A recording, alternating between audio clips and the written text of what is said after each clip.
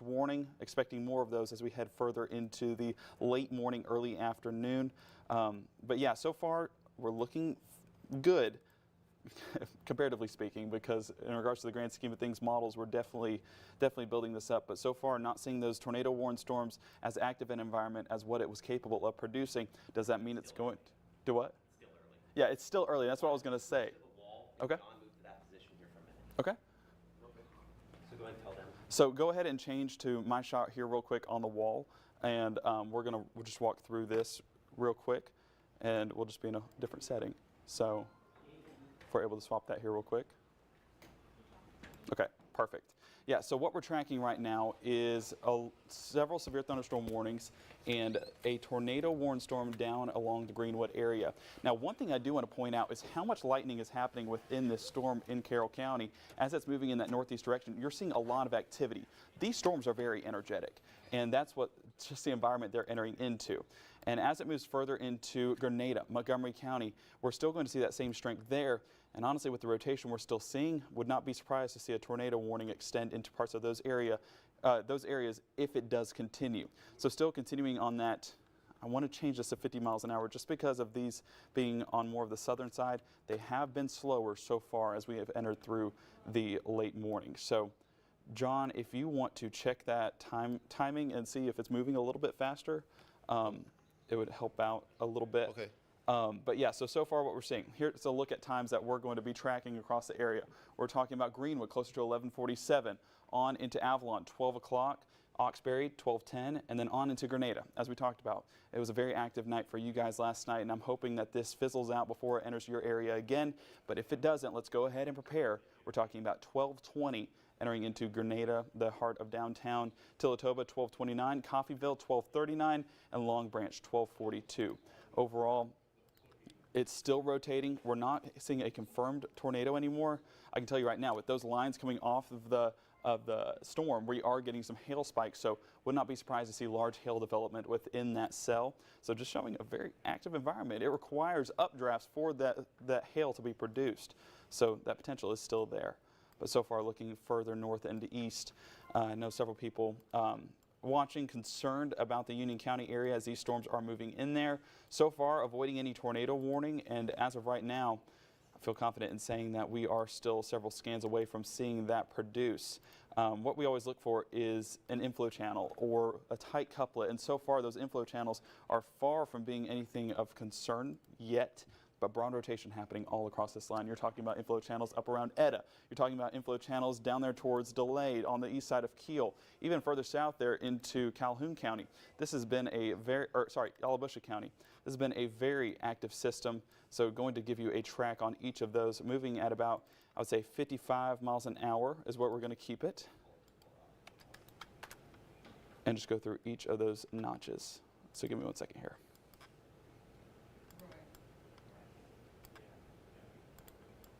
Okay, so let's start on the Union County storm as it's moving into parts of Tippah County right now. We're talking about Ripley, we're talking about Blue Mountain. Seeing a few times listed there, you're talking Myrtle, 11:35, Blue Mountain, 11:46, Ripley, 11:51. We're talking about Faulkner, 11:58, and then Walnut by 12:06. Let's keep moving down that line as we move more into the northeast side of Lafayette County. Ooh, I apologize, give me one moment to clear that out. I got about 50 miles an hour. I mean, that's close. I mean, on the movement on the storms.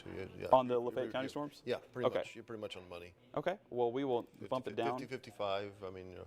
Okay, well, we'll actually keep it 55 just to overdo it and give people a little bit more lead time, just in case these do speed up, because we typically see that with the environment that they're in. So looking at those latest scans, continue to see rotation. I do want to make sure that it's not side lobing, and it is actually rotation. So like right here, you're seeing some side lobing develop, because whenever we look at this compared to reflectivity, you're not getting those reds and yellows. You're getting more of those greens because of that dry air, those clear air mode. It's not going to produce as much of those rotations, and this rotation is just false feedback. So it's not a couplet that we're seeing, and that is a great sign. Let's keep moving down the line, though, because we are dealing with several rotating storms. Right here, you're seeing a strong storm moving through parts of Banner right now, going to produce some large hail, and honestly, we're talking about strong wind gusts as well. I want to look at the latest gusts on that system. We're going to see anywhere from 10 to 20. I know it's not showing strong returns, but there you go, 36 miles an hour. So despite it not being a tornado, we're still seeing strong wind gusts, and those can be damaging as well, as we have seen. So let's go ahead and track that storm at about 55 miles an hour. Like we're talking about with our meteorologist John DeLucic, it's anywhere from 50 to 55. We're talking about it moving into northern Calhoun County as we speak, southeast corner of Lafayette County, and then on into Pontotoc and Union County. Toccopola, 1154. Buchanan, 1204. North Pontotoc High School, we're talking about 1209, and then on into Darden, 1210. Overall, I would say that we have been fortunate that this has not been worse, but we are still in the very early stages of this development. And looking at that banner storm, I mean, we are getting high outputs of lightning. So this is a very unstable storm, and it has seen rotation within it. So this is something that we are going to keep eyes on over the next little bit. Still seeing that broad rotation right there along Banner and Pine Valley, right between those two cities. Zooming in a little bit closer, we're going to see that across County Road 275 as we speak. Those interactions of reds and greens currently taking place along County Road 235, 275, and then moving on into Highway 9 west. Let's look at that severe thunderstorm that we're having across parts of Yalobusha County, Lafayette County, Union County, even all the way into Tippah. This is a pretty significant warning just because of how many areas it encompasses. Further towards the south and west, it continues to be the cell we're watching, as it is moments away from being into that Grenada County area. I do want to say with that, yes, we are getting high outputs of lightning, which we typically see whenever it's those unstable storms that are continuing to produce strong damaging winds, strong damaging hail, and even strong damaging tornadoes. We always see high lightning outputs within that. So looking at those wind returns though, I want to take a look at that, because if this isn't producing, what it is doing is giving us damaging wind gusts across the region. We're talking about 58 miles an hour. Let's go to some of those brighter couplets, 32, and some of those brighter reds. I mean, we're getting 65. So just showing you how strong that storm is. And it's been that way, I'll tell you guys, for about 3-4 counties as it moved across the Mississippi River. Let's go ahead and get a storm track on that as it's moving in that 50-55 mile an hour range. It's about to be entering into Grenada County here relatively soon. We're talking about 12:23, so within the hour that happening. Hardy closer to 12:29, Tillatoba 12:33, and Coffeyville 12:40. I do want to take a look at this real quick. Okay, perfect.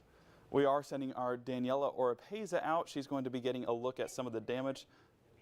Oh, in the newsroom. Okay, perfect. So she's going to be in the newsroom talking about some of the damage here in the area that we've seen over the last 12 hours or so as the first tornado warning happened around this time last night. John, you had a long shift. It's been off and on, but I had a little rest time. Well, it's been a very, very active system, and we knew that going into this. We've been talking about this for weeks now, saying that this time, March 15th, you need to be weather aware, March 14th, March 15th, and that has done exactly that with last night's storm, seeing the damage that it produced in the Elliott community and seeing the potential that it has today following that same pattern. So continue to look at the only tornado warning close to our area continues to be in that Carroll County region, not in our area just yet, but would not be surprised. I want to look back north and just make sure that we are still in the clear regarding any tornado warnings that might happen here in a few moments. John, are you seeing anything on radar so far? Nothing stands out beyond what you've been talking about. I mean, good stuff isn't standing out big time, you know. Yeah, I mean, yeah. This is definitely a fortunate place to be. You don't want to be talking about 3-4 couplets that are producing tornadoes. And so far, we are still early, yes, but I'll take doing this well, even if it is still early. Let's keep this trend going. Looking at the latest, as we take a look at some of those rotations that we had up along the Union County area, still seeing some strong returns in regards to reflectivity right along that eastern Lafayette County storm. Would not be surprised to see some large hail developing along 331 and 334 all the way up to Highway 6 as that moves in that northeast path. We're going to see that enter into Union County here shortly. So if you live on the west side of Union County, prepare for some loud storms entering your area here shortly. Further to the south, we're talking about Calhoun County, getting some strong returns on reflectivity as well. Walking you through that, it's going to be on the western side of Bruce, seeing a large amount of lightning returns. So we're going to see a large hail core. What does that produce as it moves in that east-northeast direction? That's the question. That's what we're tracking, because it is entering a very favorable environment. I want to see how these cells are interacting with the line merger. because what you're seeing, I'm going to loop this here real quick. And you're going to basically get these cells moving in from the south, and I'm going to clear out so that way you can see it. But these cells moving in from the south that are going to merge into the line and increase that instability. Looking at that, I want to take a look at this storm here real quick. Give me 1 second. So these cells are merging on a very unstable storm already. And we're talking about the northern Calhoun County, southeast Lafayette County, right along parts of Banner, on the east side of Banner, moving into the southeast corner, just south of Dogtown. What we're seeing right now is, watch how over time, let me zoom it out here real quick.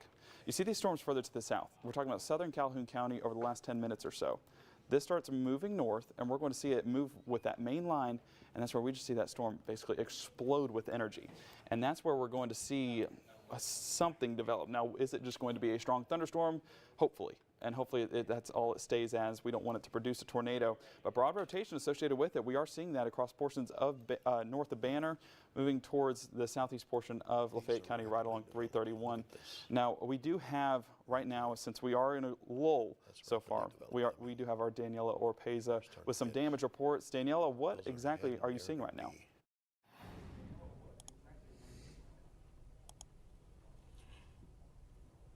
Yeah, Gabe. So right now we are tracking and making calls of the damage that's happening from these storms today, but our crews have been busy since yesterday, just working hard. Many of you watched overnight as Chelsea, John, Matt, Gabe, everyone tracking the storms. But what you didn't know was that we also had many people here in the newsroom behind the scenes. Michelle, our producer, LaRufus Collins, everyone working hard, making calls to various counties, checking in that everyone is okay, and that just checking to see what kind of damage has been in our area. So obviously a lot of people have been seeing the damage from Grenada County, and this is what we received this morning from Elliott, Mississippi.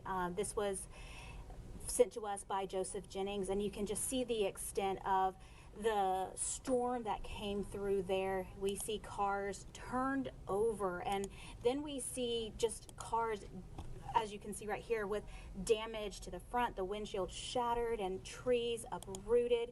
And so a lot of people going to be around our area over the next several days, several weeks, picking up damage. And like I said, we've been making calls, and right now with me in the newsroom is Tanya Carter, who's also been making calls. Tanya, you made calls to Yellowbush County, Lafayette County, and Calhoun County. What all have you seen right now? Yeah, I just put on the board, because I just spoke with the EMA director in Lafayette County, small hail damage in the southern part of the county. But the most important thing we're looking at right now, this is our whiteboard, just for everyone to know at home. This is where we are documenting all the damage in our 20 counties. In Calhoun County, by far, in Vardaman, I just got off the phone with the police chief there. He said that the school suffered some kind of minor damage, but he's not sure which one, because all three schools are together on the campus. So he's going to go out shortly to be able to get us some pictures and to be able to check in back with us to let us know what kind of damage. But again, in Vardaman, the school is damaged there. We don't know the extent of that right now. We know it's minor. We're not sure if it's roof or if it's water. Also, he did tell me that there are some houses that were damaged from the storm. And again, in Lafayette County. You talked to someone in Lafayette County. What happened there with the hail? Well, right now, according to Steve, there are reports of small hail damage in the southern part of the county. He is not sure right now the extent of the damage, but we do know that hail can cause a lot of damage, especially if it's coming down at a rapid pace. So right now they're going out and they're going to try to assess that too. He did let me know that they had a problem with their siren system, but the good thing is they have a backup system. So the folks there in Lafayette County, you should be able to hear those sirens if we do have another tornado watch and or warning coming into the area. Again, Carroll County, near Duck Hill, there's extensive house damage. I was told by the Sheriff Clint Walker that the tornado that came through Grenada in Elliott actually went above Interstate 55 last night, blew an 18-wheeler off of the road, off the highway, and then it struck Jefferson community and caused extensive house damage near Duck Hill. And Calhoun County just spoke to Sheriff Greg Pollan. He said that everything there is kind of quiet right now. So again, we are working here behind the scenes to be able to bring you the most important information when it comes to damage in your community. So make sure you stay right here to WTVA 9 News for the latest on everything. Daniela. Thanks, Tanya.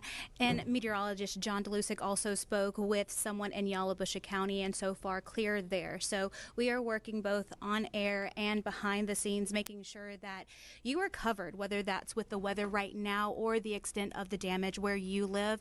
And as far as the school damaged in Vardaman, be sure to stay with WTVA just in case there is any updates on how this may impact your child going to school.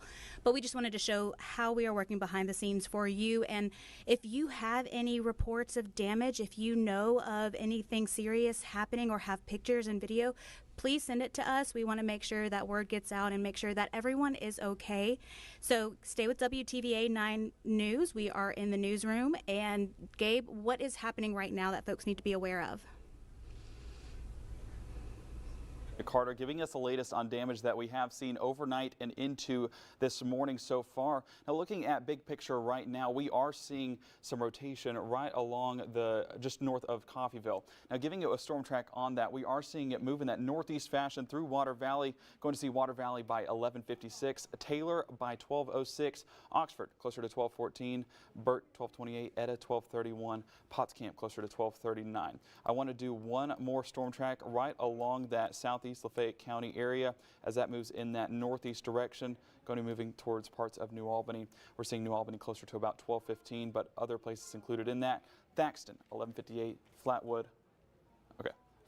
closer to 12:04, Ingomar 12:09, and then as we mentioned New Albany 12:15, Cotton Plant 12:21, and Bluff by 12:24.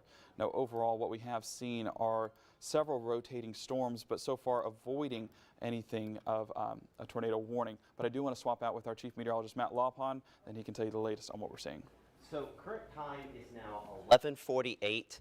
As we've been, monitoring things here. This is a highly volatile atmosphere today. I'm gonna make sure, is my microphone good? Can you hear me all right?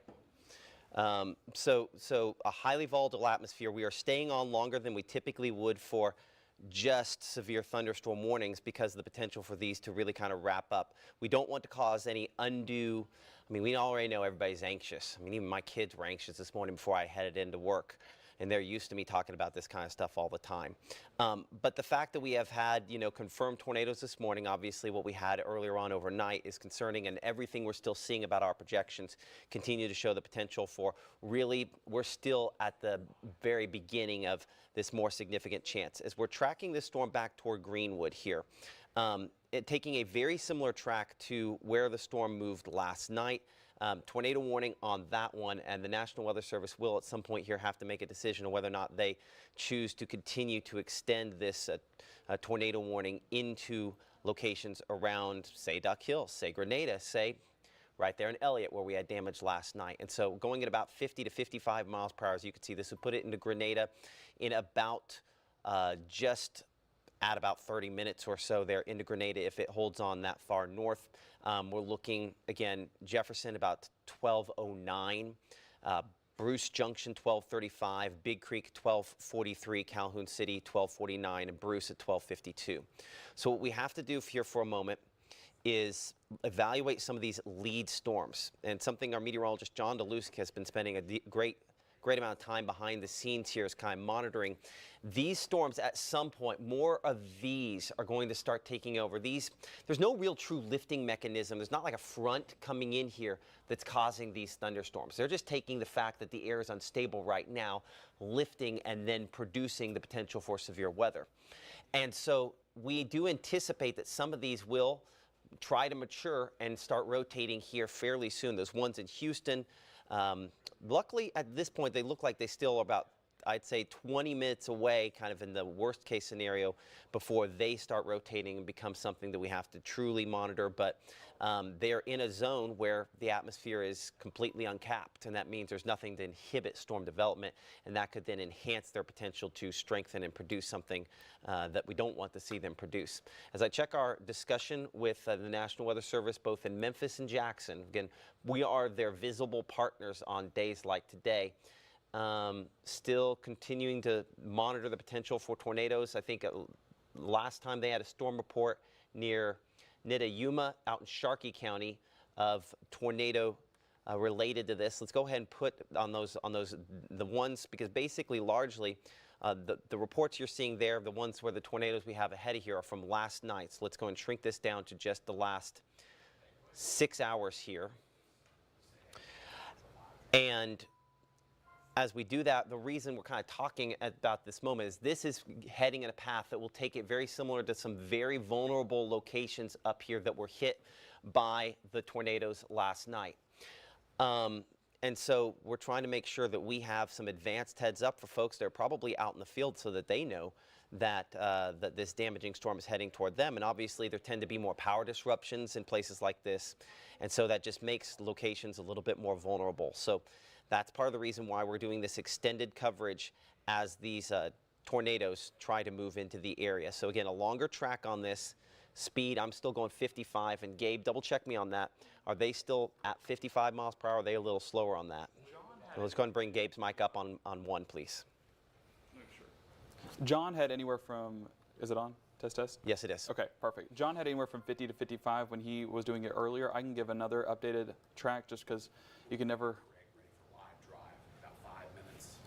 Okay. I mean, you can never get a storm track enough. I mean, timing out the path of the storm. So let me get that here for you real quick, and then I'll let you know. Okay, and for the back room, what we'll do is a lot of times when we're talking to Gabe, we'll hit a cam 6 shot for the side shot, then we'll hit the cam 1 shot for Gabe there, so that we can get the information he has, because he will have different things on the monitor from time to time than I will have here on the chroma wall. Are you wanting that southwest storm? Just a little house cleaning there. Yes, I do want that southwest storm when you get the chance there. So let's look at something a little bit nerdy here for just a moment, because what we have to do is in the midst of this, things are changing about the atmosphere. And so I need to check temperatures here for a moment, see how things are destabilizing at this time. And I'm going to pull off kind of that area highlight. And so you can see our boundary essentially where we have here, where you have this kind of gradient, this change here in temperatures. Of course, that's where we have effectively the rain-cooled air from the north acting kind of like a front, and then all the warm air from the south colliding with that. And so that's why we have that band of development with the potential there to produce these rotating storms there. So, so definitely continuing to watch that potential. So let's look at the moisture values on this. We got to look at the temperature, and let's take a look at the moisture values, and that'll kind of help us to determine the instability, the amount of fuel out there. And see, this is the issue that we are up against. These measures of moisture, again, more of a nerd thing than anything else, but when that comes in at 70 down here at Jackson, that tells me just in the last hour or so there's this batch of moisture that's moving northward. So again, everything still indicates we're at the beginning of a pretty long afternoon of, at the very least, tornado warnings, but likely tornado touchdowns, and hopefully not strong tornadoes, but that's certainly still very much on the table at this point here. Latest severe weather risk should have come out just in the last little bit here, and continuing to show similar locations to what we had earlier. This risk put out by the National Weather Service's Storm Prediction Center in Norman, Oklahoma. So this is not something we generate in-house. It is something we could alter, but we choose to agree with the government on this one here, as you can see the greatest opportunity for these tornadoes in a zone where we've talked very little. I mean, in Macon or Louisville or Starkville or Columbus or West Point, we have had no tornado warnings so far. But the opportunity over the next few hours is that you will see the most heating. You will have the greatest amount of moisture, and you will be in the zone most primed to see multiple rotating thunderstorms move over top of you. So that's just another way to emphasize that we are at the beginning of what will continue to be pretty active over the course of the next few hours here. A lot of our pictures coming in at this point that you've been sending us have been things, well, I'm gonna have to get that pulled back up here. Just give me just a moment to get it pulled up on our device. And this is, you know, from New Albany, from North Mississippi storm chasers. A lot of low-hanging clouds, a lot of stuff like this. No guarantees you're going to be able to see anything, even if tornadoes do move into your area. New Albany, an example of a location that is not under a tornado warning at this point, but does have some of these thunderstorms trying to move in. And so as they surge in, there will be damaging winds, and there will be, in some cases, extremely heavy rainfall amounts that do occur. Just because of just how heavy these storms are. In fact, looking at that potential there as I kind of clear things off, you can see quite a few spots. We've had more than 4 inches just northwest of us, and that band of heaviest rainfall is starting to shift more into Oxford and will continue to move in. That is, I believe, a 3-hour loop. Let's bring it back to just the last hour, which will kind of enhance that a little bit more as that kind of populates some spots 1 to 2 inches per hour. I think a lot of these are being underdone. So yeah, we'll definitely have to monitor that. I do want to bring in our meteorologist, Gabe Maynor, here for a second on shot 1 in the Weather Center. And, you know, Gabe, what are you seeing? Well, so we're tracking cells that are across North Mississippi right now, and what we have are 2 that I would say are of concern. You're getting one entering into Chickasaw County just west of Houston, and what you're getting is this inflow notch right there. We've been talking about it all morning long. Now, these are one of those isolated cells out ahead, and those cells are merging together, making it stronger and possibly even making it rotating as well. Even up to the north, this storm just on the north side of Calhoun County, moving into Pontotoc County, this is outside of the severe warned storm. But I do want to say this is increasing in strength as well because of those mergers happening. So what this will do is produce a large hail, and so far I was seeing rotation earlier, and a good sign is that the rotation is not nearly as strong. Let's take it back a couple scans and I'll kind of show you what I was seeing. But you saw those bright returns right there in the middle of your screen. We keep that going. It's not seeing as bright of a return. You are getting numerous lightning strikes though, and you are getting some of that hail developing. So if you're east side of Lafayette County, it's been a hot spot here this morning, or west side of Pontotoc County, you are probably going to be getting some of that hail development here soon. If you have an overhang, go ahead and move those vehicles in there. But I just want to pay attention to that Houston storm, or I would say southern Chickasaw County, as that's moving north. And even those underneath it, Matt, you're talking about that environment just getting worse and worse with daytime heating. These just getting more and more interesting, especially with that strong low-level shear. You're absolutely right. You know, this is kind of an inflow band like you would have on like a hurricane, so to speak, for this. I mean, not obviously there's huge differences, but you can see how you have these individual inflow bands, right? These 2 lines here, these 2 kind of highways of moisture going into this storm system, partially feeding into that storm that we've been tracking for a while there, east of Oxford, moving there into Union County, where of course you have that severe thunderstorm warning, and then also another one of these kind of feeding generally just ahead of that main storm back toward Greenwood that will probably has prompted you know, our next tornado warning that now includes Grenada County. So part of the reason we stayed on here is because we anticipated that this would be extended in, and it has been the case near Avalon. Now Grenada County and Grenada proper under a tornado warning for the potential for this thunderstorm to bring rotation that could potentially produce a tornado into the Grenada area. As we track this toward Grenada proper, and I'm going to do a longer track on this here. Again, I'm going 55, and we will double check that here in a moment. I got 50 on those. Got 50? Down, but that was down around southwest, or so that's what you're tracking. Yeah, I would say 50. 50? Okay. So I'll drop that to 50 miles per hour, so we're as accurate as it can be. You'll notice your times might get a little bit longer in some of these spots, just a little bit. But Grenada, inside city limits, we're about 45 seconds away from noontime. And so as you can see, that will be for you at 21 minutes after noon. So about 21 minutes from now, an area of rotation moving toward and into the Grenada area based on the angle we're coming at now. So this is going to track a little bit north of where that strong damaging thunderstorm that produced the tornado, multiple tornadoes moved through last night. And so Grenada, yes, in the nearer term there, but you go farther down the road, Schoona, we're looking about 1250 for you. Bruce, this is more aimed at you than last night's storm was. Looking at 1258 for you as this moves in your direction. Doppler radar indicated rotation.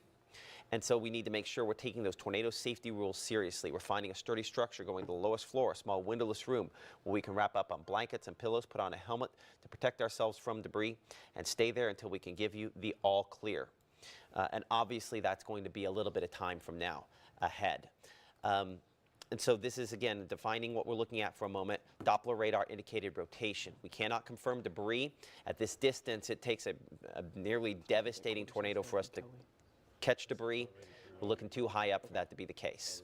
So that's not something that we're going to be able to detect now. But we do have storm spotters out and monitoring these storms, and definitely making sure that we are in good shape as far as that's concerned. But as Gabe was talking about a moment ago, we're continuing to monitor this storm southwest of Houston near Hohenlinden, an anchor in the Atlanta community moving toward generally woodland. This one is in a strengthening environment. It's a developing supercell thunderstorm. I mean, it clearly has the rotation, but it has a little ways to go. And the way you can kind of tell the tornado potential on these to a certain extent without even necessarily looking at anything else is as we widen it, just look at the lightning clusters. I'll pull the radar off here for a moment and look at lightning clusters, give you an idea of where the storms are the strongest, right? So clearly the storms back there, Greenwood moving toward Grenada, and the ones there moving into Carroll County and eventually heading more toward Kilmichael there. Those two storms have your greatest clusters of lightning, showing that they are the most turbulent storms. And of course the one we watch there, now east of Oxford, still one that we're monitoring. But you notice your Houston cluster starting to increase somewhat more, a sign that that storm is strengthening, but it's at a different class level at this point, though it could get stronger in that regard here fairly soon. So definitely gonna have to watch that closely. Let's get you a storm track based upon the possible worst case scenario on this. And by worst case scenario, not necessarily for any specific person, but if it were to strengthen and become strong enough to produce a tornado, I would still probably take this, I'm gonna go 55 miles per hour on this. Just a little faster before it becomes rooted. And I would say worst case scenario, this kind of track is not an impossibility if it were to deepen a bit more. And it might go slightly farther north before it turns east, because as it deepens, eventually it'll start turning more to the east. It goes north until it deepens and then starts turning east. And so I'm assuming it turns east quicker as opposed to later with that. And so that's why we looked at this. Houston about 12:12 for you, Okolona 12:29, Tupelo somewhere around 12:45 or so. There'll be other thunderstorms before that, potentially for you. Saltillo 12:52, Fulton by around 12:58, and Kirkville 1:04. That is assuming that that continues to strengthen, which it very well could. In this environment, we expect it probably will. Now, the stuff up here around Takapola and Ecru and Bruce, where we already have those storms. Again, going back to the lightning, where we had that, you know, our original area of circulation is kind of sort of fallen apart somewhat more. But see the new one kind of developing there. Yeah, they just have so many mergers, so many cell mergers going on here, which is not the worst thing in the world. That disrupts the lower level flow. Sometimes they can briefly enhance tornado development, but sometimes they can inhibit it as well. In this case, for this particular storm, I haven't decided which it is. But the rotation, we do show a little bit there. No tornado warning for this in southern Pontotoc County. I don't think there should be yet, but that is one that eventually we will watch. So we're going to start tracking a few things here well before anything develops, just to give you as much heads up as possible. Pontotoc about 12:18. This is a non-severe thunderstorm, a non-tornado producing thunderstorm, but it has a little bit of a funny shape to it. I'd rather track funny shapes now than wish we'd tracked them ahead. Pontotoc 12:18, if it continues about 50 to 55 miles per hour. There's part of this that's going to run faster than that, but that is the main portion of that storm. Coffeyville, nothing on that looks particularly rough, but obviously back out here when we go to North Carrollton and we look toward Grenada and Duck Hill and Gore Springs, this storm is different and has been strong for a while and is taking a roughly similar path to where we went last night. Not exactly similar, not the exact same spot, and not nearly. I would say it's fair to say this is not as strong as it was last night at this point here. I show it near Avalon there, more of our mid-level rotation, kind of back out there. So I'm going to have to, unfortunately, kind of track a bigger portion of this because of just how high up we're looking, which is always the issue there because of our radar spacing. So I'm going to track it from that mid-level rotation down here toward kind of the front end there and give you kind of a wider track at 50 to 55 miles per hour. And so you'll note there, Jefferson, we show at 12:06. Grenada, we're looking at that 12:17. So give or take about 12 minutes or so for Grenada. And if you know somebody who lives in Grenada, again, here's what we're looking at. Doppler radar indicated rotation. I cannot confirm that this is a tornado doing damage at this moment, but any confirmation, of course, doesn't help you prep if you're the reason it's been confirmed.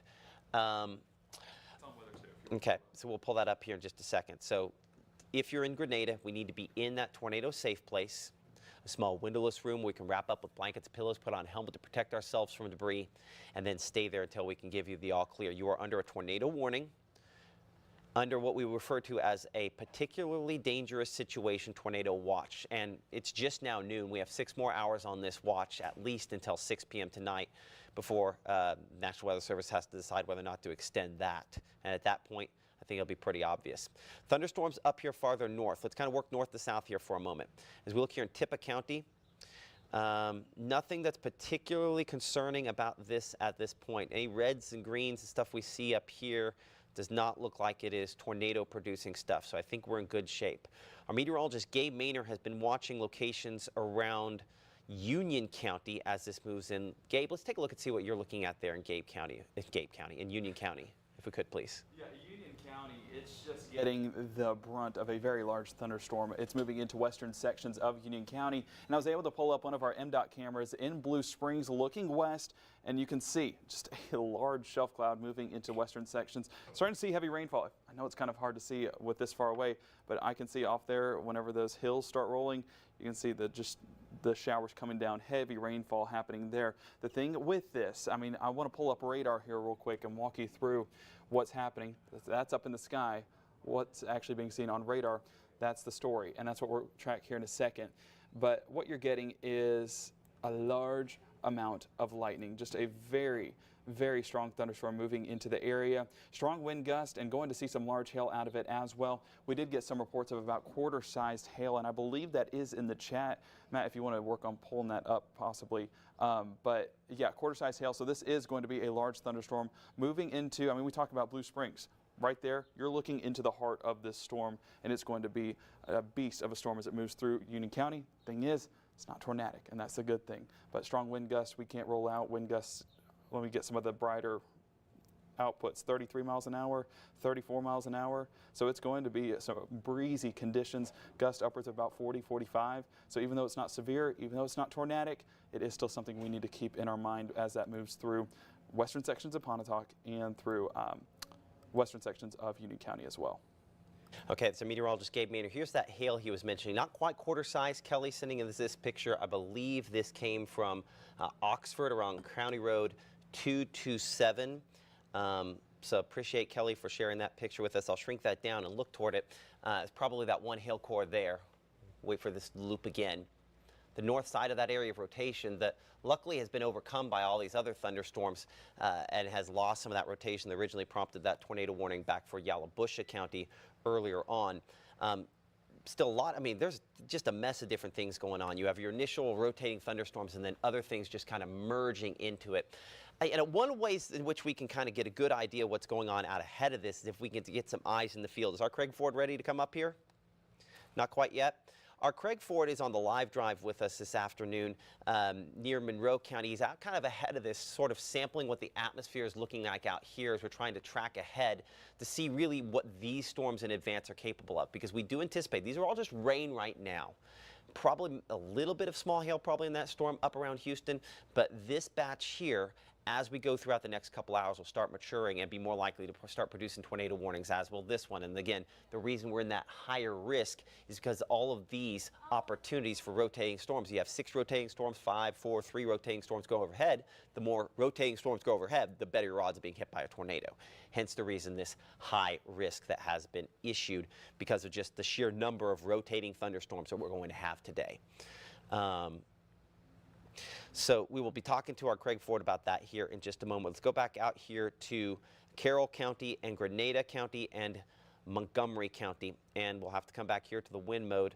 A lot of lightning, of course. Let's get that lightning off the screen there for a second.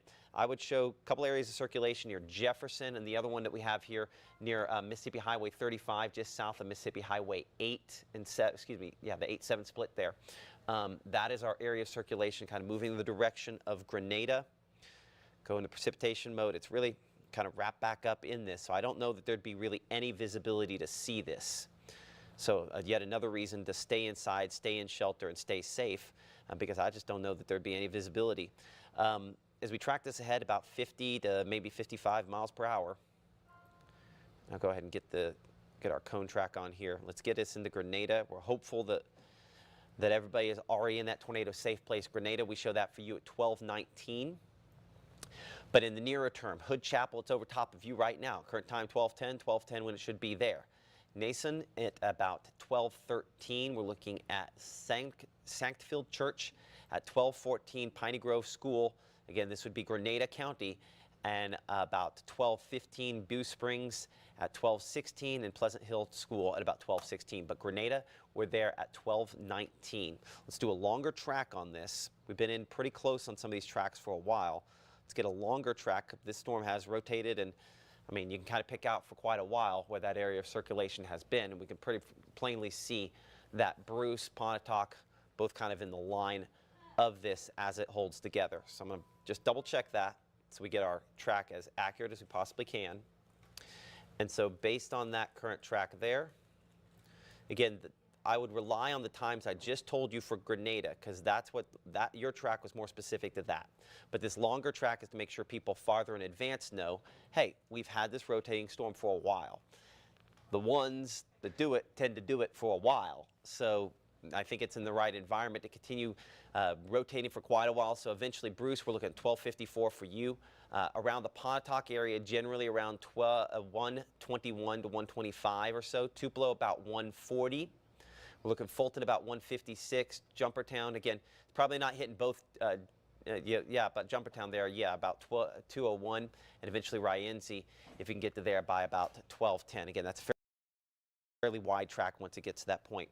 Assessing our atmosphere and the way things are going ahead of this is our Craig Ford. He is in Monroe County with us on the live drive this afternoon, monitoring things.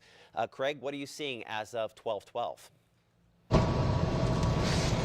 Matt, good afternoon. I'm coming to you from Amory, which is, as you and many people know, 2023, March, I believe it was March 2023. This city, the north side, the west side, hit by a significant tornado. Of course, Smithville, Hamilton, Wren. This county, unfortunately, knows a thing or two about what a tornado can do. Actually, I'm coming south on 25. You could probably may be able to see the distance, the high school football field, which was devastated by that tornado. Right now, Matt, really not a whole lot. You know, it's interesting. Last night, when I left the television station and when I got home, the wind was really, pretty consistent. Right now, not much wind, at least where I am. You can see it's pretty overcast, some sprinkles of rain, but not a whole lot going on weather-wise right now. Of course, as you've been saying, as we've been hearing leading up to today, we know the atmosphere, the conditions are just ripe for some really strong tornadoes, and that's what we're trying to do here. Not necessarily storm chase, that's not what we're trying to do, but just like we did with the Amory tornado a couple of years ago, when we know there's been a tornado touchdown, when we know that there's damage, we're at least in a position to where we can respond quickly and try to get everybody a first look at just how significant that damage is, and that's kind of the role that we're going to be playing here with this live drive. Be honest with you, probably going to spend a lot of time in Monroe County. Might go out a little bit. It just kind of depends on how the afternoon shakes out. But at least for the moment, things are calm in Amory. But folks, well, there you go. Here comes the rain starting to fall here as we get a little bit closer to Highway 25 and Highway 6 as we make our way a little closer to downtown. But anyway, we're staying on top of it. Anything comes up, Matt, I know you'll be pretty good. If there's something coming our way that we need to check out, I know you'll let me know, and we'll head that way and see what we can find out. On the live drive in Amory, I'm Craig Ford, WTVA 9 News. I appreciate that. That storm that Craig was driving into a moment ago there, that storm in the Amory area, as you can see, is the one that's kind of merging up there. This is not a tornado-producing thunderstorm, but what I want to draw your attention to is how things do change quickly. So let's take that storm that we do have in Amory, and whatever it does, it will not do in Amory, right? It'll be through there at this point. But I want you to compare what that looks like now, and then look what this storm over Houston looks like. And let's go back an hour or so, and you see how you go back an hour or so back, and it looked pretty similar to that Amory storm. Over the course of an hour, the storm that now is over top of Houston has matured, and a majority of the time, Craig was talking a moment ago, our meteorologist Gabe Maynard and I were talking about how this one, I mean, is continuing to show, I mean, clear-cut signs of significant rotation. Now, the good thing for us is that there's all this other mass of thunderstorm in advance, and that is messing up some of the inflow into the storm. So there will be some kind of cell merger up here ahead, and hopefully that weakens it. But sometimes you can have constructive interference making things worse, and sometimes you can have destructive interference and ripping them apart. And so we are not sure which kind of interference this is going to be when this storm comes in, but certainly the rotation is picking up a bit more on that thunderstorm. Even on the wind mode, we can definitely see some of the rotation there. You know what one of my concerns is? Do we end up with LPs? Most of this is HP stuff, Ecru, New Albany, everything like that, but do we on the leading edge end up with something that's more classic? Because that storm could be a classic supercell, you know what I mean? Yeah. I don't know. It's just there's so many cells that are battling. Yeah.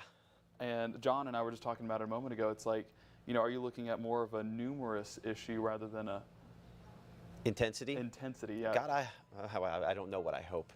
I hope it's neither. Yeah, I hope nothing verifies. But I mean, you have strong thunderstorms in Union County, Pontotoc County, Chickasaw County, and you're even seeing some develop now in Choctaw County and Montgomery County, on top of the tornado warning storm in Grenada County. So it's just like so many storms that are producing each in its own right, its own version of severe weather, whether that be wind gust, hail, tornadoes. I mean, you are dealing with a very active environment that everything needs that instability.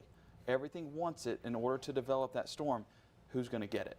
And that's the golden question. And that's where, I mean, you're seeing Houston come in with a very intense storm. You're not getting that inflow because it's being battled by a storm out to the east. You're looking at the one up in New Albany, and to be honest, I'm looking at that, and it's like maybe you have a little divot on that leading edge of that large, not supercell, but this large thunderstorm that's producing lots of lightning, lots of hail, and you might get a little divot that develops because there's nothing out ahead of it. And so that's like the one that I'm watching right now that has, dare I say, the best atmosphere out ahead of it. But it doesn't have a strong rotation because it's just battling with so many things. Appreciate that. That's our meteorologist, Gabe Maynard, continuing to kind of monitor things. I'll pull this up here for a second. This damage from last night's storm in Vardaman near the school there, probably one of the, I think that's one of those awnings, one of the walkway covers. I think they had damaged one of those actually a couple years back when one of the tornadoes moved through there. Don't know for sure if this tornado straight line wind damage. National Weather Service is not going to be doing damage surveys until today is over. They need all hands on deck on issuing these warnings, watching these storms, just like we do as well. And so that was the storm that, again, moved through the Elliott area of Grenada County. That southern portion down there is less impressive than northern portion. In saying that, there are a couple spots along this line where we definitely still show that rotation at this time. And so that's why I'm kind of doing this wider track here. Grenada we show at about 12:19. We're looking at Grenada Lake 12:23. Bryant 12:33, and Coffeyville 12:37. If it continues at, again, that rate it's going right now at about 50 to 55 miles per hour. Current time is now just about 12:19, so obviously we're right there on the doorstep of Grenada. I mean, you're obviously in the storm in Grenada. Whatever circulation, whatever it's going to produce, it is presently producing for you, unfortunately, and hopefully everybody is in that tornado safe place. Looking on the southern part of this, I'm looking at, again, near the Glen Wild area. That's one of those areas of rotation that is showing up on here. There are really kind of two spots along this line, and we're just so high up that nailing down the spot is always a bit of a trouble. And we haven't talked about any flooding rainfall potential, but certainly is that with this as well. So this whole thing moving toward the north and east. And that's why we tracked this whole line a moment ago there for that potential. Let's go back to the precipitation mode. We're at that point in this discussion where we're going to have to come back wide and check on all these other areas of rotation just to make sure nothing has taken that next step. And again, here over top of Houston, we need to make sure that folks in Houston, Parkersburg, Davis Lake are in their safest place. We need to be in our tornado safe place if we're in Houston. We might have a developing circulation there right over top of Houston. You do not have a tornado warning in Houston. We need to be in your tornado safe place there now. This is what we're talking about. A sturdy structure, a small windowless room where you can wrap up in blankets and pillows, put on a helmet to protect yourself from debris, and stay there till we give you the all clear. Looking at the wind mode here, I believe we have a developing tornado over top of the Houston area right now. So get on the phone, let people know. There's no weather calls going out yet until the Weather Service triggers that warning, which is probably coming. Let's make sure that we discuss that with them, Gabe, in the chat right now, so that they know. But this could be a tornado in the development phase, and there's no guarantee any tornado that forms will be short-lived or weak. So Doppler radar is indicating rotation, in my mind, looks to be potentially a developing tornado over top of Houston as we speak. So we need to be in a sturdy structure. Let's come in street level on this. You can see some times there. Snap a picture, send it to somebody. I'm going to have to bring that down here in just a moment. So let's come down street level on this. Let's go to the wind mode on Storm Track Doppler radar. And as we kind of pull down that, let's go back a scan. And you can see how right there near MLK Drive, south of Highway 8 to where it is now, definitely continues to show that rotation picking up in here. So I would, hopefully this is what we were talking about, and this is why we stayed on, and this is why we pointed at this storm beforehand. As it quickly wrapped up and around, we might have briefly had this produce, certainly got pretty close to trying to produce a tornado. I don't know for sure if it has or has not. Either way, some wind damage with this, and maybe we got lucky with a very, very close call here. County Road 52, where we have that. As far as tornado debris is concerned, give me a moment to put this to our most sensitive version of Storm Track Doppler radar, where I'm more likely to get a false positive, but I want to just make sure we've got every opportunity possible to catch this. So looking at our circulation right there, tornado debris, that's not something I think I can necessarily confirm. I don't think we can confirm a tornado touchdown at this point, but I do think that we probably have had one. We need to, newsroom, be talking with Chickasaw County in the next few minutes here. We might have had a tornado develop right over top of the Houston area. I would say that northeast of Houston, right there along County Road 52, as I look at the precipitation mode here, I think I have something that is wrapped up right there. Along County Road 52, approaching the Natchez Trace Parkway. That's the Natchez Trace Parkway there. I believe we have probably had a circulation that's damaging and potentially a tornado on this near County Road 52. Parkersburg, Van Vliet, you're in the path of this. Let's stay in that tornado safe place another few minutes here in the Houston area.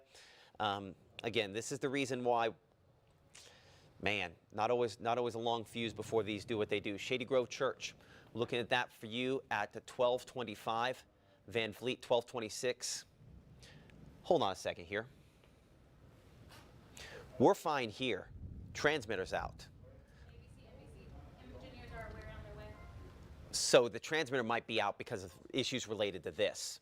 So they came out with a new severe thunderstorm warning, rotation detected. Let's check power outages in Chickasaw County. That could be the reason why we're off the air on our over the air. And of course, that's the reason why we have these Facebook Lives and everything else going on. Looks like we're off DirecTV and a lot of these other things as well. Of course, the live stream's still going, and unfortunately, we have likely, I believe we have a tornado in progress here in Chickasaw County. Regardless of what that says up there, severe thunderstorm warning.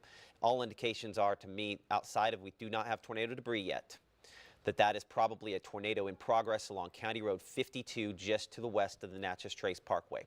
This is no more than about 2 minutes and 2 miles away from the Natchez Trace Parkway. You have that exit at Van Vliet there. I know a lot of times that's the exit I usually take when I go to Houston. As you can see, National Weather Service now agreeing with us and upgrading to a tornado warning for locations there in Chickasaw County for the potential that this could be producing a tornado at this instant. You can see all of the phones also going off with the emergency alerts, those wireless emergency alerts. Again, we talk a lot about those, how the different layers can save lives. This does also mean that this tornado warning has been issued to include the city of Tupelo and locations in and around Lee County under a tornado warning because of this Doppler radar indicated. And also, I would honestly say, looking at this, this is likely a tornado in progress going on right now. So all of my different alerts are coming in. That's why you hear my phone going off with all that.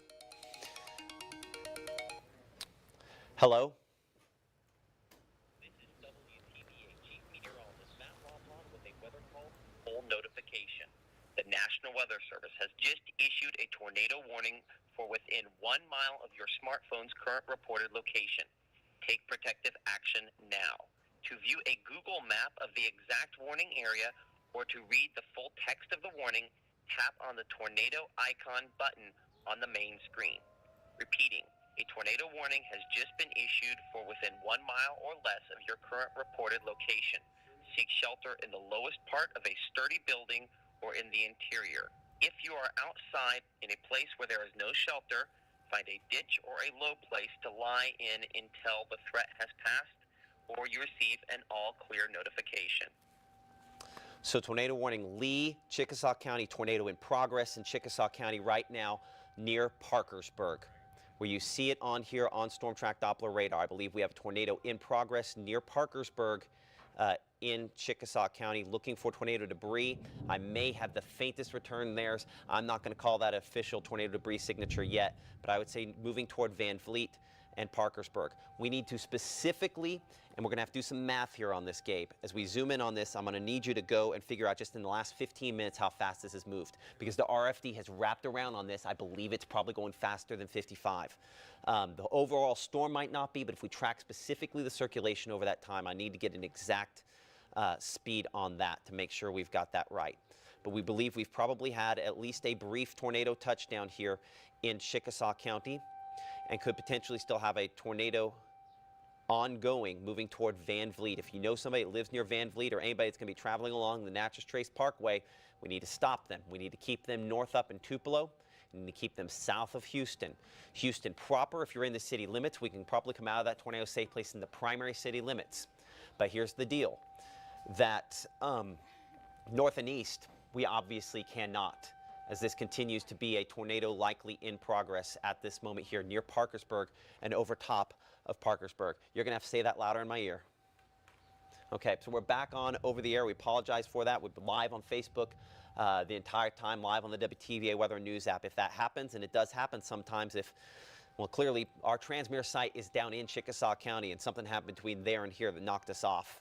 So, likely still a tornado along the Natchez Trace Parkway near Van Vliet and the intersection there of Highway 32. This is where our tornado is occurring right now, just east of Parkersburg, just southwest of Van Vliet, looking for tornado debris. I can now confirm tornado has touched down for sure with debris here, looking, I think, at the latest scans. So I'm going to circle our area where we believe our tornado to be ongoing.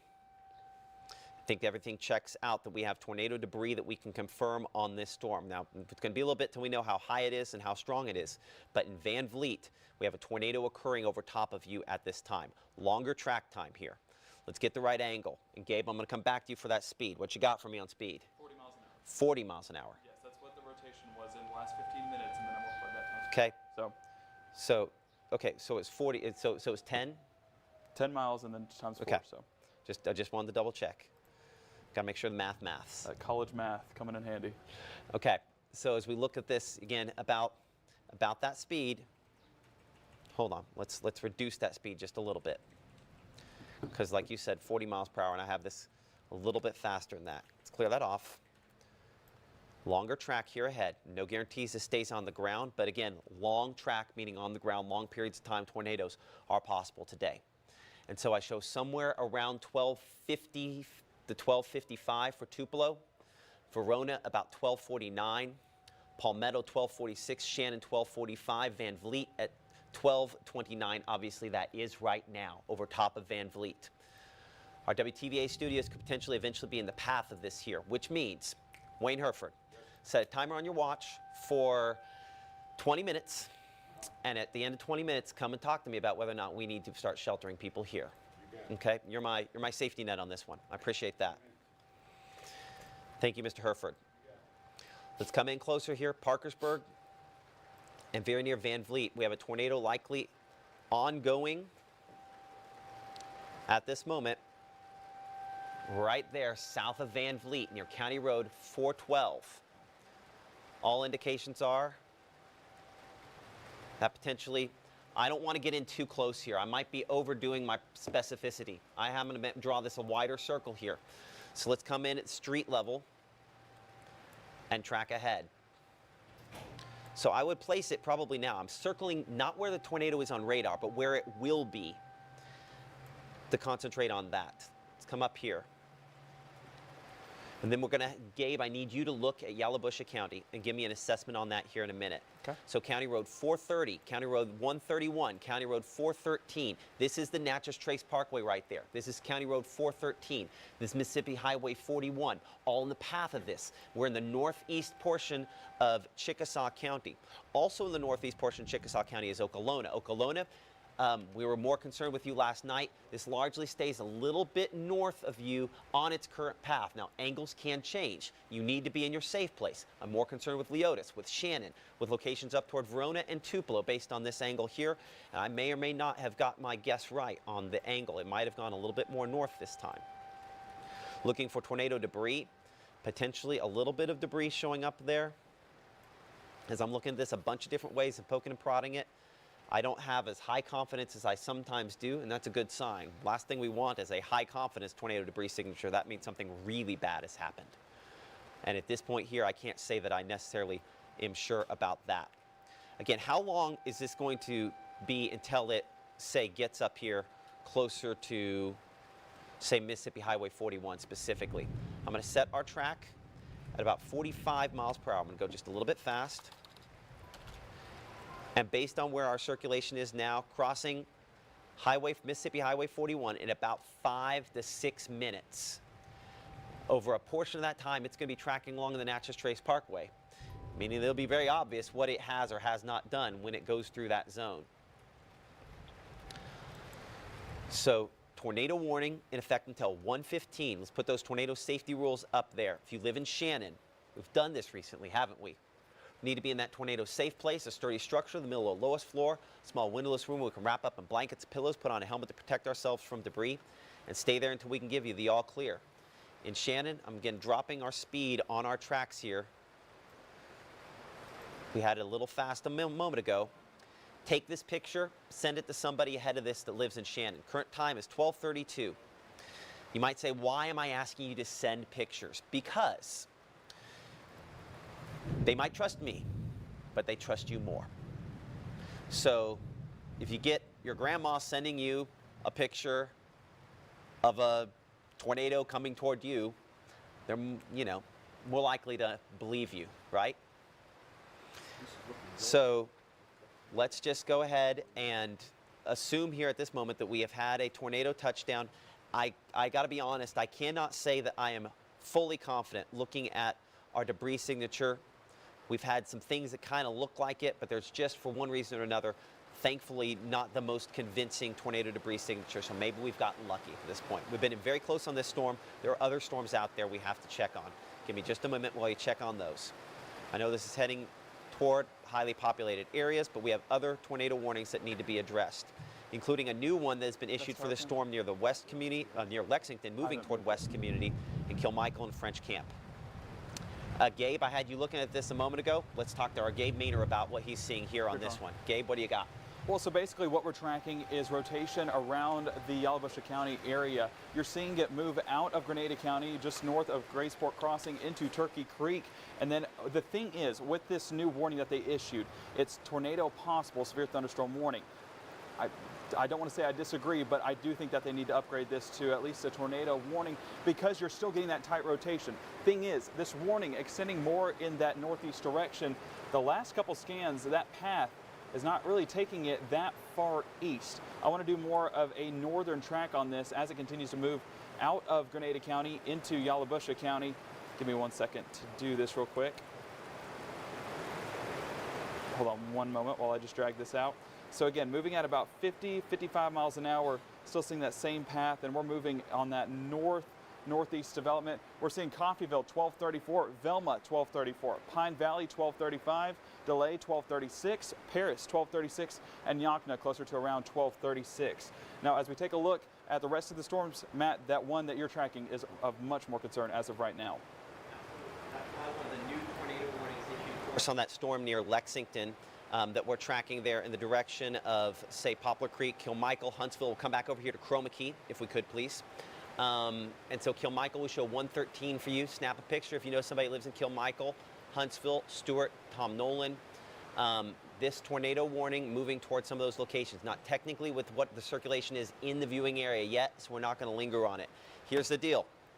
If this goes the way it could this afternoon, we're not going to have a lot of time to sit on these. It's going to be take a picture, send it, take a picture, send it. I'm hoping it doesn't go that way, but that's one of the concerns that we do have with this setup today, that there might not be a whole lot of time to just sit and get in tight and track these like we sometimes do just because there's too many to track. Looking north of Van Vliet, still do have our area of circulation. This is Pontotoc County. This is Lee County.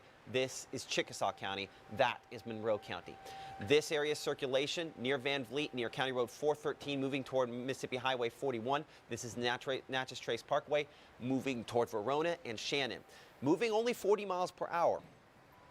I can definitely tell that this is a slower speed than some of the other circulations that we have had. And it does look just a little bit weaker as of the latest scan. Hopefully that, well, now hold on. Let's just double check that. See, now that might be finally a tornado debris signature that we can formally confirm. Yes, let's double check. There, yes. We have had a TDS there, a tornado debris signature. Let's go ahead and circle it for you. Right there near County Road 118. This was a couple minutes ago. Now let's advance it to where it is now. Yes. So unfortunately, this has now produced a confirmed tornado. As you can see at the top of your screen, confirmed tornado touchdown near County Road 413 in Chickasaw County, moving toward Mississippi Highway 41. This is the one that has prompted the sirens that you hear in the background here. A tornado warning for Chickasaw, Monroe, Lee, Pontotoc, and Itawamba counties. And now the next thing to do is see how high it's lofted, because depending on how high that debris is lofted, we can roughly guesstimate how strong the tornado is, because the higher it's thrown up, the stronger the tornado is. These are rough numbers, but it's just something that we'll be keeping in mind, and we'll be using GR3 or GR2 on number 3 to double check the height of the TDS when we can figure that out. John, do you want to work on that? Oh, no, you can. So we'll go ahead and up and down the mics, if we could, please. So again, defining what we're looking at and how things have changed. We have Doppler radar indicated rotation that now has developed a tornado, and now we can confirm that debris has been detected on this storm. Unfortunately, that area of debris indicates that something's been hit, and other things could be hit in advance of this as well. Let's go back to the wind mode here. I will say it does look like our wind mode is continuing to weaken. So wind mode is ahead of where the debris was showing it a moment ago. So let's go ahead and give us a new location now just north of County Road 413 in Chickasaw County. A very messy return here on this. Yeah, debris is not caught up. So wind is running in fastest today. So this is moving toward Lee County Road 54, Mississippi Highway 41, a confirmed tornado on the ground as of the last 3 minutes. So we assume that is still possibly the case at this moment here. Let's reset for a moment. It is now just about 12:39 p.m. I'm Chief Meteorologist Matt Lawpon alongside our meteorologists Gabe Maynor and John DeLusick as we are tracking a tornado warning for a confirmed tornado touchdown that's about to move into the southwest portion of Lee County. It is probably going to cross very close to the southeast corner of Pontotoc County, and if it continues at this rate, could eventually move toward the Tupelo area by about 1 o'clock. Again, that's assuming about the 40-ish miles per hour that it's going right now. So as we look over here, I'm going to pull up a different radar for a moment. And so looking at that, we can see the debris height. Are we feeling that's accurate? It was around 15,000. I did a couple cross sections on it. Okay, so potentially as high as around 10,000 or so, maybe a little higher than that on the debris height. So that's not good. That means it could be stronger than, well, I mean, going back to that graphic we showed you a moment ago there, if it gets up to 10,000 feet, now we're talking about a strong tornado. So that's something we're waiting to confirm to see how high that debris has been lofted. But not a good sign. Don't want to see that. Looking at this, so what we have happening though, one thing that is working in our favor is this other big storm here has kind of merged with this, and it's just kind of made what was a clearly defined storm a bit of a mess. And you might be able to see that a little better here. Clearly defined area of rotation, likely caused some damage potentially in the Houston area. It's kind of on the back side of this, and you have all this rainfall in front here that's trying to cut off the unstable air. It is an incredibly impressive thing to imagine that still had enough inflow to produce a tornado that far. I mean, just being that choked off by the rain in advance. And unfortunately now, this is where things start to get interesting. Okay, so this is where in all of our projections, and we were looking at it and we'd stop the clock and we'd say, well, look at this, right? And we'd go 1, 2, I'm not gonna do that. 1, 2, 3, 4, 5, 6, 7. I didn't get that 6 there, but you get my point. My point is this. Our lead time on these is going to shrink because the quantity of them is increasing. So we're reaching that peak time where we're just going to have tons and tons of these storms to watch. John, we're going to give up on people's storm reports at this point. We're going to have to make sure on 3 that you're looking at different ones. You're finding the different storms that are ratcheting up. Same thing, okay. Gabe. Right. And your guys' the main job here that we're going for here is we're going to want to make sure that we're not going to miss any of these storms. So that means we're not going to have great pictures. Sure. We're not going to have some of those other things because we're going to make sure we do not miss any of these storms. South right here. I mean, okay, and I'll pull South 45. Is that on weather 3? That's on weather 3 right now. That's 45 looking north. So it's 45. 278 and 45. 278 and 45. I mean, obviously, a lot of wind, a lot of rainfall there as that main storm is coming into the area. We need to be in our tornado safe place if you do live in the Verona and the Tupelo area where that is located as that tornado warned thunderstorm with a confirmed tornado moving toward you. In saying that, I'm going to give you 2 quick tracks here, and I'm just going to take this. My times are going to be a little off on these tracks, and I'm going to make them go a little too fast. And I'm going to go 45, which might be a little too fast because I'm not going to have as much time to get to you. And I'm going to track a bunch of things here. This storm north of West Point. West Point will show 1244. Probably not strong enough to produce a tornado there, but I might not have a lot of time to get back to you. Strong community 1251, Aberdeen 104. We're watching that area of circulation for you and the potential that at some point that could produce a tornado. The other one near Phoebe and Abbott, Muldren, and Aberdeen. Again, another chance there if that were to strengthen. We're looking at that for you. Hopewell School 1247, Muldren 104, Prairie 106, Gibson 108, Aberdeen 115. That's a different circulation. Then, yet another circulation that we're watching near McCondy. And again, I'm not wanting to go all crazy on you here and track everything that moves.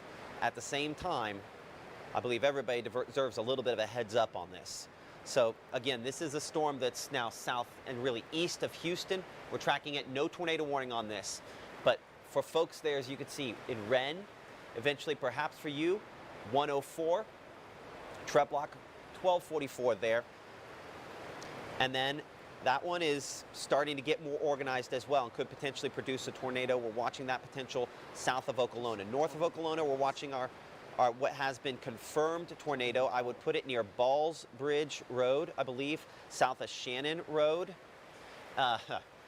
Some folks out here had some tornado damage last month. I remember that road there. So moving through there, I don't think it's a tornado at this instant unless I am sorely mistaken on it. I do not see the same tornado debris. I do not think I can confirm tornado on this at this moment. It is trying very hard. I'll circle the area of concern. I'm going to give you a storm track. I'm going to have to check a couple other storms. And then I know that this is moving into a highly populated area, so we're going to spend a little more time on this one again, unless it completely falls apart. Again, Verona, we're looking at 1254 for you.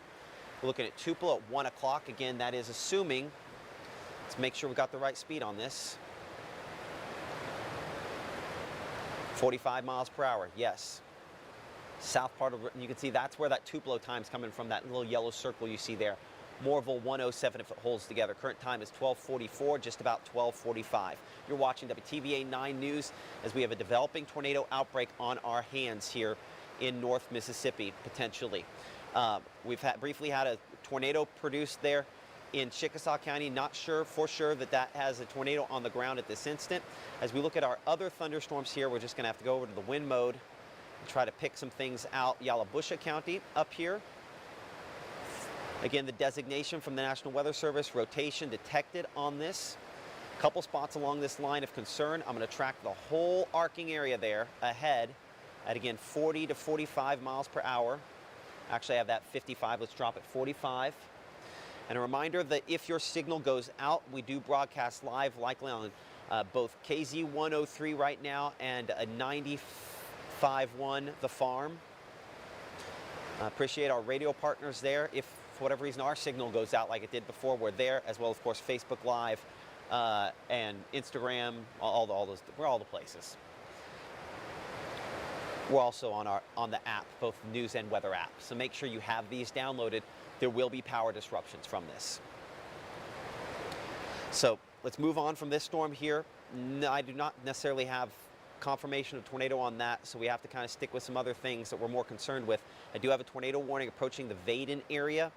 This will be moving southern, including Choctaw County and Montgomery County.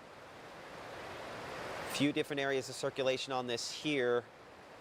Not very clear cut on the wind mode, so I'm just going to stick with where the precipitation mode has it. We're going to keep it about 45 miles per hour. And I would argue, Gabe, that we set like a rotating timer on your watch for 20 minutes, and every 20 minutes we double check the forward motion on these to make sure they don't pick up speed as this kind of jet max comes in. Okay. Because the last thing I want to do is be tracking 45 and all of a sudden they've kicked up to 55 and we missed that opportunity. So there you'll note, tornado warning for you, Kilmichael 111. That's still a little more than 20 minutes away. So we'll be back to this. Kilmichael, one of the first spots in our area. Vaden, we show at 12:55. A Doppler radar indicated tornado warning in an environment where additional tornado touchdowns are possible. Let's go ahead and take a wide shot here for a moment. Let's talk overview for a second. Okay, unfortunately, this is shaping up in some ways as we anticipated, with just an everything rotating situation. To this point, our strongest tornado I have seen was last night that moved through Grenada County in particular, near the Elliott area. These, though, are about to kind of start reaching their peak. It's 12:47. Peak of all the different ingredients for this will be somewhere between 1 and 3 o'clock. So we still have a little bit of time before we reach that peak. And so we're going to have to continue monitoring these. There's just so many of them that are continuing to rotate. Let's come up to our Lee County storm. Again, we have a highly populated area being impacted by this. I say that, and I want to just double check Monroe County one more time here, and I want to check Strong, because it has cleaner inflow.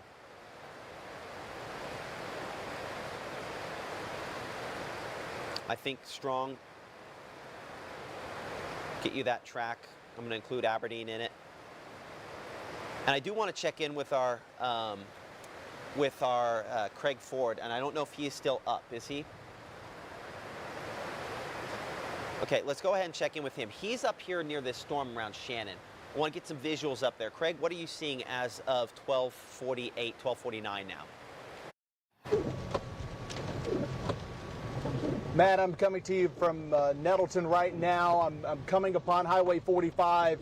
I'm trying to stay out of the way of the tornado that you mentioned that's been going through Chickasaw County. I know Shannon, Verona, Tupelo are in that tornado. Hopefully when I get up here shortly with a look on 45 here off of Will Robbins Highway, we'll have an idea. We are hearing the tornado sirens going. The rain is falling right now. Driving into Nettleton on Highway 6 from Amory, we saw some very intense lightning strikes. I've not seen that in the past 5 minutes or so. Rain is still pretty steady. We're coming upon Highway 45 right now, which honestly, hang on. I don't know if you could see anything, Matt. I don't know if that's anything. Take a look at that. Take a look. Craig, okay. We're good Yeah. here at the TV station. Okay, if you can hear me, let's look at this. You are exactly at 45 and what, Craig? Oh, you're at 45 that 45 and Will in Nettleton. Robbins Highway. Yes. Golly gee, Craig. You're at exactly the Yep. wrong spot. Right spot, wrong spot. Right side of the screen Yep. there. So, yeah, let's go. I'm not encouraging you to do something illegal, but, you know, don't hydroplane and get back out that direction a little bit, Craig. Worry. Don't you worry. I'm a dad. Worrying's what I do. Okay, because that is one of the. Let's go back to Storm Track Doppler radar. I don't know if we can double box this. You tell me in the back there if we can for a moment. That might not be something we can do. If we can leave Craig's audio up, I want him to be able to hear my voice while we're doing this. But I do also need to get back to radar here for a second while we're talking with him. And again, thankfully for Craig's sake, I don't think we necessarily for sure have a tornado on the ground, but certainly the spot I'm most concerned with, he's very close to. Okay, can you hear me now? Okay, so Craig was driving right to there, going that way. Hopefully he gets far enough out and this is going that direction. That's going to be a really close call for Craig. Again, that's part of the reason why we try not to have people out during tornado warnings. It's easy to get turned around into the wrong spot, but Craig is very experienced and knows that road network there, goes on it every day. He knows every in and out to be able to get around that. So I know that he is navigating to safety at this moment. So hopefully he can continue to hear me at this time, just so that we can have instantaneous contact to make sure he's in good shape. But I would put my area of circulation over top of Nettleton right now. Again, tracking there toward road 1205. And again, Evergreen kind of in the path of this as well. Folks in Tupelo, this area of circulation is staying south of you, but it's directly over top of Nettleton right now. Even National Weather Service noting redeveloping circulation near Nettleton. I think what we saw a moment ago there was probably that circulation attempting to redevelop in front of him, and luckily we got him out of the way, I think, just in time. So Shiloh Church, we're looking at 1254. We have to be in those tornado safe places if you're ahead of this. I'm going to slide my map here. Nettleton, obviously, we've got to be in that tornado safe place right now. Fairly recently, this had been a confirmed tornado touchdown. I don't know that I can say I can confirm it at this exact moment, but it is certainly re-intensifying quickly. Can you hear me, Craig? Yep, can still hear you. Okay, where are you at now? Heading back from Nettleton toward, I'm heading out of Nettleton, heading toward Amory. Good. You're probably far enough east to be just outside the circulation. He's just on the east side of town there on Highway 6. So we should miss the circulation by about a mile, maybe 2 miles by this point here. Buddy, that was a close call. I'm glad you're okay. Yeah, exactly. Also, I know you were mentioning that something brewing and strong in one other part of Monroe County. That's another. In addition to not wanting to be in a tornado here, I do want to be in position just in case anything pops on that side where it might come this way. Appreciate that, Craig. So here's what I would do if I were you. So you're going to get out of town. You'll get just enough far enough east there on Highway 6 that it turns south, which I think what you're doing right now, where Highway 6 turns south out of Nettleton.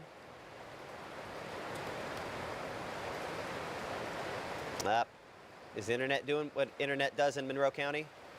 Okay.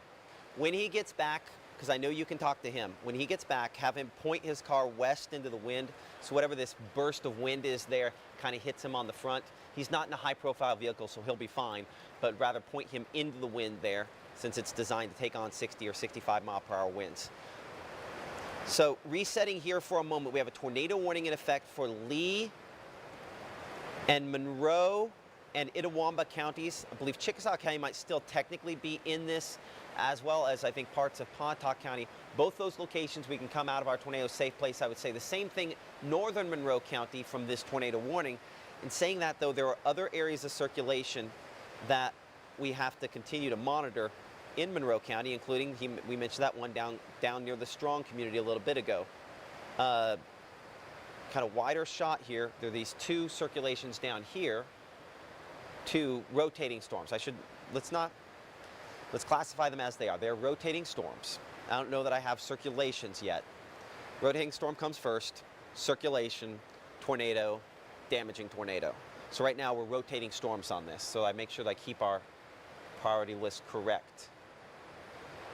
And at this point, luckily, those still have a ways to go before they produce tornadoes.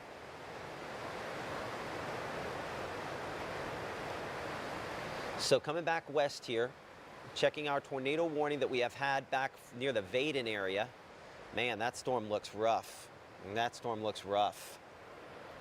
We've got to get a storm track on this, as we might have a developing tornado up there toward Nettleton, as we were tracking a moment ago here. Near Vaden, though, 45 miles per hour, Kilmichael, Eupora, Poplar Creek, in the path of this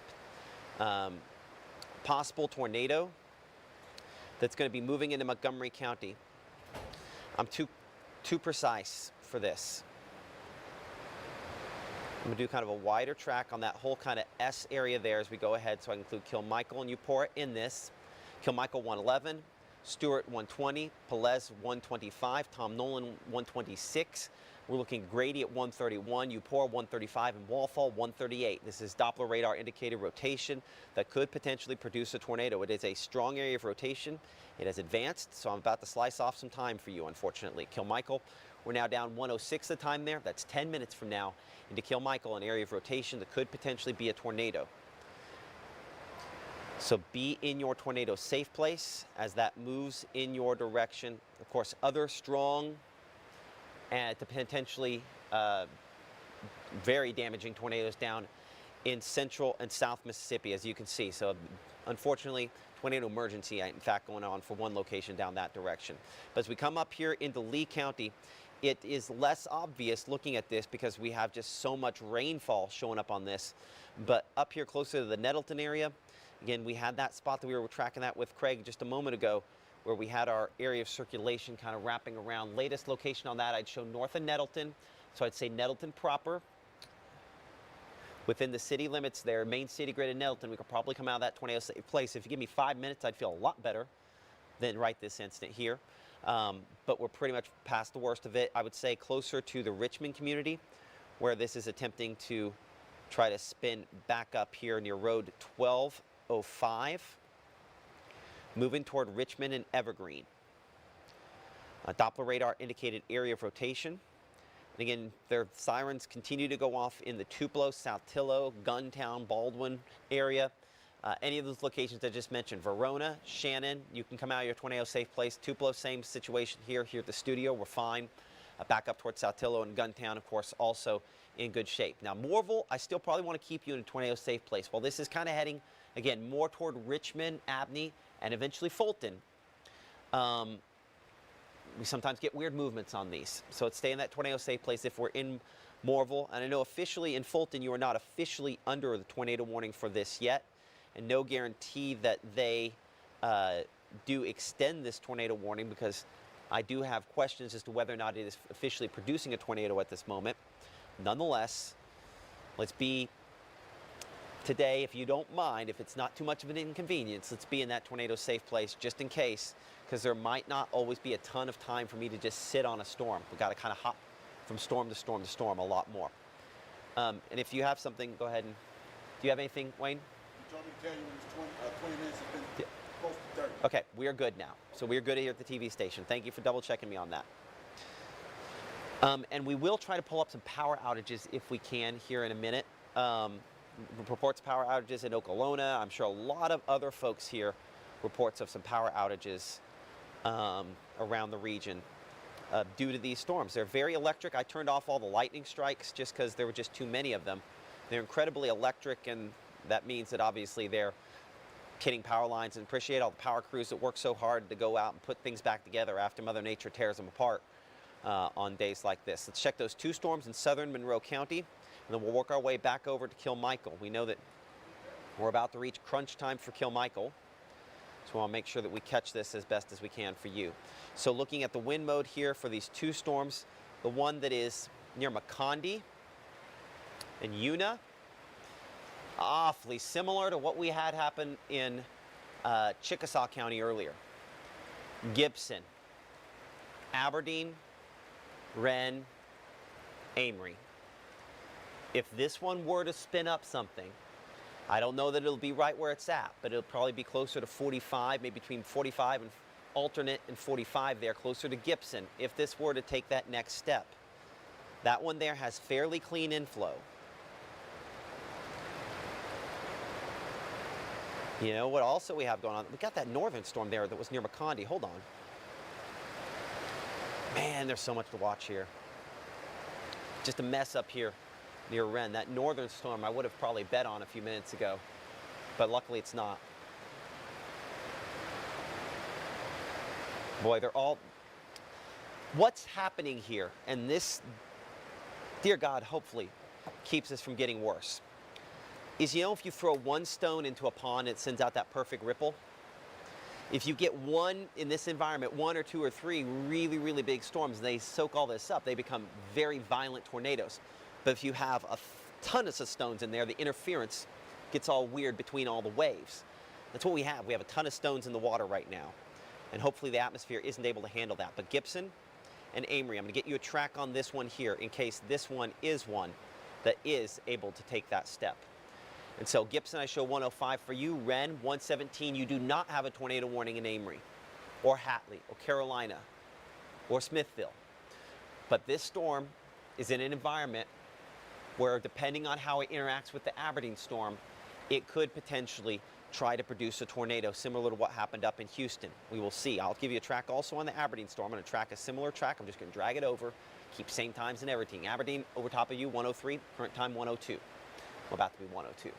Becker at 113, Hatley 119, Smithville 128. Yeah, I know. You're in both those tracks for that storm on kind of the wider shot. The Gibson one is the one I'm a little more concerned with at the moment. And now we've got to go back to Kilmichael. Kilmichael about to be impacted by a long-lived rotating thunderstorm.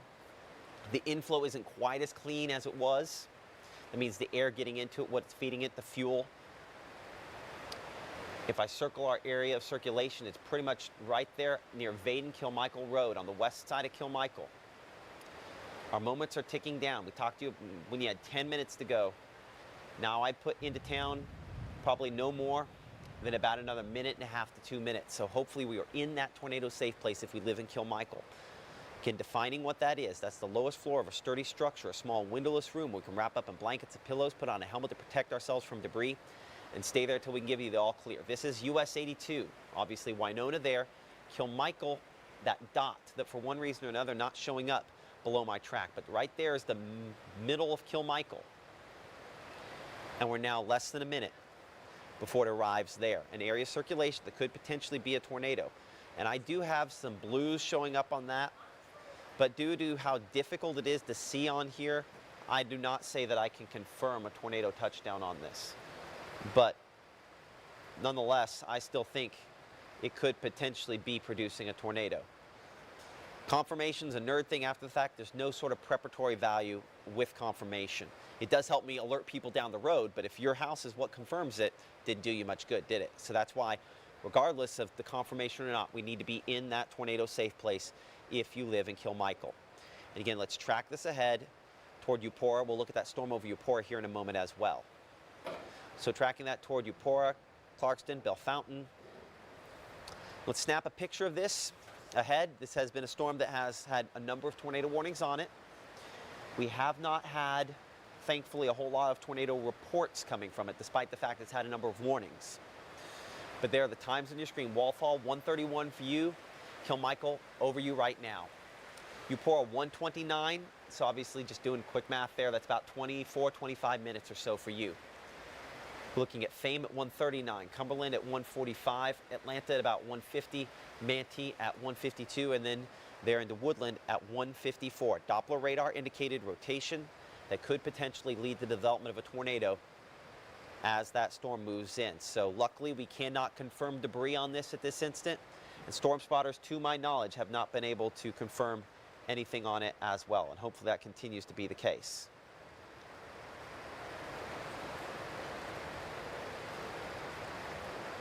So Gabe, I'm going to trade you places here for just a moment, if we could, as we continue to track this, but clearly a lot of different things we're monitoring. I think we need to come back up to the Lee County storm and then go down to Chickasaw and Monroe County line. Yeah, a very active system right now, and we know that tornado warning was confirmed when it was back in Chickasaw County. Currently, as we track that rotation on the western side of Itawamba County, moving right there towards Fulton, taking a look at that latest path, and I will have to do an updated look at that storm track to see the speed of that storm. But as we extend that out, moving through Fulton, Fairview School, and then on into Red Bay, here's a look at some times. Go ahead and take a picture. Let folks in Itawamba County know that this is headed their way. Abney, 107. Dorsey, 109. Fulton, close to about 115. We're talking about 10 minutes from now. Halltown, 147. Tishomingo State Park, 150. And then on into Bishop, closer to 157. So several minutes from now. And is this producing a tornado right now? No, but it's not far from it, being that that rotation is still relatively strong. Let's go ahead and turn south and look more at the Monroe County storms.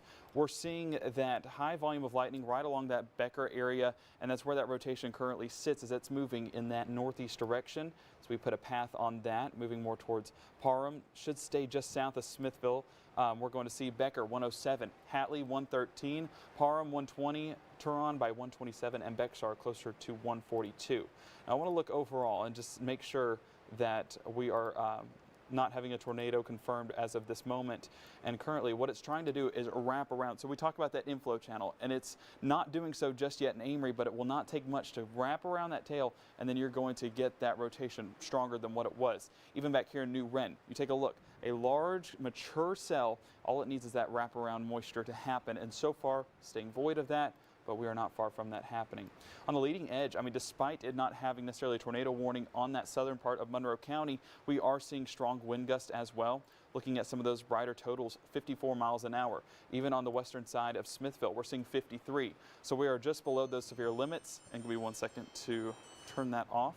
And I'm going to ask John, John, on 2, can you get a speed on these storms real quick? Just an updated look, and let's go on that one that's entering into Fulton County, just so we can have an updated look. So overall, what we have is 2 tornado warnings that we're tracking, but multiple couplets that have the potential for tornadoes. The one in Itawamba County, and also one back there towards Montgomery County. Now currently it's moving more towards Webster County as we speak, and a large volume of lightning right along that same spot, but we're not getting any confirmed debris. As I put my finger there and we line up that correlation coefficient with it, no debris signature to confirm that as of now, but still a very mature cell that has had a warning for miles and miles. Extending that into Webster County through Manatee. Let me turn this off real quick. We're going to see it reach Clarkson, 139, Atlanta, 147, Manatee, we talked about you, 149, Houston, closer to 202, and then on into Parkersburg by about 209. So we are going to see that continue to move through, and that rotation is still strong. Fortunately, not seeing a tornado as of right now. I want to look at the large scale, what we're seeing across the region, and fortunately, nothing confirmed as of right now. I do want to say that storm just south of Abney, moving into Abney as we speak, is starting to get that notch. And what we mean is that inflow channel. So you see how it goes in that S shape almost, moving out towards Abney and then around the city. That's where I do want to take a look and see. No debris as of right now, but that is a very mature rotation. Taking a look at the last couple of scans, just how that has progressed. You see how it's more linear right along Evergreen and Caroline? Well, then watch as it enters towards Abney, seeing that re-strengthen. So would not be surprised as this polygon is about to move out of that tornado-warned polygon, moving more towards Fulton. I would get to your safe place right now, Fulton, as we are tracking that tornadic development and that recirculation within the cell. I mean, that is moments away from producing another tornado-warned storm. I got 55 to 60 on it. 55 to 60, okay, so it has sped up from what we've seen before, so I'm going to take this track off, adjust this here real quick, and move this up to, you said 55? Let's go ahead and go 60, Yeah. just so we are on the safe side and get you guys as much lead time as possible. Moving towards Fulton and Fairview School. We're talking about Fulton 115. That is 6 minutes away. You guys need to go to your safe place right now. I know you're not in the warning just yet, but this circulation is re-strengthening right along that southern side, just moving more towards Abney. Abney, if you're not in your safe place, go there now, as we are tracking this storm moving more towards you guys. Whenever we look at a debris signature, so far staying void of that, thankfully. And as of right now, I don't have any reports in the National Weather Service chat of any confirmation of it. Fortunate so far, but I'm just waiting on that to be extended because that is still a defined notch that is moments away from producing. Abney, safe place as we speak. If you live along 22 in the Fulton area, go ahead and get to your safe place. I know it's a very busy area. We got Itawamba Community College on the north side. Go ahead, students heading back from spring break. If you are back at school, let's go ahead and get to that safe place. It's important that we go ahead and prepare because, as we talked about, doing one more storm track, I mean, we are 5 minutes away now from reaching the downtown Fulton area, probably about 1:16 reaching ICC. So let's go ahead and look at the grand scheme of things and make sure those southern Monroe County storms are not producing as of now. And it is going to be moving right over the radar site. So it is tough to see, as you can see, that interaction with the Monroe County radar site. So it's going to be tougher to see, but we still have a notch of rotation. Doing a storm track on that, going to keep that 60-mile-an-hour path, moving more towards Parham, and then on into the rest of Monroe County. Parham 117, Detroit 126. And I want to go back just because this is the one of the most concerned as of right now. Right over Abney as we speak, putting a circle on that rotation. I mean, there it is. There's the rotation that we're tracking and pulling up a debris signature with that. I don't have enough to confirm, and Matt getting a second eye on that. We do have the notch happening right there with that. I don't think I can confirm either, but It's enough to say get to your safe place now. Absolutely, absolutely. Even in kind of the flash there, you can still kind of pick it out. Here, I'll trade you place for a moment there. So yeah, Gabe nailed that one. That is one way or another trying to redevelop here near Abney, just south of I-22, northeast of Richmond at this point. So this is Doppler radar indicated rotation, and in Fulton we need to be in that tornado safe place.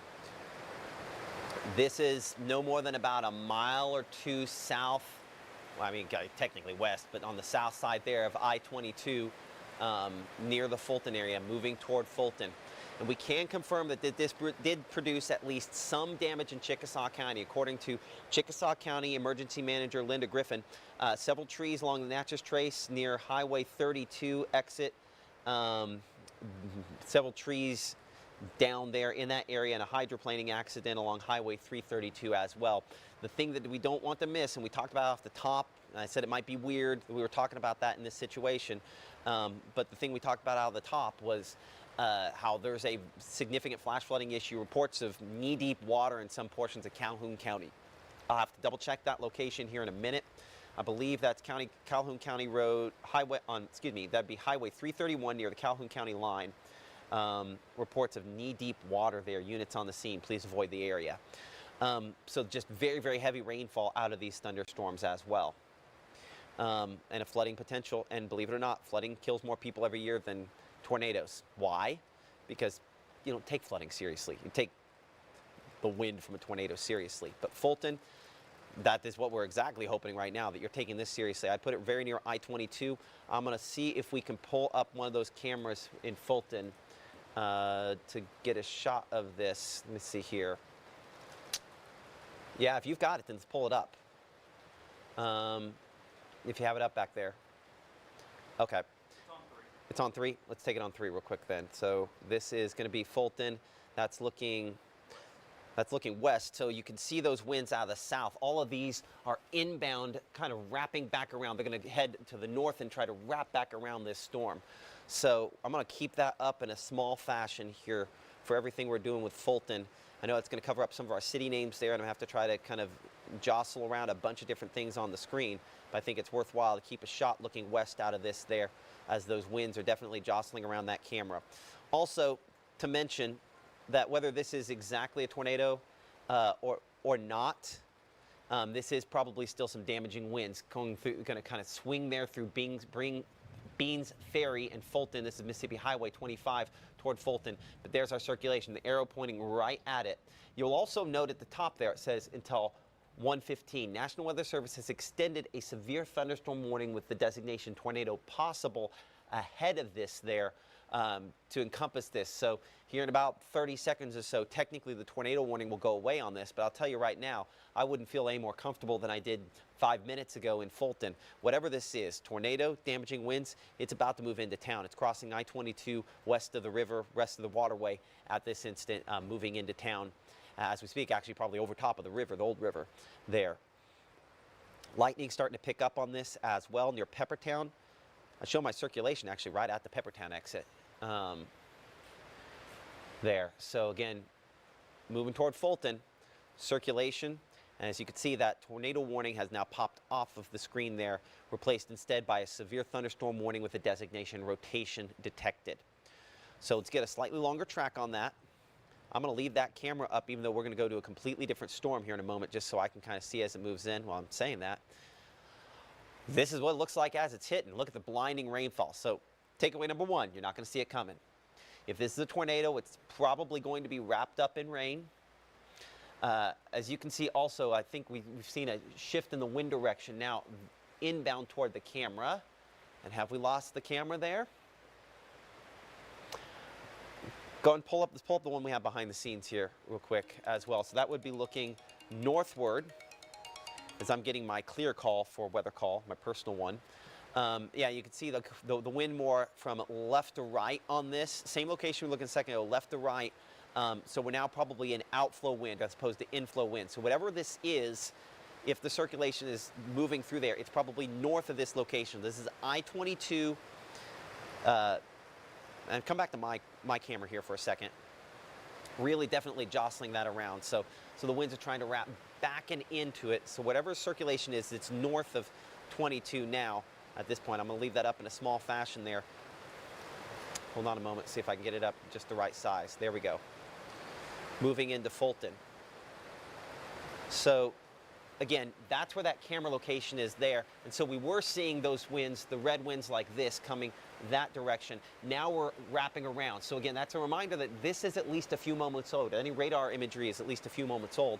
Whatever circulation this is probably over top of downtown Fulton now, moving there kind of on the north to northeast side of town. So let's get a storm track on this, and we've got to get down to Chickasaw County. So storm track on this, again, based on it being over downtown Fulton. Here's what's in the road ahead.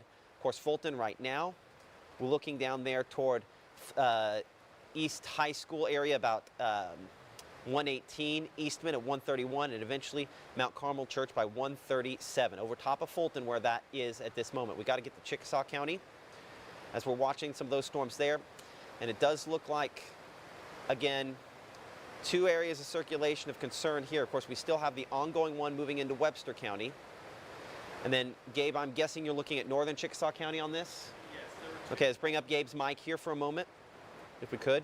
Yeah, there are a couple spots here with circulations. Go, Gabe. Yeah, it was two couplets of rotation that we were tracking. What it looks like is happening is it was a cell merger that ended up producing it's looking more like the Holka area. It was looking more Houston for a second, but now it's transitioned more for the concern being Holka, that rotation tightening around Davis Lake, south of Holka, and we're seeing it right there. I mean, you're seeing bright returns out of those inflow, outflow, and that's moving in that northeast direction. You're going to see it across Highway 15, Highway 32, moving north more into Pontotoc and maybe even western Lee County if it continues.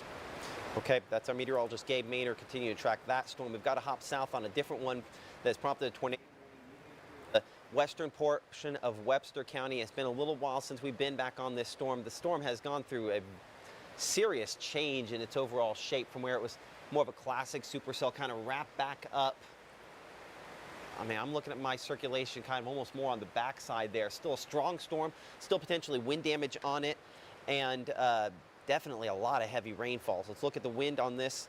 I do not depict a well-defined tornado circulation on it, thankfully. That's part of the reason why we've been on different thunderstorms, but as we kind of track this ahead toward Atlanta, Hohenlinden there, Embry, all in the path of this as it moves toward the northeast. Speed on this, we're going about 45 miles per hour as it kind of moves in that direction. We're looking Embry at 124, looking at Anchor at 147, and Houston, if it holds together, at 151. I know we've already had one over top of Houston. This could be the next one. Before we get too far along, this video coming from Calhoun County Sheriff Greg Pollen. We mentioned that flooding along 331. There is a significant flooding issue that we do have with these thunderstorms today. Unfortunately, that is a secondary threat. They mentioned knee-deep water. This is what has closed 331 in that area there. Just copious amounts of rainfall coming from these storms this evening and this afternoon. And so we appreciate all of your pictures. Obviously, we encourage you to stay in a safe place as long as possible. Wide shot here. Just double checking, most storms south of our area have some time before they need to mature. Same with the storm back toward Greenwood. Kilmichael storm, we're watching Houston, and then we're up here. Okay, let's go in here to Amory real quick. And so, as we're looking closer to Amory, we have actually those two areas of circulation. We talked about these earlier. Yes? It's on 3. It's on 3? Okay, go ahead and we'll pull this up on 3. Go for it. Well, so that's the Amory Tower Cam, and that's that large storm that's moving in there right now. There was what looked to be a funnel-like thing coming from the sky. I can't confirm that it was necessarily a tornado, but you see that large rain shaft right there in the middle of where those heaviest storms are coming through. I mean, that's just, it's concerning.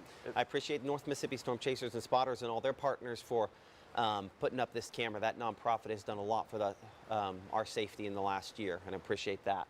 I'm watching this here for a moment. We're watching kind of the rotation. I don't know for sure that I have a true funnel cloud. We're watching there. There's a couple real ragged spots on that system trying. This is likely precipitation largely there, and it's possible. I mean, we're all looking at the same spot there. That could end up spinning something up. I'm going to do the minimized version of this for a second so we get some storm tracks on this as they're kind of moving the camera back and forth to get a good idea on what they're seeing. Let's look at this for Amory, which is now under a tornado warning because of this, as they are looking north on this. New tornado warning issued again for the potential that this could be up there near Bigby. So that camera's on the south side of town, looking over top of Amory, looking northward toward the Bigby area in that rotation. Well, I say that. There's another area just to the east of town as well. We talked about those two storms and how they would try to mature. That's why we mentioned Amory. We had you in the track a little bit ago. Looking at the wind mode there on Storm Track Doppler radar, it's close, but I don't know that I can for sure say that these are producing a tornado at this moment. Let's get the new track based on Bigby and get the angle on this right. Smithville, you're going to be in the path, parts of Smithville in each case. So I'm going to track the Parham one first toward Bexar. I'd say south side of Smithville, we're there right now. So we need to be in that tornado safe place. Lowest floor of a sturdy structure, I'll put that, I can't put that on there and keep the camera at the same time. You know the rules. Lowest floor of a sturdy structure, a small windowless room we can wrap up in blankets and pillows, put on a helmet to protect ourselves from debris, and stay there until we can give you the all clear. This is wrapping up near Parham right now and could potentially be producing a tornado soon, if not already. As you can see, confirmed tornado touchdown, the designation from the folks at the National Weather Service, and I think that might be the one that they're doing it on. I got to track the other one that's heading more directly towards Smithville on the north side of Amory there, looking toward that on the camera that you see from the North Mississippi Storm Chasers and Spotters on the right-hand portion of your screen. A lot of data here. Look at the times. Take the picture for the times there. Current time is 1:22, so we still do have a few minutes there into Smithville. Let's look for that tornado debris signature here that we can confirm. And let's double check, if we can, the warning text on this, to double check the confirmation method, if we can, to see if they have detected that tornado debris. Well, that might be what it is. Hold on. Weather spotters confirmed tornado. Weather spotters confirmed tornado? Okay, so spotter confirmed tornado here. I cannot confirm it with tornado debris at this moment, but again, that doesn't happen until after the fact. And just to clarify, are we talking the one east of Smithville? Or are we talking the one north of Amory? I would have to check, but I believe this is the one we're talking about with Amory. And they sent a picture up in National Weather Service chat of the funnel that I was talking about earlier. Yeah. I don't know if we're able to get that. I'll have to see here. The Chasers did?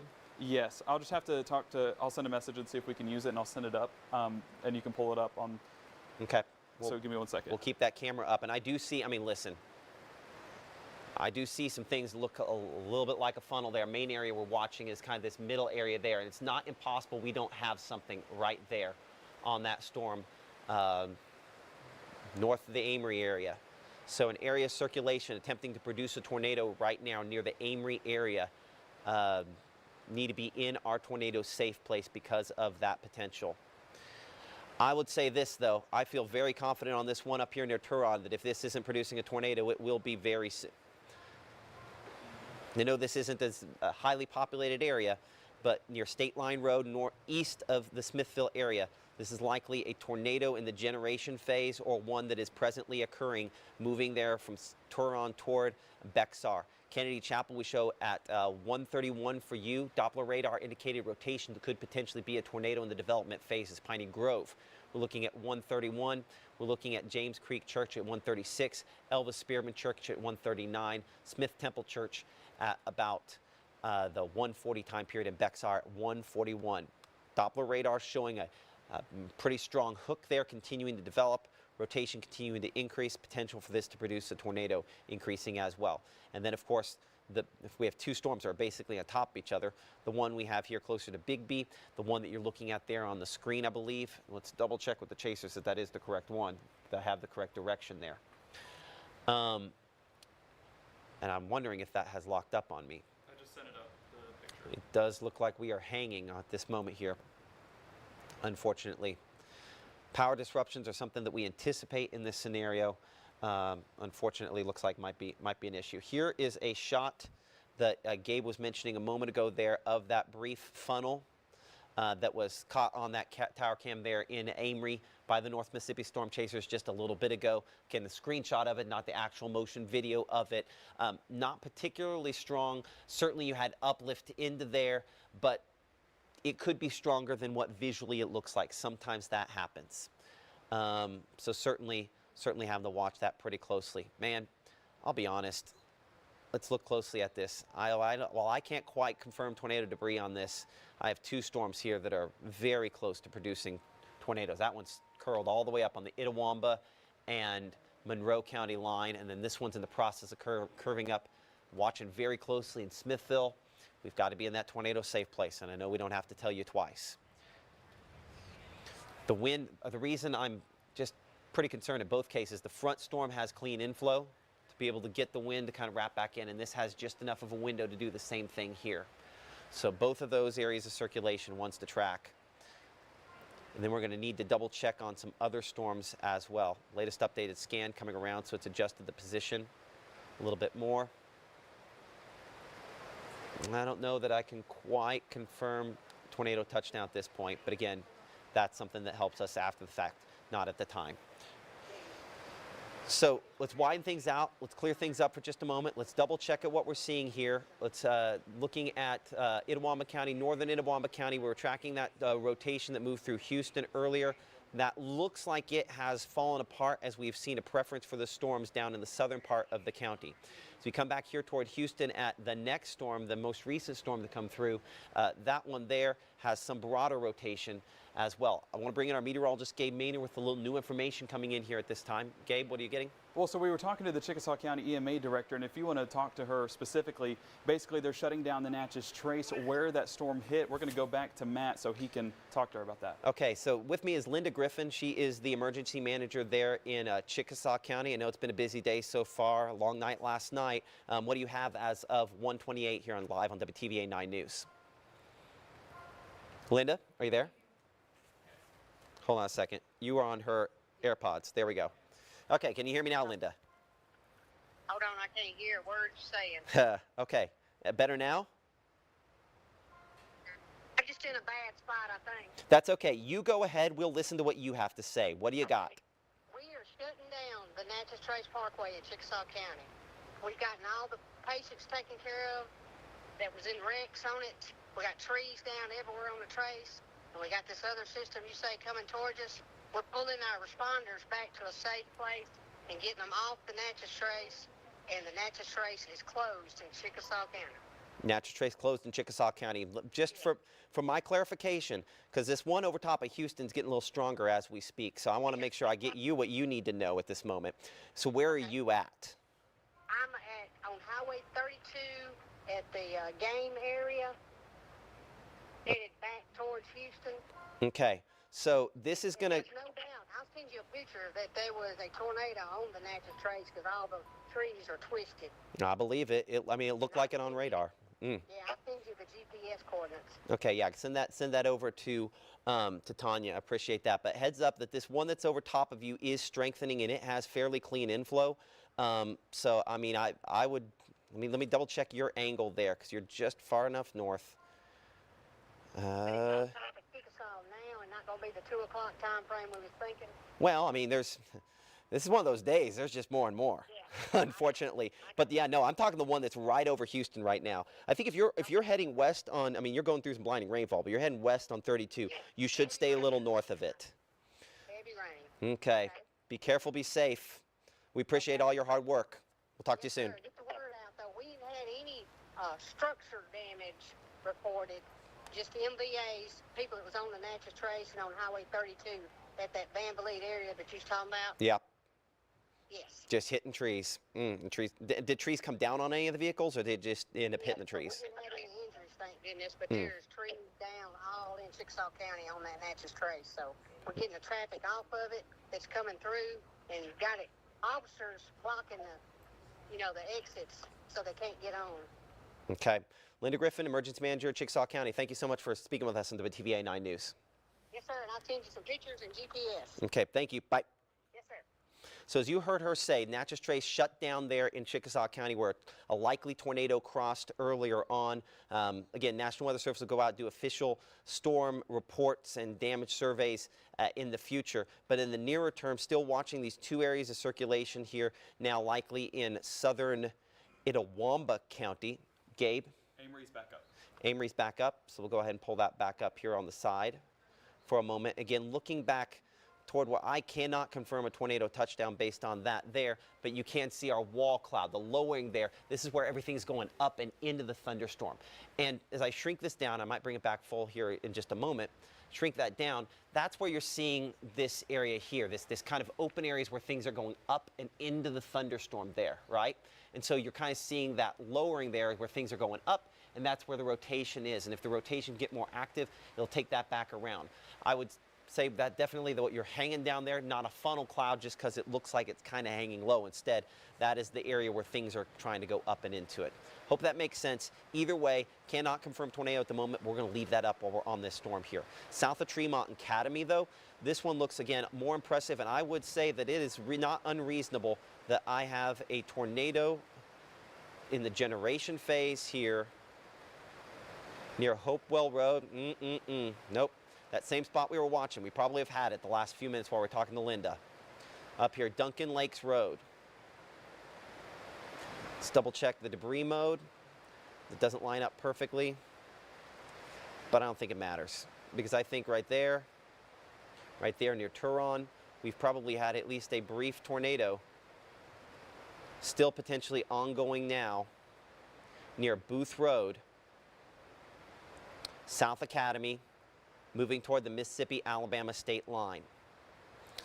Again, two different storms I'm watching here. This is the western storm there. This is the eastern circulation. Unfortunately, we're having to multitask. I don't know about you. When it comes to multitasking, you're never as good as you would if you were just on one thing. So now they're going to be issuing a tornado warning on that storm I was talking to Linda about there in Chickasaw County.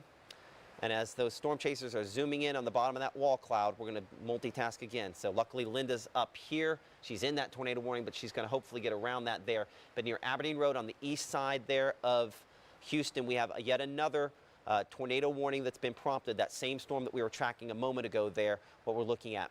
Again, this is a different storm that we're watching near Amory. This is Chickasaw County, and let's get that Chickasaw County storm track. Let's put on our tornado safety rules. With that, keep an eye on that camera there. Let me know if it gets a little more organized.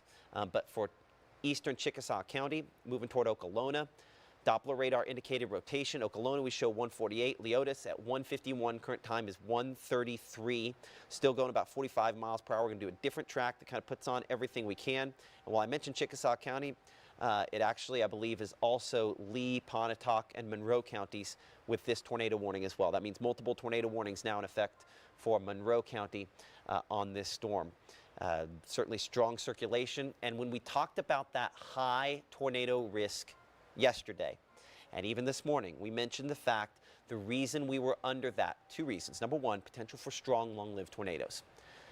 To this point, I'm not even going to say it. Anyway, let's move on.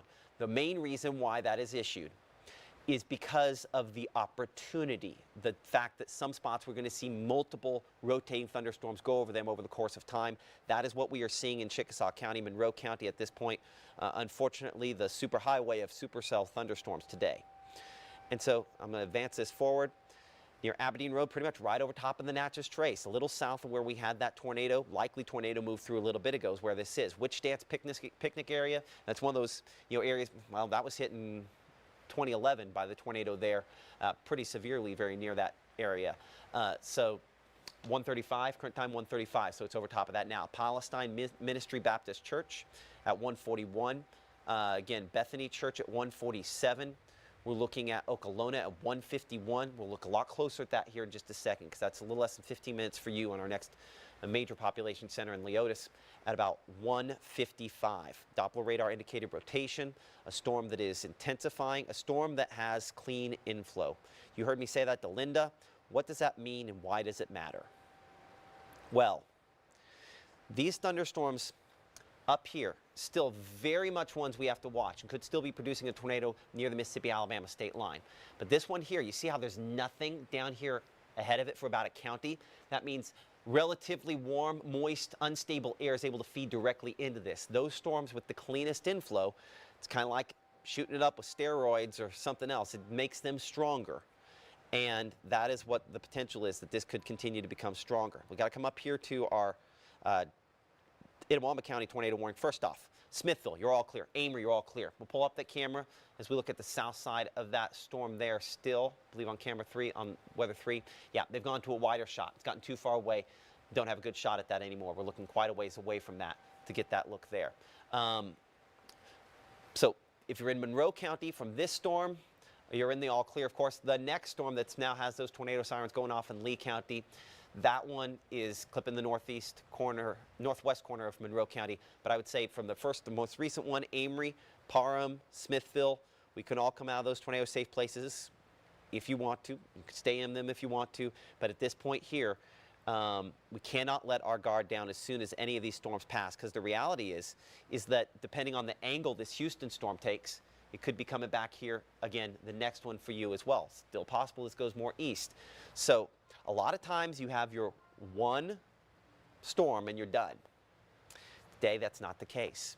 You have your one storm, and then you have your next, and you have your next. And so that is going to continue, as we talked about earlier, to cause major flooding issues and obviously a little bit of storm fatigue. Let's come up here close into Itawamba County, and let's look here, I would say south of I-22 near State Line Road southeast, about to cross in the Marion County, Alabama, an area of rotation that I don't know that I can say is a tornado at this point. Potentially was previously, could potentially redevelop into one that we should shelter from either way, because Doppler radar is at least minutes old, because it has to scan it, process it, and send it to us. And that takes, got it really fast, got it down to an art, but it takes moments to do that. And so Bexar, obviously in the nearer term path of this rotation at this point, as it's moving toward you. Let's come back to Chickasaw County. And then I need you, hold on, 2 seconds. Got to hit Winona before we go to Chickasaw County. It's been a while since we've been back on this one. I'm going to track this part near Sawyer. Again, we're looking fairly high up in the thunderstorm, so I've got to circle a larger area there near Sawyer and Eskridge. This is an area of fairly broad rotation, but strong rotation, and we just look too high to have a good angle on it. So let's make sure we're in that tornado safe place if you do live there near Eskridge. If you live here on the north side of Winona in general, we should be in a safer place if we can be. Center Sky School at about 153, Lilac 156, Alva 159, Reading at 203. Doppler radar indicated area of rotation that could potentially be a tornado attempting to develop. We will see. According to the folks at Lee County E911, motorists are stranded in floodwaters on South Gloucester Street in Tupelo. That is not a shock. These thunderstorms are incredible rain producers, most of them what we call high precipitation supercells, or HP supercells. And they're rotating and they're trying to produce their tornadoes, but they're producing tons of lightning and dumping massive amounts of rainfall. So we have a very rare situation where we have both a flash flood, major flash flood threat, and a significant opportunity for tornado threat at the same time. So each of those has their different challenges. Both of them, I would definitely say we probably want to be avoiding certain unsafe places, and cars and trucks in both cases would be places that we don't want to be. You could argue upper floors are different, but let's not get into that argument there for the flooding portion of this. So looking at the wind mode, and changing it from the rainfall mode on Storm Track Doppler radar, I do not see quite the same interaction. Oh, you know, we probably, hold on, 1:30. While we were wide, we probably had a brief tornado there. Yeah, I cannot confirm the debris on that. Near Highway 15. I hope Linda was okay. Right there, 128. 130. Yeah, potentially, whatever that is, likely has dissipated on the latest scan. But we might have had a brief tornado kind of on the north side there as well. Y'all pray for the first responders out there that are out in this, because they are putting their lives at risk to try to take care of folks that, you know, in this case, as they mentioned, along the Natchez Trace Parkway, you know, had trees fall on them when the tornado moved through there. The problem is that, you know, then as soon as that moves through, there's another storm after that. And then there are other storms after that, and other storms after that. And so it's just, unfortunately, going to be a long afternoon for those folks. Current time is 1:41 p.m. Let's do a wide shot here. Let's kind of do an overview for a second on where we're at and what we expect to continue to happen as we go forward. I'm Chief Meteorologist Matt Lawpaw alongside meteorologist Gabe Maynor and John DeLusick as we are tracking a tornado warning for Itawamba, as well as Lee, Pontotoc, Chickasaw, and I believe part of Monroe counties. Marion County, Alabama, I believe, also with a tornado warning at this point here. And tornado watch is described as a particularly dangerous situation just because of the math on this. So many storms over such an area continuing to produce a significant opportunity to be impacted by tornadoes. To this point, the strongest tornadoes have been down here in central and south Mississippi. A number of very, very strong tornadoes continuing to be possible and confirmed down that direction. We have luckily missed out on the peak threat for that, but we still have two very high precipitation storms that have the potential to not just produce tornadoes, but also exacerbate a very significant flash flood threat as well. It might seem odd that we're talking about tornado warnings and now I'm talking about flash flooding, but flash flooding kills more people each year than tornadoes do because we don't take it seriously. So we have to take it seriously. Speaking to the tornado threat near Scottsville, Hodges, Duketon, all in the path of this rotation that now has crossed out of Itawamba County and moved into Marion County, Alabama. Scottsville, we show at 11:43 for you. Atwood, at, well, excuse me, 1:43 for Scottsville, 1:54 for Atwood. Hodges 1:56, Duketon at about 2:02, Nicks Mill at 2:02, and Belgreen by 2:04, Rockwood at 2:07. I would say that's still rotation. I cannot confirm it to be a tornado, but weird things seem to always happen when it crosses the Alabama state line in this area. I don't know whether it's terrain or just bad luck. Hopefully this does not produce a tornado in this zone. There's still a few little interactions there. We'll be watching that as it approaches you in Hackleburg and Phil Campbell and toward the east. No guaranteed tornado, and anytime we can say that today, that's a good thing. We had the second circulation. Again, we had those two circulations on the same storm a little bit ago. I would say that second circulation has largely fallen apart. Maybe sort of near Beans Ferry. I show a little bit of broad rotation, but that would have a long ways to go before that would produce a tornado. So I feel pretty good about your situation there, just east of Fulton. As we look down here into Chickasaw County, we do believe we probably had a brief tornado touchdown. Well, we'll say it's possible we had one. I could not confirm it with tornado debris, but we had certainly indications look pretty close to that briefly here near Houston. Within about the last 20 minutes, you saw those two areas. They've kind of broadened out a little bit right there. So hopefully that means that this is weakening a little bit. Nonetheless, as you've probably noticed, there isn't always a ton of lead time as the air getting into this can spin these up.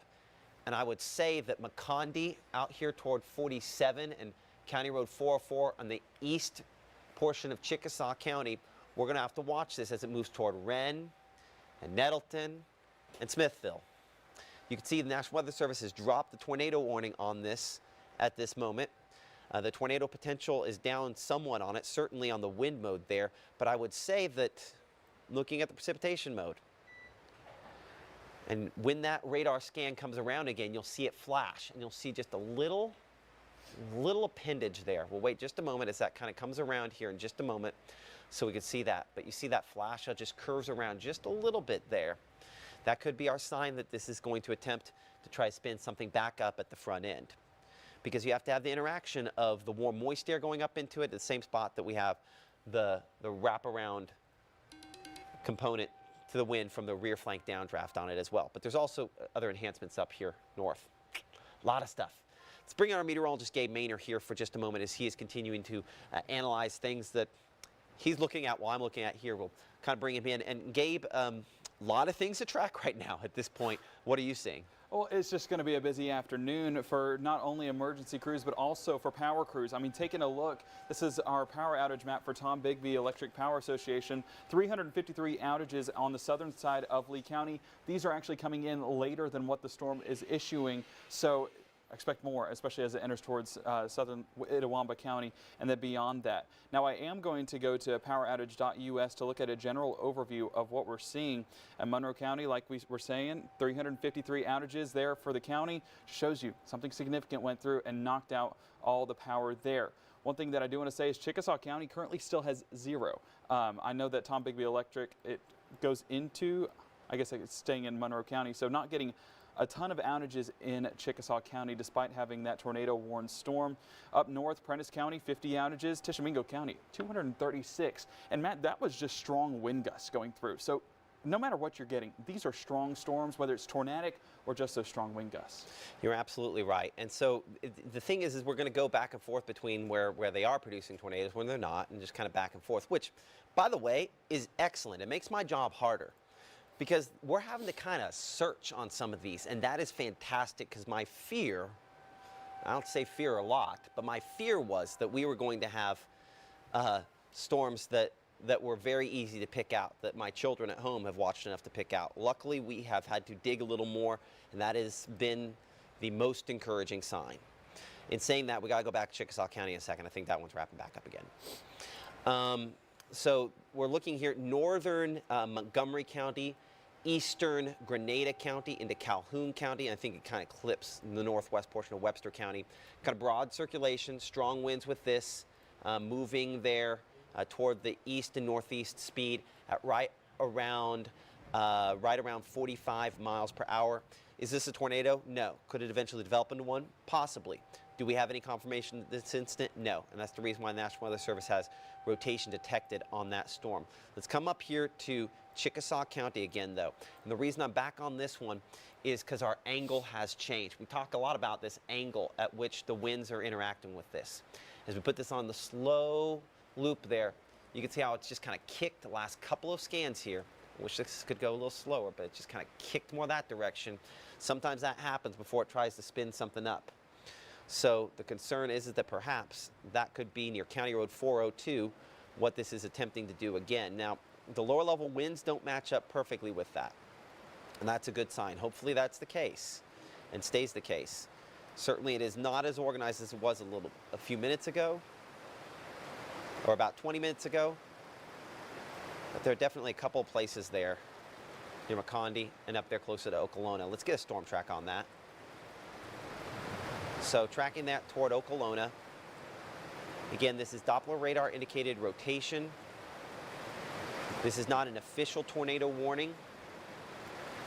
but just want to make sure that we have as much heads up as possible that this could potentially try to spin something back up if it continues at this rate. So as you can see here, 152 into Okolona, current time is 149, so we don't really have a whole lot of time.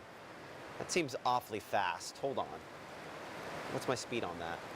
Oh no, that track's at 60. This is only going 45, right? Yeah. Okay, hold on. Let's try that again.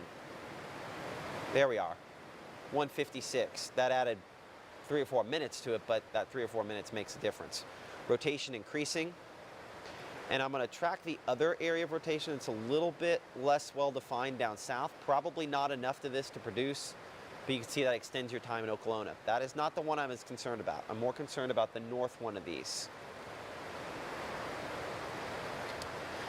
156 Okolona, Shannon 207, Nettleton 209, Brewer at 211. Doppler radar indicated rotation on this thunderstorm.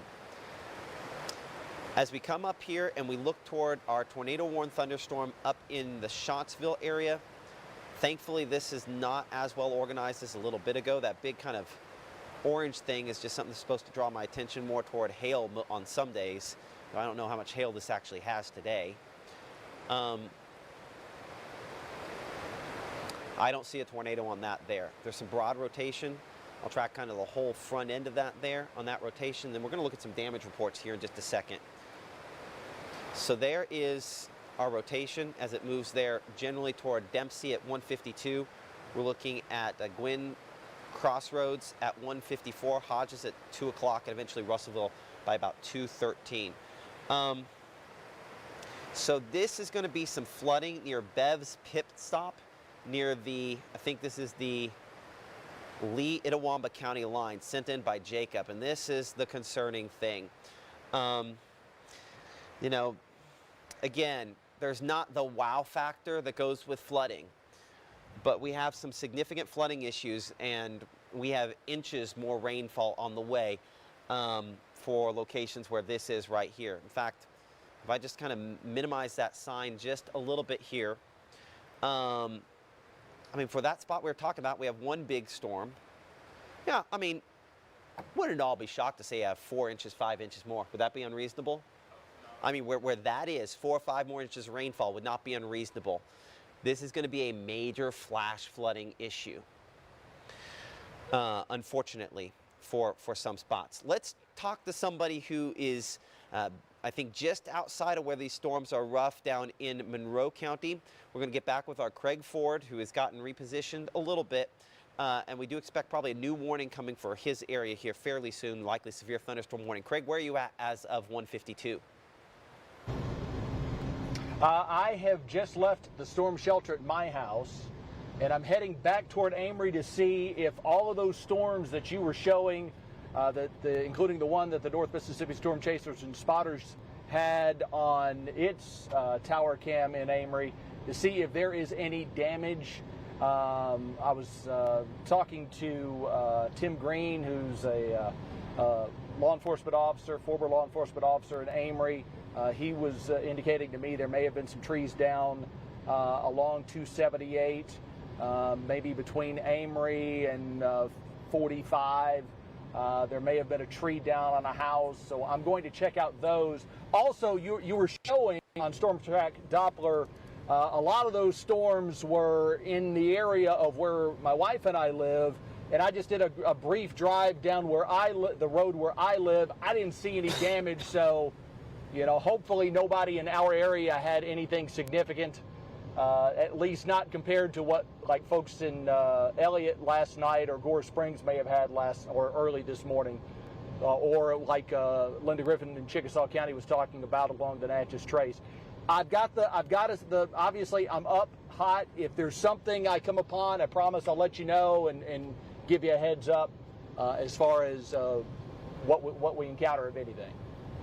Okay, appreciate that. That's our Craig Ford there in Monroe County on the live drive. That storm that he was looking toward, I got this picture in just a little bit ago, looking toward Amory High School. I'm going to see if we can get the name. Give me a second here. I believe Katina send in this shot there of something. I think that was the same something that Craig was a little closer to, trying to spin up. Perhaps that little funnel cloud there a little bit ago. Could have just been a low-hanging wall cloud. Not sure that it was a full-on tornado, though obviously it looks similar to that.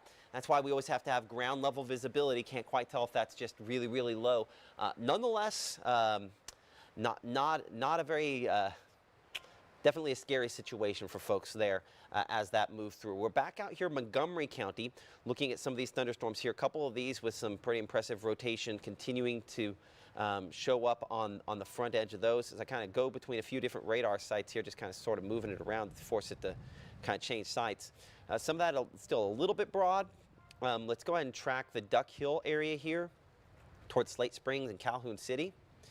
And looking at that, we're looking at Sweatman at 159, Lilac by around 201, Catarata at 211, Reading 208, Big Creek at 222, Calhoun City about 228. Yeah, we've said you a bunch today, Calhoun City and Derma. A lot of these locations, such as Atlanta and Vardaman, you know, still, in the case of Vardaman, dealing with some damage from last night. Unfortunately, we've had more than a little bit of that around. So many pictures coming in, by the way, speaking to last night and the tornado there and showing you the concerns that we had. This was a picture taken near Camp McCain there in Grenada County, and that is very significant quantity of trees that are snapped off. That was a strong tornado. That's the one that moved again through the Elliott community and was clearly our concern last night. We have not had any reports like this today. Quite a few reports in that area. I'll see if we can pull up some of those pictures here in a little bit, but that's what we're hoping we do not see today. But unfortunately, that's something that still, I would say, is on the table. Certainly has been more the case in other parts of the state. And hopefully that continues to be the case. I'm going to come down here to this Pickens storm real quick. Let's get a storm track on that one as well. It's gotten a little more organized recently. French Camp, McCool, Ackerman, kind of all in the path of this. Durant, we're looking at 210. West at 222. French Camp at 250. Ware at 256. Ackerman 306. Eupora 312. And I know in some of their cases, their storms could be there before that, but that's just a reminder that a lot of folks that are out there, you know, emergency managers, things like that, going to try to first responders, help people, that there is a threat that you go out to help somebody and then another storm comes up and catches you. So, you know, just be praying for those folks that are out there this afternoon kind of dealing with balancing these multiple threats at the same time trying to help people out. Let's look at the storm that's just south down there. I want to make sure, check the angle on this, see if we need to get a long track on this. But I'm gonna clip southern Pickens County and southern Noxubee County with this one. Just in case. So it's a longer track. This is not in our viewing area yet, but we show DeKalb there at 229, Geiger at 256, Utah at about 323, and then of course Carrollton 332, and kind of out of here after that point. But that one's been around for a while. And then just a moment to be thankful. It is a lot worse down south. I mean, these are some violent looking storms, 4 of them in a row. And again, we talked about that clean inflow right off the Gulf of Mexico. These are tapping into that. That is just a wicked, wicked radar there. I didn't even catch the one that was behind me. That's rough. Okay, so let's come back up here. Let's look at our storms. Let's look at Okolona, look at Shannon. And let's check these storms and look for rotation on these as well. I'd still say fairly broad on this. Well, we did see a little bit of an increase there for a moment. This has gone back through a bit of a weakening phase, thankfully.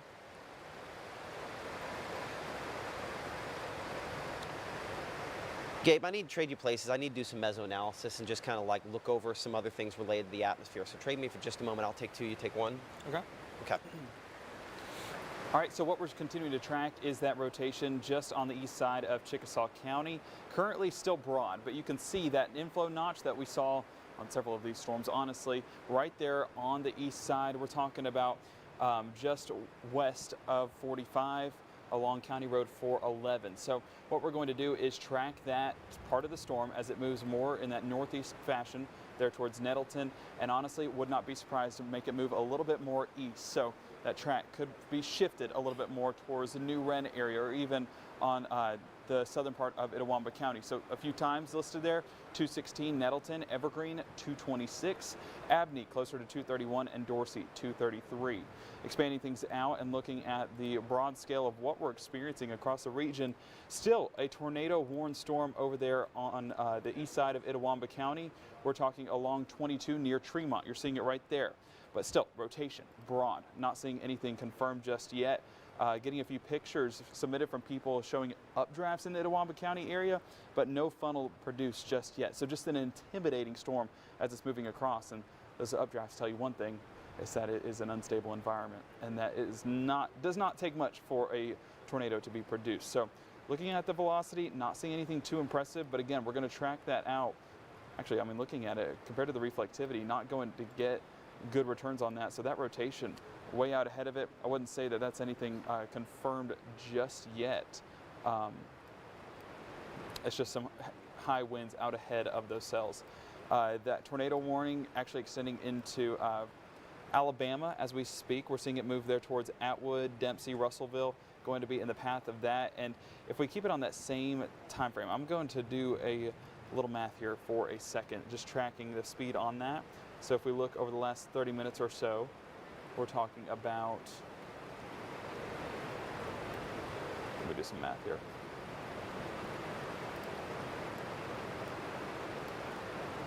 I would say we're talking 55, 60 miles an hour yet again. And so making sure that that is where we're sitting at as it moves in that northeast fashion there more into Alabama. Here's a look at some times listed there.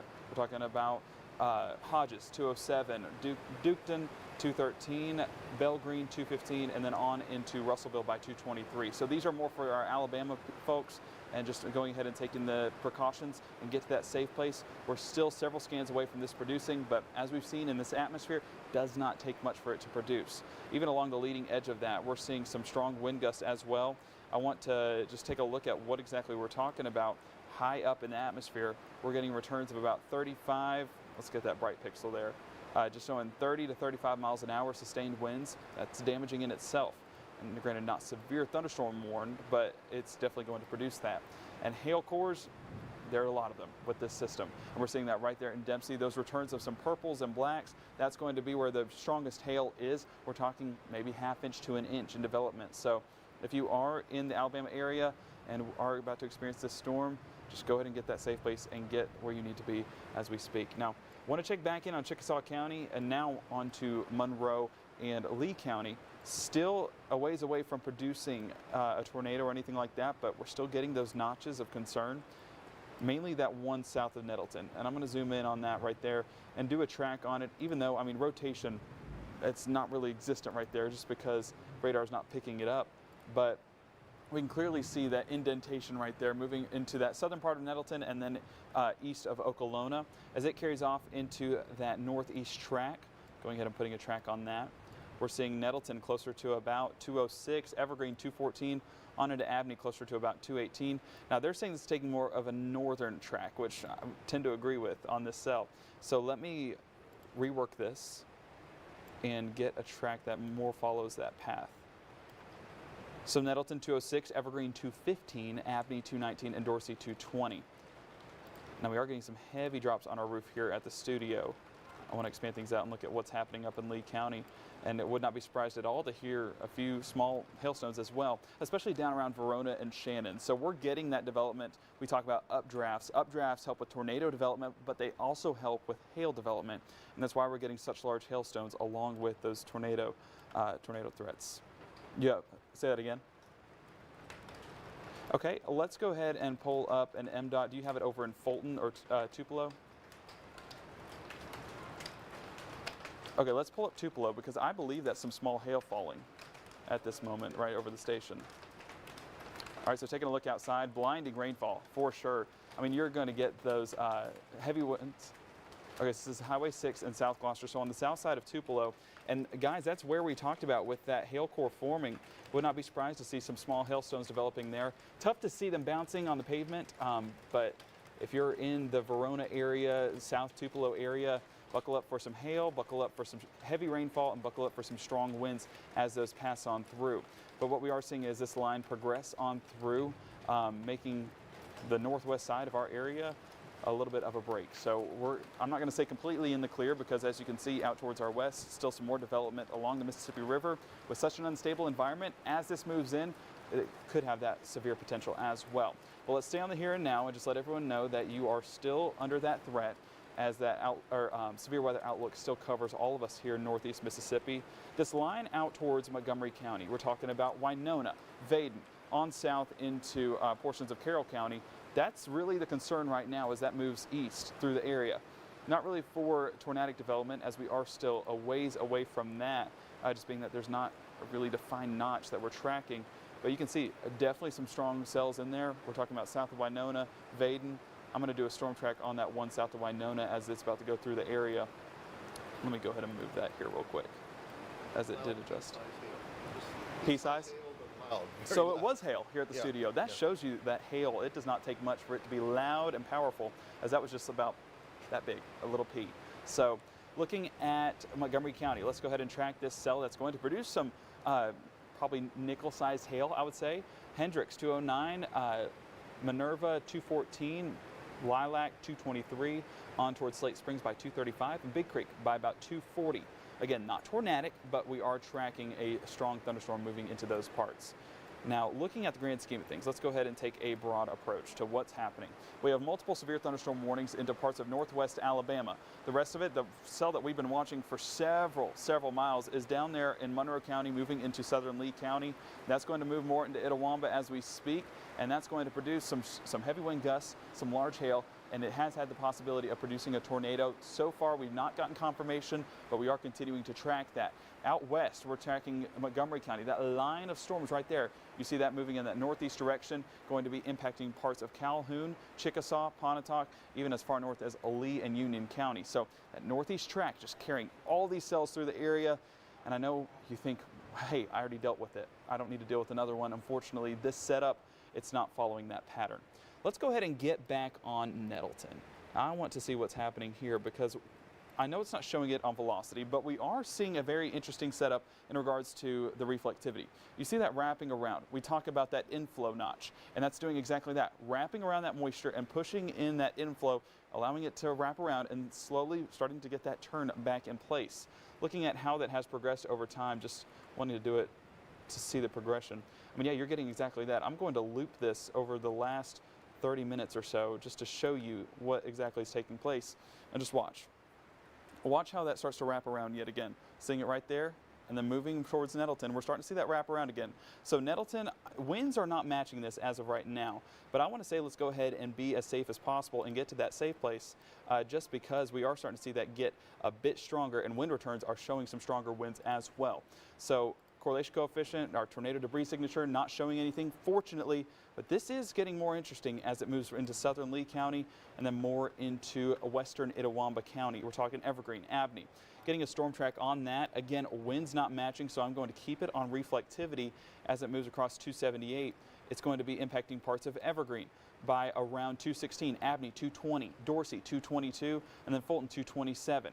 Now, moving it a little bit more north as that warning goes, we're seeing that move more towards Fulton 227, Dorsey 222, and then I'm going to try and get some of those eastern Lee counties in there. Richmond 216, there we go. So severe thunderstorm warning just got issued, and considerable damage possible. Reason why they're saying that is because of the strong winds, and honestly, and Matt, if you want to take a look at this yourself, whenever we got this over time, we're starting to get that wraparound moisture yet again. So Nettleton right over the top of you, wind's not exactly lining up, but the setup on reflectivity, it's exactly the picture. What you're looking for. Yeah. I mean, that's exactly what you need for tornadoes to form. Yeah, absolutely. So it's possible that that is what it is trying to do. Again, it's trying to produce another circulation. This obviously is the one that triggered that tornado warning, possibly produced a couple of brief spin-ups near the Houston area, now doing it again near Nettleton.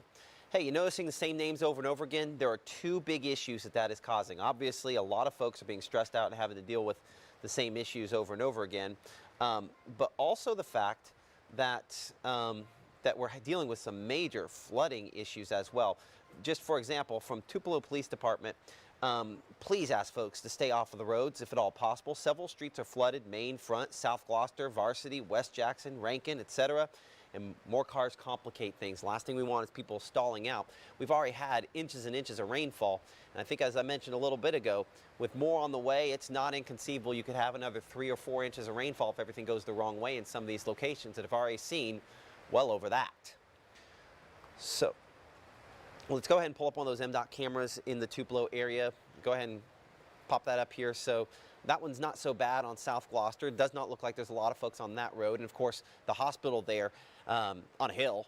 So it drains fairly well at that location there. It looks like for the most part, people are staying in and staying out of this, which is, well, frankly, a very encouraging sign. That means obviously the first responders that need to get the people that have bigger issues can do that.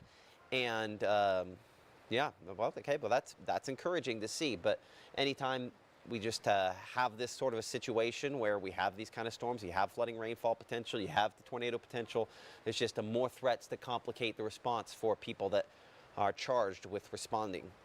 Near Nettleton, again, that rotation, broad, I would say largely. The precipitation mode here definitely is continuing to get more organized on it.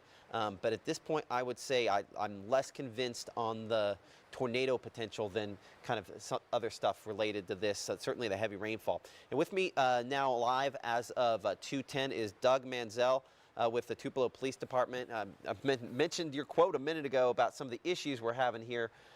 Certainly looks like some water issues around the city, correct? Yes, sir. There's just there's too much rain falling at once. It seems to be draining pretty good once the rain stops. But if we just ask people, like I said, to stay off the roads if you can, because it just complicates things. And we've had, several reports of accidents, no reports of injuries. The streets I mentioned, some of the low-lying areas, they've been flooding, and so we're having to just deal with that. Man, okay. So it seems like things are, at least the fact we're getting some breaks in between here might be helping. That's correct, yeah.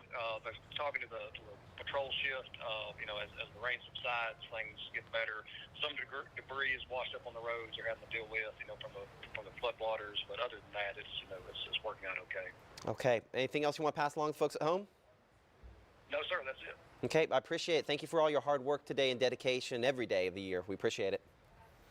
Yes, sir. Thank you. Okay, that's Doug Manzel with Tupelo Police Department live with us on WTVA 9 News, talking about the flooding issue here. Going back a couple of minutes, the Lee County E911 near the Shannon area reporting golf ball size hail with this storm as it moved through Shannon. And so that is, I knew we had some potential for some large hail, but that's surprising looking at what radar is showing that it had golf ball size hail. That seemed pretty large. Certainly some hail detected on that as I kind of go to one of the hail modes that we have on it. I don't show nearly as much at this point here, but still potential. Maybe we could have some hail on that, kind of back up in here closer to the Evergreen and Abney and Richmond area as it moves toward Fulton. And then the rotation kind of more on.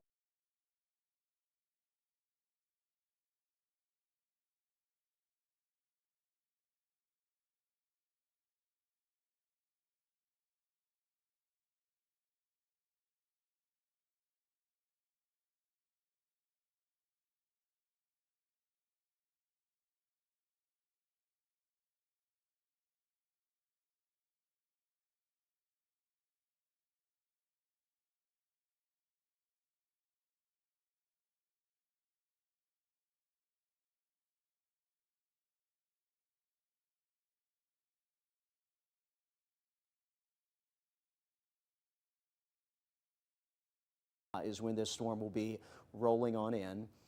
Into Leeton around 236 Killen, where we're tracking the potential for a tornado to develop, coming in around 239 there in Killen, and into Lexington around 255 as this storm will continue to make progress into Colbert as well as Lauderdale County. So again, new tornado warning has been issued, which basically replaces the old warning, but it includes a larger area here across the shoals.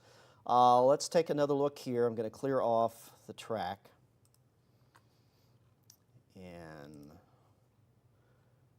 get another view here. Again, very intense lightning. Let me show you just how much. If you remember the last time I showed you this, it was a little bit less than this. So this has become a little more electrical. Now almost 300 strikes in the last 30 minutes showing up here, basically centered right over the Franklin-Colbert County line. So a very intense thunderstorm, lots of lightning showing up with it. Again, we have the potential for large hail out of this storm as well. That hail core located just west of Russellville a short time ago. Probably the largest hail is going to miss you if you're in Russellville, and probably it'll stay just a little west of Littleville here in southern Colbert County, but potential for very large hail. And sometimes these estimates are not correct, but I think the Weather Service had indicated about ping pong sized hail. So we're talking, you know, 1.5 inch hail, quarter sized. Is 1 inch hail, so this is going to be a little bit bigger than quarter size. Again, ping pong ball size hail is the estimate here that this storm could produce as it moves on through, and that will certainly, you know, not good for your car. Let's just put it that way. So multiple hazards with this storm that is tracking now out of Franklin County, getting ready to move into Colbert County, as we're looking at the possibility for damaging wind of 70 miles per hour. We're looking at the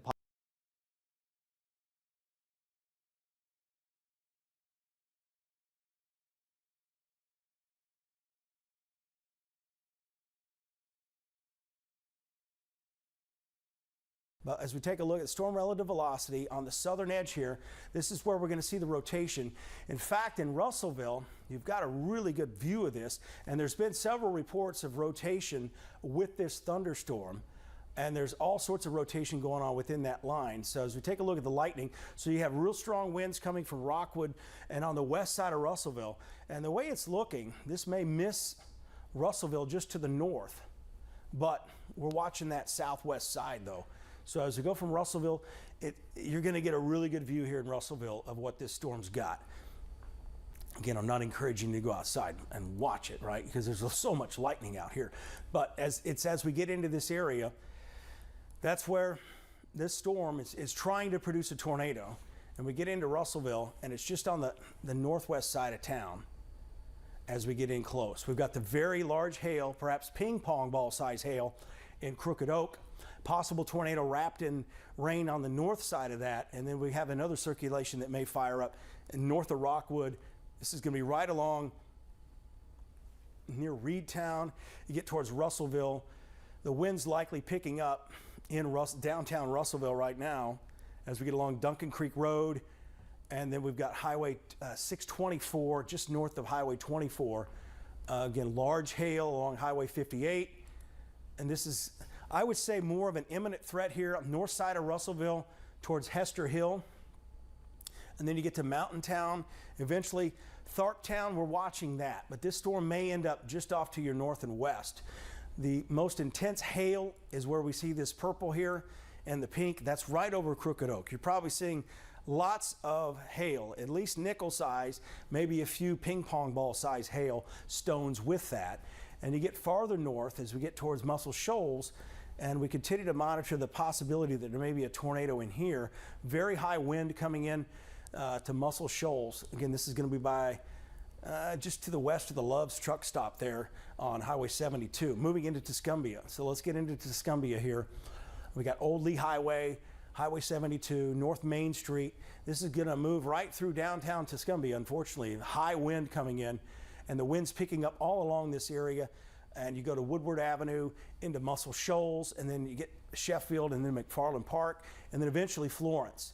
This is all tracking northeast pretty much. And as we take a closer look down the road, you got Nitrate City over here, Alabama Shores, Ford City, and Leeton. You're just to the east of this area that we're watching for very high wind. Let's take a look at the lightning, and this tremendous lightning going on from Sheffield down to Tuscumbia. This is just continuous lightning, one bolt after the next coming in to Tuscumbia. And Leeton seeing some. Everybody in the northwest corner of the state has some form of lightning. So very, very noisy, very much like what we had last night in many areas. and early this morning. Just tremendous lightning. So Red Bay, just briefly want to mention you here. Right now, we don't have any circulation, tornado circulation in your area, but there are storms to your west we're watching. There's another area south of Vina we're going to have to watch. So this is what we mean by you may have to seek shelter several times during the day. So we've got one thunderstorm, supercell storm, that's trying to produce a tornado just to the northwest of Russellville on the north side of town. Again, if there is a tornado, we're going to know it because there's plenty of eyes on it. We got sheriff's office, police officers, emergency responders, all looking, storm spotters looking at the back of that storm. And that's why we've had several reports of rotation with that. And let's see. Oh, that's just a question inside the chat. Somebody wondering what was going to happen later this evening. So again, Russellville, stay in your shelter. Littleville, stay in your shelter. And we're watching areas west of Red Bay as well right now. Let's expand that view. No tornado warnings continued here, but as long as we start to get more of this rain coming into these storms, that's good news because it kind of blocks things from just exploding like they could. And really, I just want to get a good view of everything that's going on. Let's take a look down here towards Tuscaloosa. Just a mess of showers and storms. I think the main frontal boundary is just to the east of Memphis, east of I-55, and that represents the end of the severe weather threat. Unfortunately, it's going to take several more hours for that to clear the area, probably at the earliest 8 or 9 o'clock this evening. Elsewhere down here towards Tuscaloosa and Bessemer, Birmingham, the west side, watching thunderstorms coming in from the west. They've got tornado warnings coming down here. These will be approaching Tuscaloosa within the hour, and also in the Columbus area, these will be likely impacting areas south of Smith Lake within the next hour to hour and a half. As we get back into our territory, so to speak, we're looking at this area down here near Russellville. We just continue to watch a lot of lightning here. We don't have any reports of tornado damage. In fact, we don't have any damage reported at all so far. But this has been over a fairly rural area here over the last hour or so, and sometimes it's difficult to get reports when you come from getting the rural areas because it may be a tree down or something damage that hasn't been reported or nobody even knows about. But we're going to know about it when it hits the shoals, right? Because that's a heavily populated area. So that's why we continue to give that warning out and take the lightning off. Just continuous lightning. Lightning is a very big danger with this storm. The highest wind right now over Muscle Shoals. Very strong winds, very large hail, potentially in Muscle Shoals, moving into Tuscumbia, Sheffield, and about to move into Florence, and eventually Killen here down the road as you get on the northeast side of Florence, in the Shoal Creek area up here towards Lexington. So Lexington, your winds are picking up here, and eventually Anderson. But the good news is we don't have any strong, we don't have that EF2 to EF3, EF4 type signature showing up on radar. And I know that probably has a lot of you concerned since that's part of this watch and that potential. We don't see that right now. We do see the potential for these lower EF1 type tornadoes, maybe a high-end EF1. So we're talking winds maybe 100 to 115 miles an hour. And as you've seen lately, that will do damage. So heavy rain and lightning moving into Killen, large hail moving into Muscle Shoals, also some high winds moving into Muscle Shoals. And the large hail continues to kind of be confined back here from Crooked Oak, but a lot of these hailstones can end up farther to the north as well. As we take a look at the velocity, still indicating high wind, especially in Muscle Shoals. And we're getting a little bit more twisting wind down here, at least on this latest scan here. Let's get in closer here. We've got some colors together here, and that's always concerning when you're looking at the possibility of a tornado forming. And it's actually in the area that doesn't have much rain, so the sampling in this area is not very good. But the fact that's on the back side of this area, we'll have to watch this storm over Russellville now and up to Hester Heights. If you live in Gravel Hill, you'll probably be in your shelter for another, or at least seeking shelter for another 10 minutes or so as this moves through. And it's the area we're watching that's in and around Russellville, and just to the west of Russellville near Rockwood, we continue to see every now and then there's signs of circulation, but I don't see any strong, significant tornado circulation there as of right now. But overall, that's what we have to report. Let's go over to Chelsea. She's been looking at hail size. Yeah, Brad, we've been seeing very, very large hail out of some of these storms. Again, no really concrete reports coming out of the National Weather Service chat. If you do have those reports, you can send them to us on social media through our email, or you can send it through our website, our WAFF 48 page. Let's go into the largest hail that's picking up right now on some of our products. This is going to be in and around the Crooked Oak area. This includes Indian Springs Road back into Waterloo Road, portions of Highway 73, Highway 58 as well. Just to pixel some of this data, I mean, it's picking up hail size up to 1.5 inches. That is extremely large. Brad already mentioned this, but this kind of hail will do damage to potentially your vehicles. If possible, if you're not under a storm like this, I recommend if you're farther down the line to the east, try to put your car underneath a carport or something. Of course, please stay safe. We do not recommend doing this if you're underneath a severe warned storm or a tornado warned storm either. But again, just farther down the line, if you're still dry, not seeing a lot of thunderstorm activity, please try to make those preparation plans well ahead of time. Very large hail like this could do damage to your vehicles, potentially even part of your property and residence. You know, if you do have siding there on your home. Of course, we will continue to keep you updated as we head throughout the rest of the afternoon and evening. Still no confirmation on a tornado yet. This is coming directly from the National Weather Service, but plenty of reports of people seeing rotation with that storm. Again, not seeing any debris with this. We do have a severe thunderstorm warning. This covers portions of Franklin County all the way up into Lauderdale County. Also, that tornado warning that covers portions of Franklin up into Lauderdale County as well. It is very messy. We're seeing multiple signs of rotation, quite weak rotation at the moment, but this could recycle and spin up quite quickly, becoming stronger potentially. So that's why we want you to go ahead and be in your safe place if you're not already. Yeah, good advice there. Again, just stay put. We've talked about this for several days, and so far it's not as bad as we had anticipated so far. I mentioned that. We're still just in the early stages of all of this, but we continue to see that large hail that Chelsea was mentioning. North of Littleville, this is going to be moving towards Muscle Shoals and over there towards Nitrate City and Leeton. Ping pong ball size hail. That's 1.5 inch hail. And then eventually down the road, Rogersville. In addition to that, there's a tremendous amount of lightning. I'll put that back on the screen here in just a second.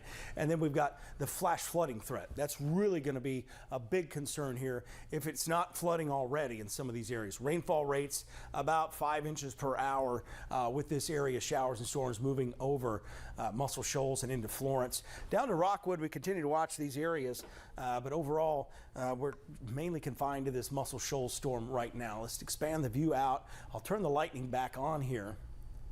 And what we're going to see is a lot of lightning, especially right over Muscle Shoals. And we're watching the back edge of all these storms back here to the west. We continue to keep an eye on storms near Tupelo, moving east-northeast.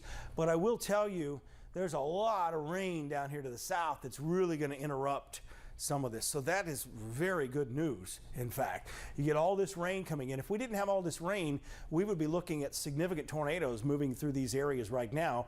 But instead, we're looking at hail, the possibility of some spin-up tornadoes within this line, and also frequent lightning going on as well.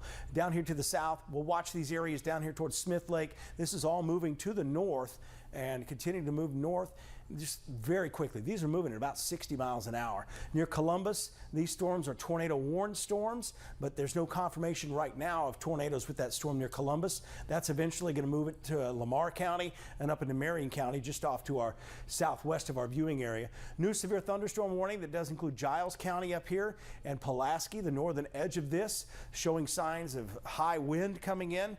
Large hail also on the menu with that storm. Let's take the lightning off. The hail size may be getting higher in this storm. Yeah, Brad, we're getting reports of baseball-size hail now in Colbert County.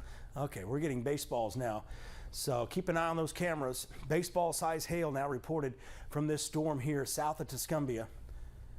That is going to do damage, and that is loud. And you may smell pine too, because when you get that large of hail, it shreds the pine trees. So if you smell that pine, it's not, a lot of times when you smell pine, it's because a tornado's coming through, but this could be just the hail that's creating, and that roar. There's going to be a loud roar coming through with this, with the large hail that's hitting all these rooftops in this heavily populated area. And the worst part of this is going to be just on the east side of Tuscumbia, all along Highway 72.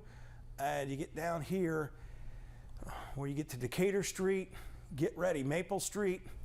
This large hail is coming in, and we can clearly see it. In fact, I'll put the hail track on here too and see what we get with that.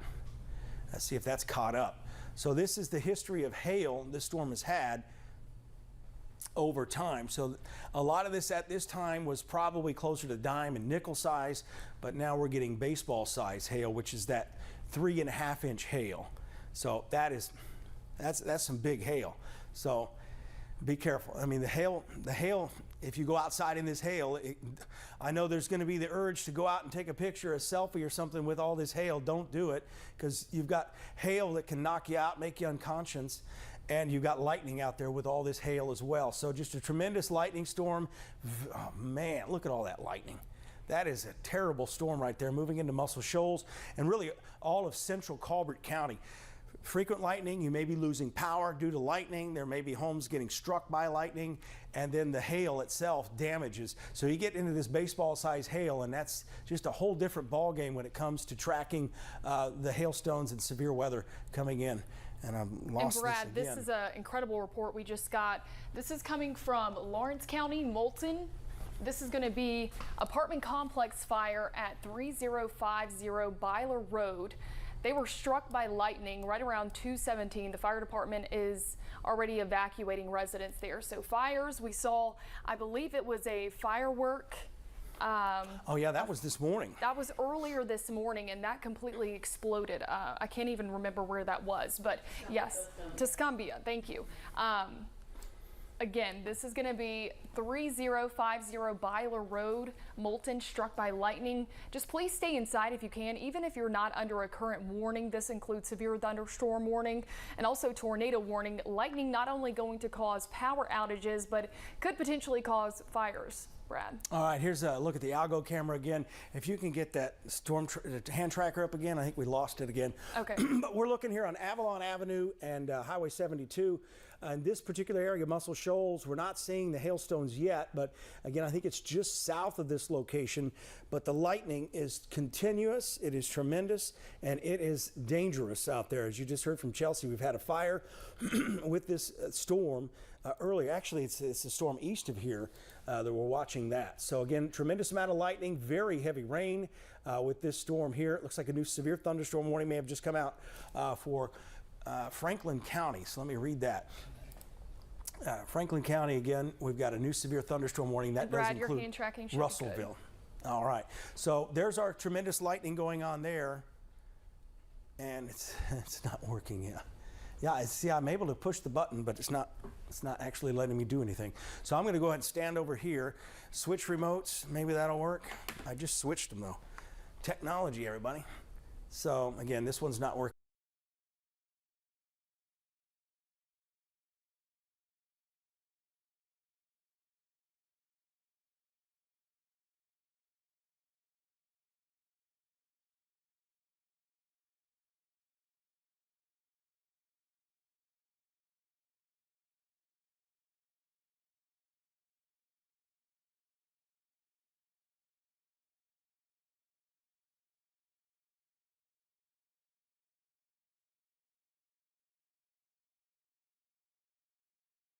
How close they are to a tornado, because I really don't think they know. If it was me, I would be doing some illegal things right now at that red light to get away from it, because this is not a situation you need to mess around with. We still have a debris signature. Is the debris signature still as apparent, Riley? It's not as apparent, but I'm still getting a pretty decent debris signature. It'll be crossing into the Salem community probably within just a couple of minutes. So okay. If we kind of go up towards, if you live anywhere near 1 Mile Drive, Salem Church Road, Cagle Road, Salem School Road, of course, Jones Chapel Road, Roscoe McDaniel Road. Okay, so it is at the, I just saw it pop up. It is at the, it is now crossed 49. It has already crossed just north of that camera.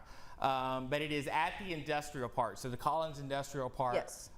Where the big mill is, the big silos for Sanderson Farms. That's where this is right now, and it is about to cross over William Warren Road, Salem Church Road, Swamp Road, and again, this is just past to the north of Collins, and so we're still watching this at the moment. But again, tornado crossing 49 at the moment. Are there any other rotation reports? I know we've been talking about Collins. The one that went through Bay Springs has since weakened and is no longer on the ground. It lifted before it got to Bay Springs. That's some good news. But the rotation with it would be up near the Lewin community now, but even that is looking very iffy at this point. So it appears that the storm of the hour is going to be this one in Collins right now. New tornado warning going downstream of the Covington County storm.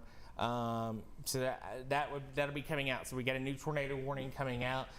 Nick, has the Weather Service in Jackson said Slidell said anything about those storms down there? I know that they are monitoring a few things, but as of now, not only, of course, I was talking about Washington Parish expiring, but they let the one up in Pike and Walthall. That tornado warning has since also expired. But basically, when it comes to days like this, right, when we were talking about the cycling, right, yes, there's no longer tornado warnings down there in southeast Louisiana, but as the weather continues to make its way from west to east or southwest to northeast, depending on what's going on here for that particular storm, we have to watch anything and everything carefully because of that ability for something to change from, say, being an ordinary severe thunderstorm to something that's maybe more than ordinary, your garden variety severe thunderstorm. And of course, when we're talking about things like this with southeast Louisiana, it's not that far away. You can see we've got a big picture here. All of our warnings, according to the radar here, everything is focused on the Pine Belt as of now, especially you can see some of that line there approaching from the west. So for now, all the warnings, all the activity is confined to the Pine Belt proper rather than any sort of areas approaching the Pine Belt as we speak. Alrighty, so we're still watching it right now, and MDOT has swung that camera around.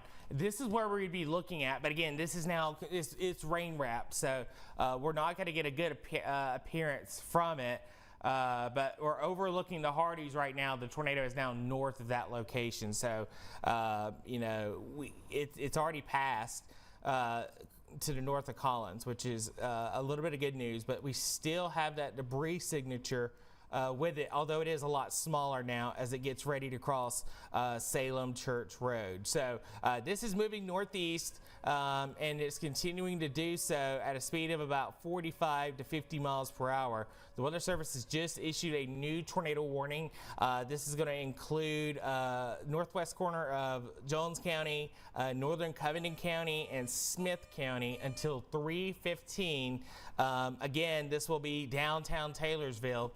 And Brandon, has the newsroom heard anything from Taylorsville when that other tornado just went right over to downtown? Have we heard anything come out of Taylorsville or from the Smith County EMA?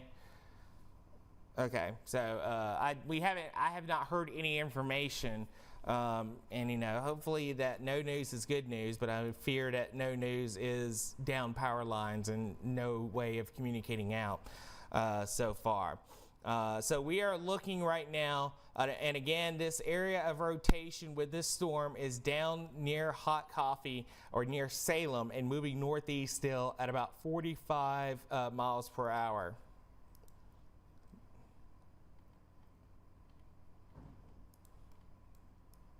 There are trailers, is that what, in Taylorsville? Okay, so we're getting reports of mobile homes damaged in Taylorsville. We're working to get more information on that. Obviously, we can't send a crew there because we're in an active tornado situation. But first, we're trying to get some information out of Taylorsville, but we don't know the scope of the damage that has happened there. But if you are in Taylorsville, you need to remain in your safe spot right now because this is, we got another tornado warning, another confirmed tornado heading your way, and it's heading towards Taylorsville. And Nick has something. I do want to add, some of the rotation appears to be tightening up there east of Lewin in Jasper County. So we're going to have to watch that sort of area with Jasper County very carefully as well, in addition to the ongoing storms that just passed just north of Collins there at the 4984 interchange. Yeah, and that's the storm that you were just talking about right there behind you, Nick, and you can definitely see how it is tightening up. So yeah, you can see the brighter colors there. We look for these couplets, right? We look for these brighter colors. I know that earlier when we were taking a look at all of those circulations, not only in southeast Louisiana, but in the Pine Belt, we look for a lot of these bright colors that sort of dance with one another. And when they do, this is definitely something that is cause for concern, because if you have any sort of couplets or any sort of winds that are tightly inbound and sort of correlated with one another, for lack of a better term, this is going to be something that can cause concern. So we have to watch and see whether or not this continues to tighten up, because it certainly has the attention of not only us, but the National Weather Service with all of these ongoing storms. We have to make sure that we stay on top of any storm that is rotating. That goes for a lot of different storms today, folks. So you notice here with these tornado warnings, they will be rotating. These storms will have varying degree of periods in their life cycle where they're either more potent or less potent, but regardless of less potency or more potency, it really cannot be stressed enough that reading the radar, sticking with us to make sure until this nasty weather is away, we're not going to be done. We are far from out of the woods, at least as of now.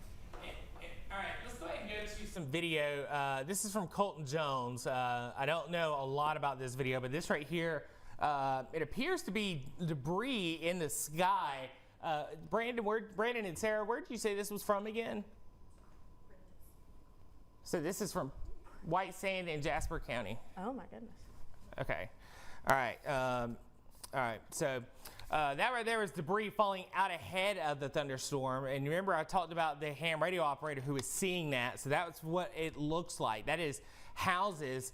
Most likely, that is debris from Tylertown that is falling out ahead of this. So, this is the kind of situation that we're looking at here. So, again, we're getting video in. I'm seeing some pictures on Twitter as well of some of the large tornado that may have just went through Taylorsville. And speaking of which, we just got off the phone with the Smith County Sheriff's Department.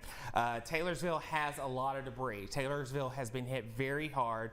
The Smith County Sheriff is heading there now. We don't have any reports of injuries or fatalities at this time, and we hope it stays that way. But again, Taylorsville was hit hard. That's all we know at this point. We know that there have been some trailers damaged, and we know there's a lot of debris in the city of Taylorsville, but we don't know anything else beyond that. First responders are trying to work their way into town right now, but again, they're also having to deal with the other cell, which is nearby, that is hampering this situation again. In fact, they're probably having to shelter in place right now from this one area that we were watching. Now, I will say this. The tornado which touched down near Collins earlier is right at the county line. It is lifted at this moment, and so it is lifted. And I can tell you that. So it's not on the ground at this exact moment, but the supercell has been cycling, and so it may not stay that way. But Taylorsville is about to be hit again. But again, we're still waiting on word to come out of Taylorsville, and it's going to be a little bit slow to get anything out because, again, first responders who are trying to help, you don't need them getting hurt and trapped and needing more first responders. You don't need how much can a tow truck tow if a tow truck could tow situation. So, they're having to kind of be, very skillful in their resources deployment right now because of the tornado that is near them right now, the area of rotation. One thing I want to do right now, let's go ahead and do this because it is almost 2 o'clock. I want to just quickly give everybody a reset of what is going on. So right now, the city of Hattiesburg, you're fine. The city of Laurel, you're fine. Purvis, Waynesboro, New Augusta, you're fine. Everything has been confined basically in the western half of our viewing area so far. We've had 2 reports of tornadoes touching down and doing damage near Tylertown earlier. Both of those moved northward into extreme northern portions of Marion County, and they produced damage there near Morgantown and Red Bluff. They then moved into Jefferson Davis County, one crossing near Carson, the other one near Bassfield, and then we saw one it weakened once it moved to Collins, and then it tightened up as it moved into Taylorsville. That's this one here, and this was the first storm that popped up. It went directly, large tornado went directly over Taylorsville. Now that's north of town. The second rotation fell apart as it came to Bay Springs. But now we're watching a third area of rotation down towards the south and west. And again, this one is just radar indicated at the moment. So we have 1, 2, 3, 4 tornado warnings in our viewing area at the moment that we are actively covering. We have 3 people here, and so we are having to kind of split time between all of these. We are working to do our best, but we've had at moments where we've had to focus specifically on certain ones because of large tornadoes or significant debris signatures. So we are by no means done. We are by no means near done, and you know, this is going to be something that's just going to continue for the next several hours here. Again, this has been training supercells so far, and then we still have to have all of this move through the Pine Belt later today, and so it's going to be a while before we clear this out of here, unfortunately. And I see that Nick has something that he wants to say from the Weather Service chat. Yes, we do. Some of the ham radio operators there up in Laurel, they're reporting damage in Taylorsville. I know we were talking about trying to diagnose everything, see if we could get some word from them, but basically according to what we have right now, a few homes and of course Taylorsville High School, they have all taken damage. That involves Taylorsville proper, right there in the heart of town. And of course, we're also watching now, we have a TDS, a tornadic debris signature there east of Montrose. So we're watching Jasper County and areas like Lewin there very carefully as well. So a very busy day here. Things continue to evolve as they make their way eastward. They just, it's one after the other for this particular day right here. You can see that, you know, everything continues to stream in as we look at it in real time, guys. Yeah, and I'm looking at that. That's a very small debris signature, but it is apparent, and it does match up with where the rotation should be. So this, of course, is just east of Montrose, and it's actually in a much more rural part of Jasper County. So it's east of 15, east of Montrose. Right now, this is that debris signature, starting to get bigger now. It's crossing County Road 20 and County Road 15611. You gotta love their 5-digit county road numbers out there. I'm sure that sign is just stretched as wide as it can be to fit 5 numbers on there, but you get the idea.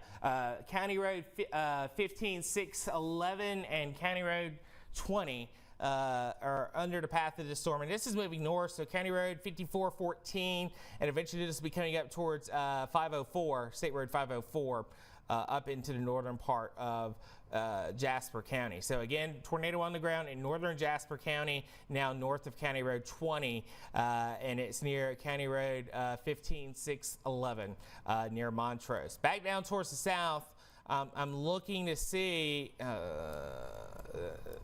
no, that's not. But there's still a little bit of rotation here. There's still a little bit of rotation, but that little peak is not matching up with debris. It doesn't match up, so that's not a debris signature. That is the telltale, folks. Sometimes people ask, how can you tell? It literally looks like blobs. Well, they have to match up. The red and the blue have to be tight at the same area that debris signature is at, and that is not correlating. So we're not seeing a correlation there. But we still have tight rotation over Taylorsville. Again, we are working to get information. Nick just said that the Taylorsville took a direct hit. We do not know what is going on in Taylorsville. But we do know that the Smith County Sheriff is on his way to downtown Taylorsville to aid in rescues. And we've also been told that Taylorsville High School, the Tartars, have taken a direct hit. That was correct, right, Nick? So the high school did get hit. So So there are reports of damage at Taylorsville High School. We are working to get some information out of the area. Quickly, if you can, if you have service in these areas that have been hit, send us a picture so we can at least know what's going on at the moment. So open up the WDM7 First Alert Weather app, scroll down to the bottom and click the button that says submit your pictures. You can send in pictures of damage or video of damage, and we can get them on air by you sending them in that way. But again, we don't have a lot that's coming out of Taylorsville right now. We don't know how many people have been injured. I'm presuming that there are going to be injuries in Taylorsville. Hopefully there are no fatalities. We don't have any words saying that there are, but it's definitely not good. So Taylorsville took a direct hit with these storms, and unfortunately we are not done. We still have other tornado warnings that we're watching at the moment, but none of them have any debris signatures off towards the west. The one in near Montrose has gotten a pretty decent debris signature now. Yeah, I see that now. Yeah, this is going to be a tornado on the ground. This is going to be a smaller tornado, but it is a tornado on the ground. And this one's kind of been moving north. So here is the county line. This is the northern county line with Newton County and Jasper County. So here's 2414. Here's County Road 5 or State Road 504. And again, this is moving kind of northeast. So it's about to cross over County Road 2414 as it continues to move up towards the north, but we do definitely see tight rotation there.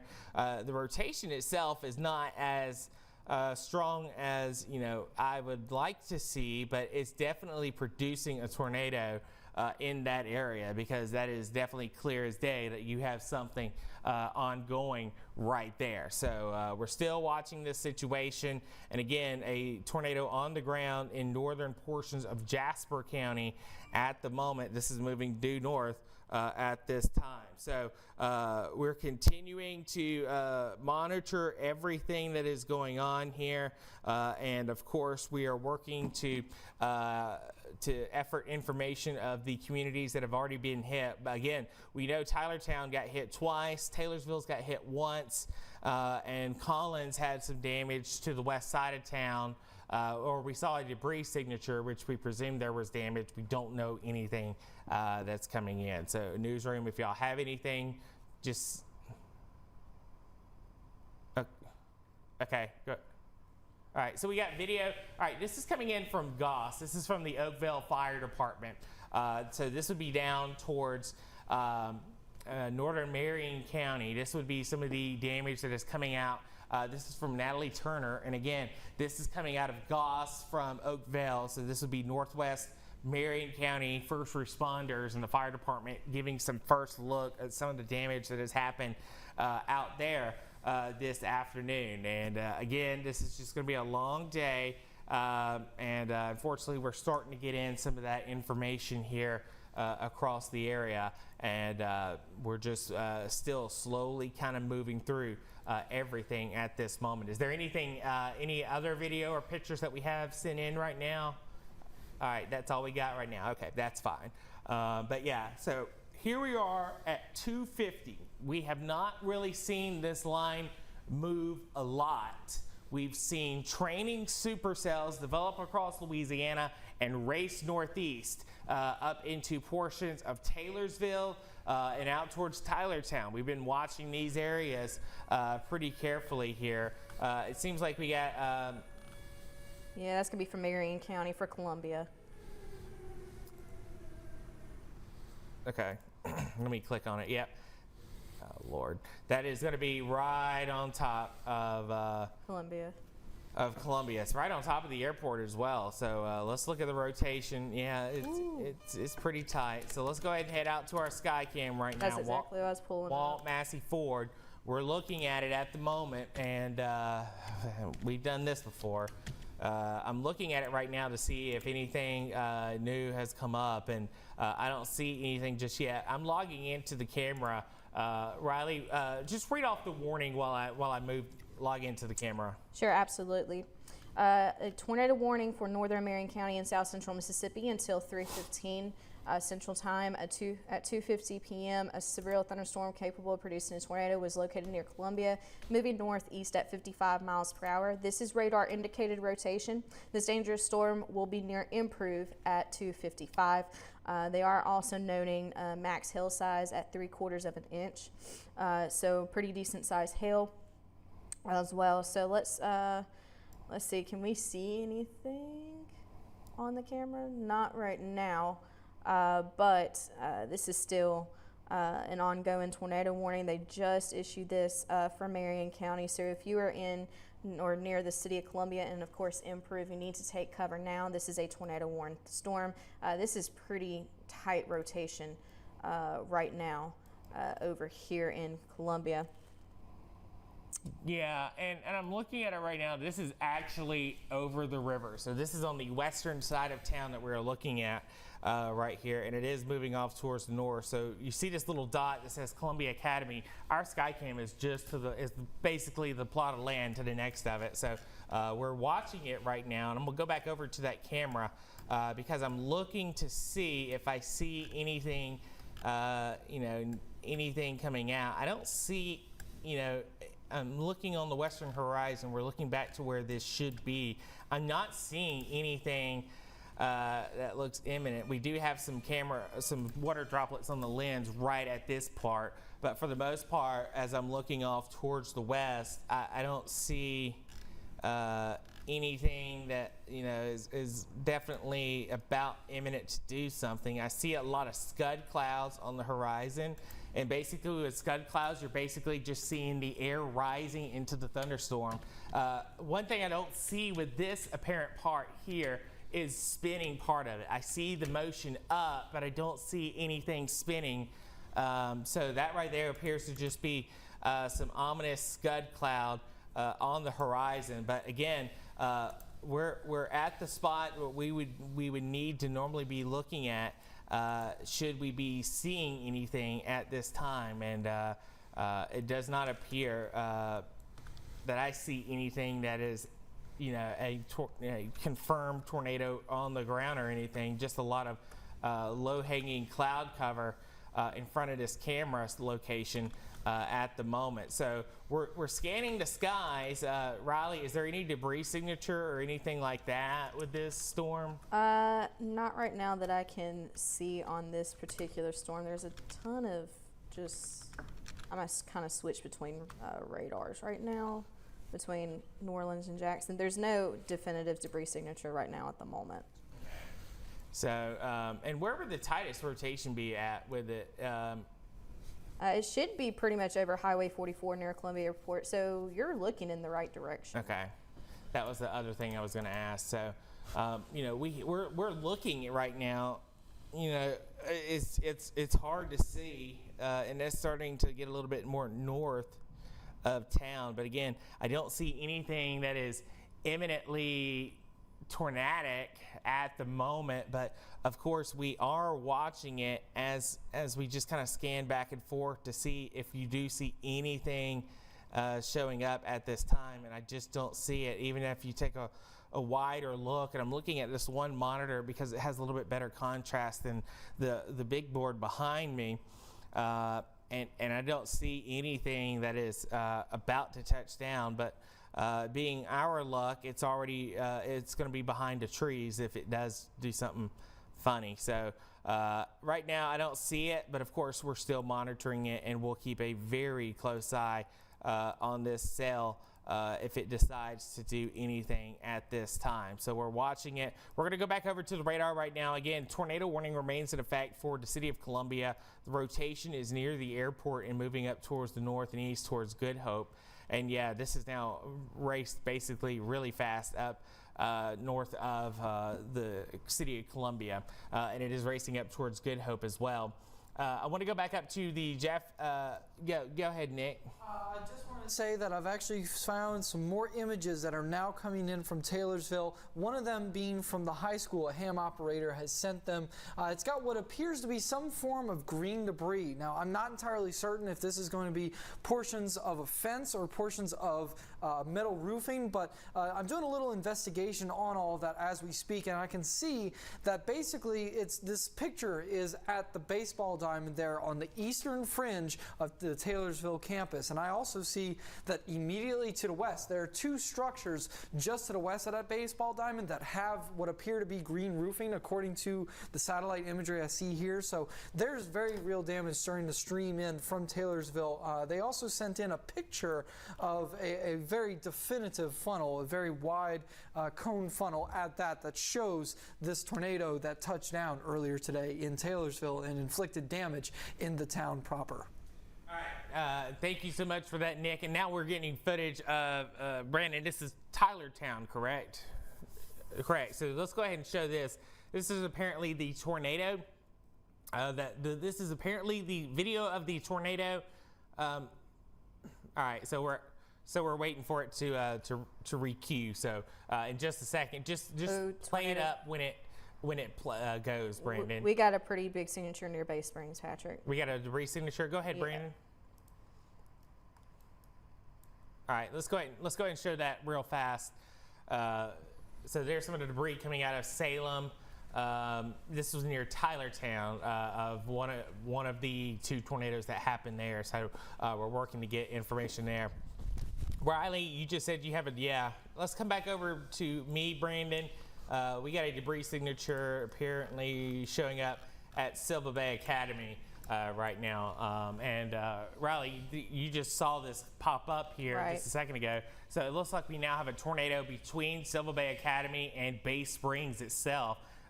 It's getting ready to cross the state road right there. State Road 18. So that is indeed a debris signature showing up because we do see rotation there. So Bay Springs, you need to be in your safe spot right there, and it appears that this is going to be a possible tornado. Let's see. That's also going to involve Jasper General Hospital there on the western portion of downtown Bay Springs there. You've got the General Hospital and the cemetery, the Sonic Drive-In, all that's located in between Highway 15, the north-south main route in Bay Springs, and of course Silva Bay Academy there just to the west near 531. And of course Holmack as well. Yes. Yeah. Yes, that's correct. You got the Piggly Wiggly, all that. So, really, you can see where this debris signature is right there in the western heart of Bay Springs here. Once again, there is another tornado in this particular area where it's literally in between Silva Bay Academy. Okay, so in between Silva Bay, Bay Springs proper, in other words, the 531 and 15. You can see this debris signature here. It's going to be crossing, if it hasn't already, it's going to be crossing the east-west highway, Highway 18, any moment now. So yeah, and the Weather Service is saying that this may be a looking at it, to me, this is a debris signature. I know they've stated this may be a little bit of a difference, but apparently, the latest scan has that debris signature gone. So hopefully that was it, and this is lifted, and maybe this was a false echo that showed up here. But that debris signature has dissipated, so hopefully that is the case, and it stays that way. But again, I will say this. It is not, that right there is a what we call a bounded weak echo region, and you can see what we're talking about. So we have a donut here. So basically, we have a very strong mesocyclone over Bay Springs itself, and this is in a stage. This is kind of an early stage of the cell as it would get ready to produce a tornado. So basically, you still need to be in your safe spot right now in Bay Springs. You can see the hook wrapping around. So this is getting ready to produce one. So this is recycling, and this is normally what they do. There's the bounded weak echo region, then that transitions to a hook, and then you get the debris signature. So we're kind of in that step one of producing a tornado. But again, Bay Springs, you still need to be in your safe spot. That debris signature went away, but it is still very strong in terms of the rotation. So we're watching that carefully. Brandon, do we have that footage queued up from Tylertown? All right. All right, so this right here is footage coming in of one of the tornadoes that hit Tylertown. You can see the lowering on the horizon there. And this comes from Christina, so you sent it in. And again, this was earlier today when one of the two tornadoes that hit the Tylertown area at the beginning of all of this. All right, so you get the idea. It's been a long day. Tylertown is, was hit just hard, just to the west of town, and we're still working on things as well. And we're working to get that Taylorsville video as well. We got some video or pictures coming in from Taylorsville. So when we are ready to show that, just say it in my ear. I'm sure I'm just as curious as what is happening in Taylorsville right now. And Nick, yes, while we wait. I do want to keep note that an emergency manager says that a tornado is still on the ground there in Bay Springs. Of course, you can hear everything sounding off literally behind me as we speak, but that weak echo region he was talking about was a very interesting talking point, because all things considered here, this cell still has the capability to bring the potential for damage to life and property. You can see here Bay Springs, that's going to involve that tornado potential. We're currently kind of investigating here to see if we can find that better correlation coefficient to kind of confirm what the emergency management is saying at this time with this tornado, according to him being on the ground as of now. Because it's one of these things, folks, where sometimes it comes and it goes, and it comes and it goes, and that literally these are the cards we are dealt with. Okay, I know that Bay Springs already saw something earlier, at least possibly, but now that we're looking at this once again, it's one of those things, folks, where we literally cannot let our guard down until the rest of these storms are out of our area, including the supposed storm or supposed tornado that is ongoing in Bay Springs as of now. All right, so we're still watching everything carefully. We just got a new tornado warning that was just issued. I want to just quickly mention that and just read this off. This will include extreme northern portions of Lamar County and include Sumrall. So, and they are stating tornado on the ground near Improve. So let me read off the new warning here. So this is going to be until 4 p.m. a new tornado warning that has just been issued at 3:02. An extremely large and dangerous tornado is located near Improve, or 12 miles northeast of Columbia, moving northeast at 60 miles per hour. So apparently this is the area that they're looking at. And again, we have another beware down here. The debris signature with this cell has gotten a little bit murky.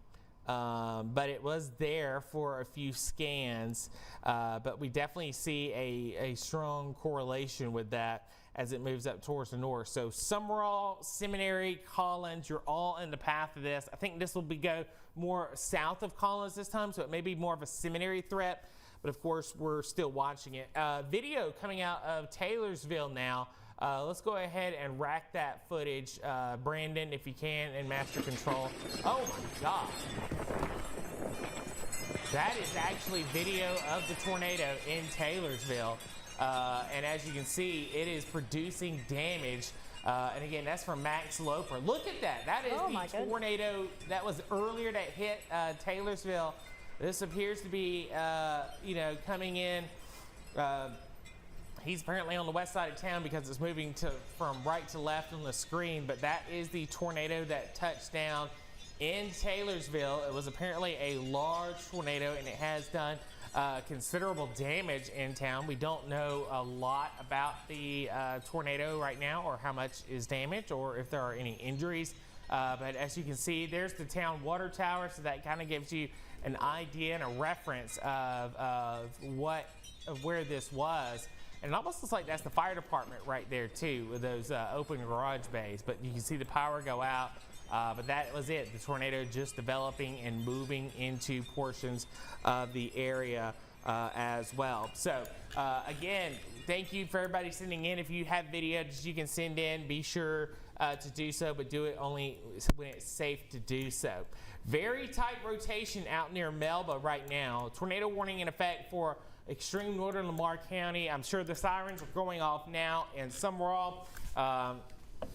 Very tight rotation out towards Melba, and this is going to be heading directly towards Seminary. I don't see any signs of debris with this one just yet, but the rotation is certainly there, to say the least. So things are very tight here, and you can hear the alarms are going off for this tornado warning that is going to be moving through portions of Covington County and into western portions of eventually Jones County as well. Let's go ahead and take a live look from our Summerall Skycam. This is Express Care out in Summerall. It's loading up here in just a second. Right now, let's see. Let me make sure that it is still up out there. Yeah, it looks like we still got footage from our back side camera. No, it don't. It looks like it's dropped out. So they may have lost power there in Summerall at the moment. But as you'll notice, oh, there we go.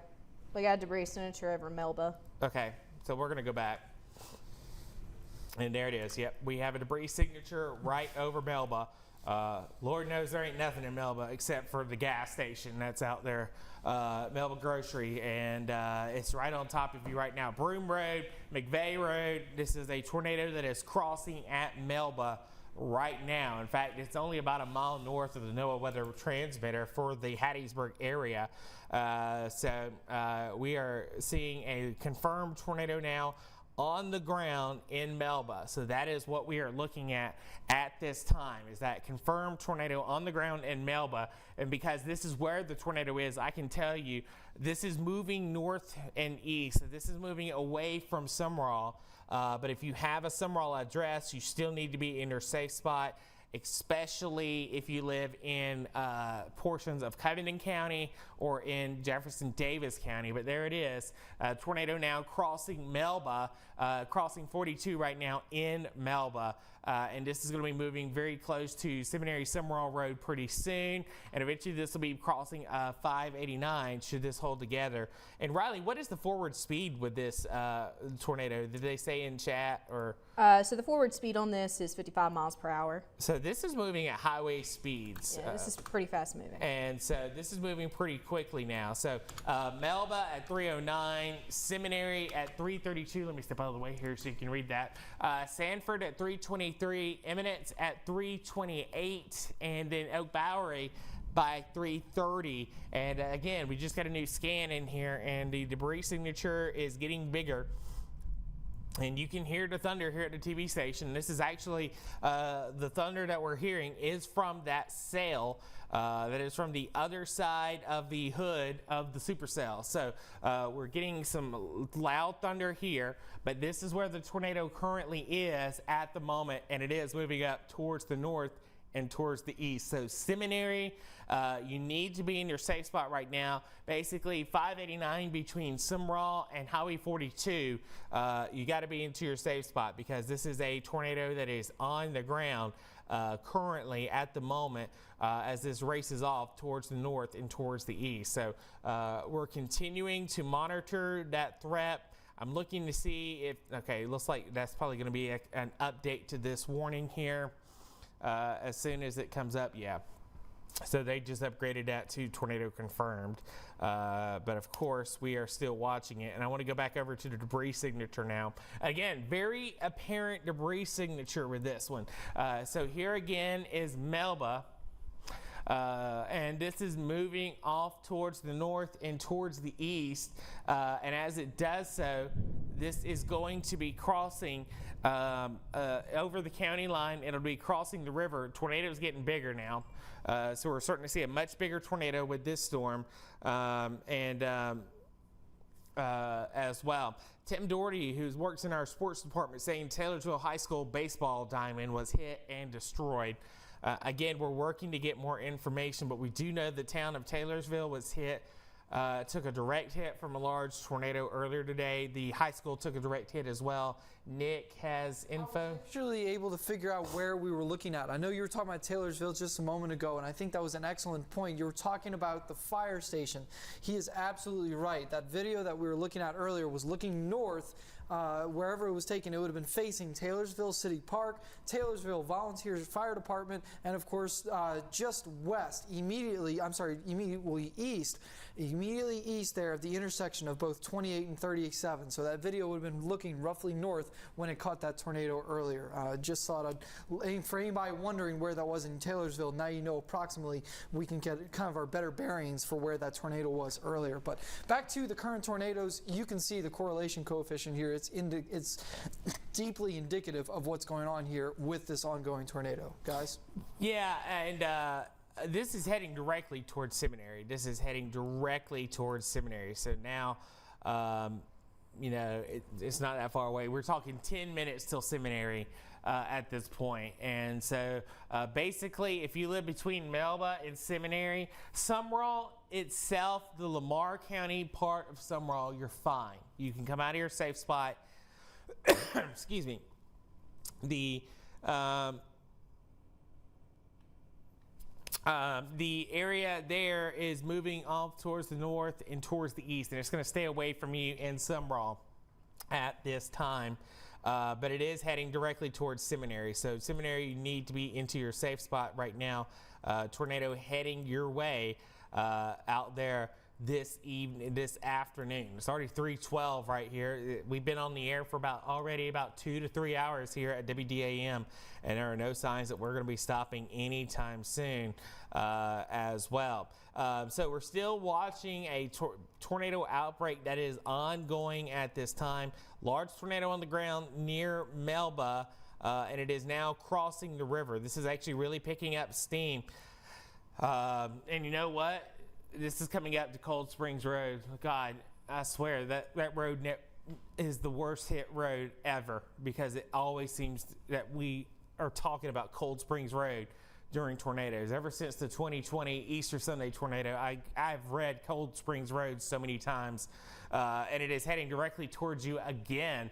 So we're talking about coming up towards Seminary. We're talking about coming up here towards Seminary Williamsburg Road, Smyrna Road, Robert McGowan Road, McDonald Church Road, and out towards Cooley Road as well. So all of these areas, you need to be into your safe spot right now, and it's continuing to move up towards the north and east. Just got word now that the Taylorsville Fire Department is now open as a storm shelter. So if you know someone in Taylorsville, obviously the town has been hit. If your structure is not safe or able to provide you shelter anymore, you can go to the Taylorsville Fire Department and they will be able to give you shelter during these storms. So they are acting, this is actually as a storm shelter right now, because that building is fine in Taylorsville. But again, Taylorsville took a hard hit. And now we're still watching this one area of rotation, of blossoming, and it's heading directly towards Seminary at the moment. And Riley, not too far away. We're only talking about getting there probably in about 8 minutes. What are some of the other roads in that area that are going to be hit? Well, like you said Cold Springs Road. You also have Smyrna Road, Oakdale Church Road. This is also going to take this along Tom Showers Road, and of course Seminary Sumrall Road as well, Cooley Road, Seminary Mike Connor Road as well. So this is actually a lot of areas that I'm familiar with. I used to actually go to church out here several times, so I know this area very well. Napier Oil Road, but of course the town of Seminary, you're pretty much right in the direct path of this. And of course, if you are on Highway 49 in Cumberland County, near coming up towards Seminary, and of course 589, please pull over. We do not want you driving into the supercell. This is a confirmed tornado on the ground, and we still have a very tight rotation. This is about to move into the town of Seminary, or very, very close to the town of Seminary. But of course, Cold Springs Road, Seminary Mike Connor Road, Smyrna Road, Cooley Road, you guys need to be taking shelter now. This is just not a time to play around, unfortunately. Yeah, it's really not. If there is any good news, is that that debris signature does not look as healthy as it did. So we've lost some of the depth to it. So we can still see where it is, but we're not seeing the deep blues that we would normally see in an ongoing tornado. That could be for one or two reasons. One, the tornado has briefly lifted, or two, it is not hitting bigger things. And I think we're kind of, now that we're seeing that debris signature kind of blossom out a little bit, where I'm going to say that it's kind of lifted, maybe temporarily, that this tornado has lifted here. But again, you should not treat it that it's going to stay that way forever. But again, it is about to cross 49 at Seminary at the moment. So we're continuing to track a tornado warning storm there in Seminary at the moment.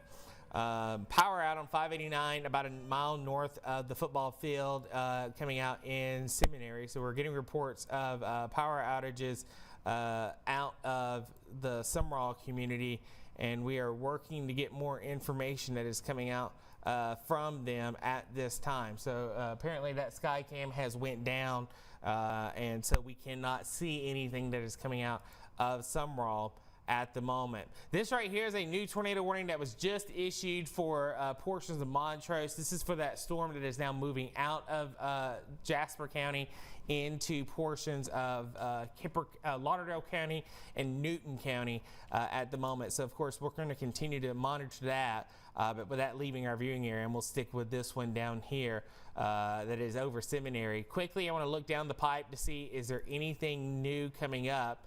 And these are the only warnings that we have right now. So just to kind of give you an idea, right now in our viewing area, we only have this one warning that we're continuing to track with this storm here that is moving through Melba and moving off towards the north at about 55 miles per hour. So we're kind of beginning to slowly move down into a bit of a lull, but we're not done yet. We may have more coming later on this afternoon, but the line of thunderstorms is certainly prolific off towards the west. And again, we've had multiple reports of damage already this evening. New flash flood warning coming out for Jones County at this time. So I'm looking at the debris signature here. The one thing to notice is this, is that debris signature is falling apart. So that tornado has lifted momentarily. It may be a good thing because it's almost directly over downtown Seminary at the red light there, at the offset red light with the bridges and all there, with the wards and the chevron. The chevron's on the right, the ward's on the left. If you're heading north towards Jackson, and then if you turn right, you'll walk down or drive down the 590, and you'll wind up at the high school and downtown Seminary, where the police department, the fire department, all that is. So this is kind of where we're seeing that rotation, Cold Springs Road right now. But again, I'm not seeing anything that is saying that this has dropped back down again. So we have seen a lifting of this tornado, but you should not treat it. You still need to continue to treat it as if it's on the ground, because it's still got very tight rotation as we sit here at this moment. And Nick, have you seen anything new come out of chat? What I've got, of course, some of the EMA officials have reported a brief touchdown there at Bethel Church Road and Faithway Road in Northeast Marion. That would have been approximately 5 minutes ago when that report came in there. Other than that, we're watching that strong rotation there near Seminary. Even though the correlation coefficient's not as potent, you notice here that this is still, the rotation's here. I mean, you can see the bright colors with this particular tornado-warned storm. We just have to make sure to continue to watch it as it sort of makes its way across our area, because it still has the ability to cycle through and change its current otherwise downward trend in terms of at least tornado potential. Yeah, and we're watching things carefully there. This is footage coming out of Tylertown, and as you can see, whatever this was is no more. This is chicken houses. Okay, that makes sense, because I saw a grain silo. Yeah, there's a lot of metal. Unfortunately, I think we're looking at a lot of passed away chickens as well. But this is a chicken farm in Tylertown that is no more. It was hit by one of the tornadoes that went through there earlier this afternoon. Again, Tylertown got hit in quick succession by two tornadoes, probably within about a 30-minute span. earlier today. So this is one of them. I don't know which one, but this is one of the damage from one of the tornadoes of just flattened chicken houses out there this afternoon. So it's been a rough day. We're now starting to get some footage of the damage coming in, and we are working to get more as well. We're continuing to monitor things from the area around Seminary. I'm not seeing any signs that this is touching down again, but the debris signature is still it's there.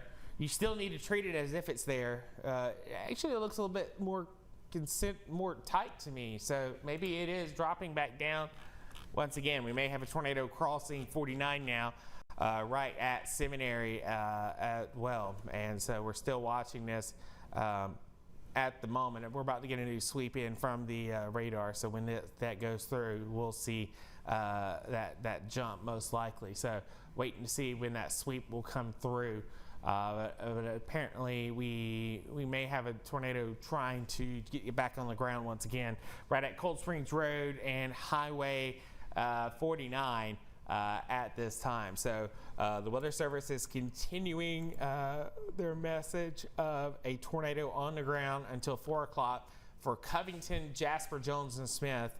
Right now, the rotation is over Seminary, so the supercell is over Seminary at this time, and it is racing off towards the north and east. So now it is north of, or the velocity shows that it has now moved north of the Highway 49 corridor there.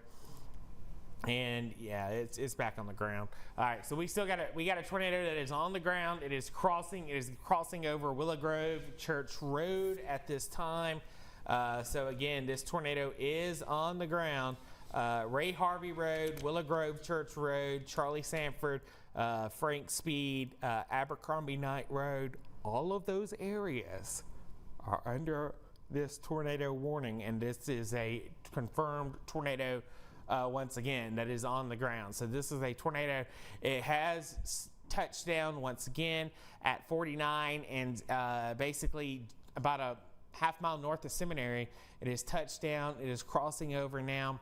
And it is now moving directly into portions of the northern side of Seminary. So this is going to go just north of the high school itself, because this right here is where downtown Seminary is. Here's where the high school is, and this is about a mile north of there. And notice that this was apparently a brief touchdown, because now that debris signature has fanned out once again. So, you still need to treat this as if it's on the ground.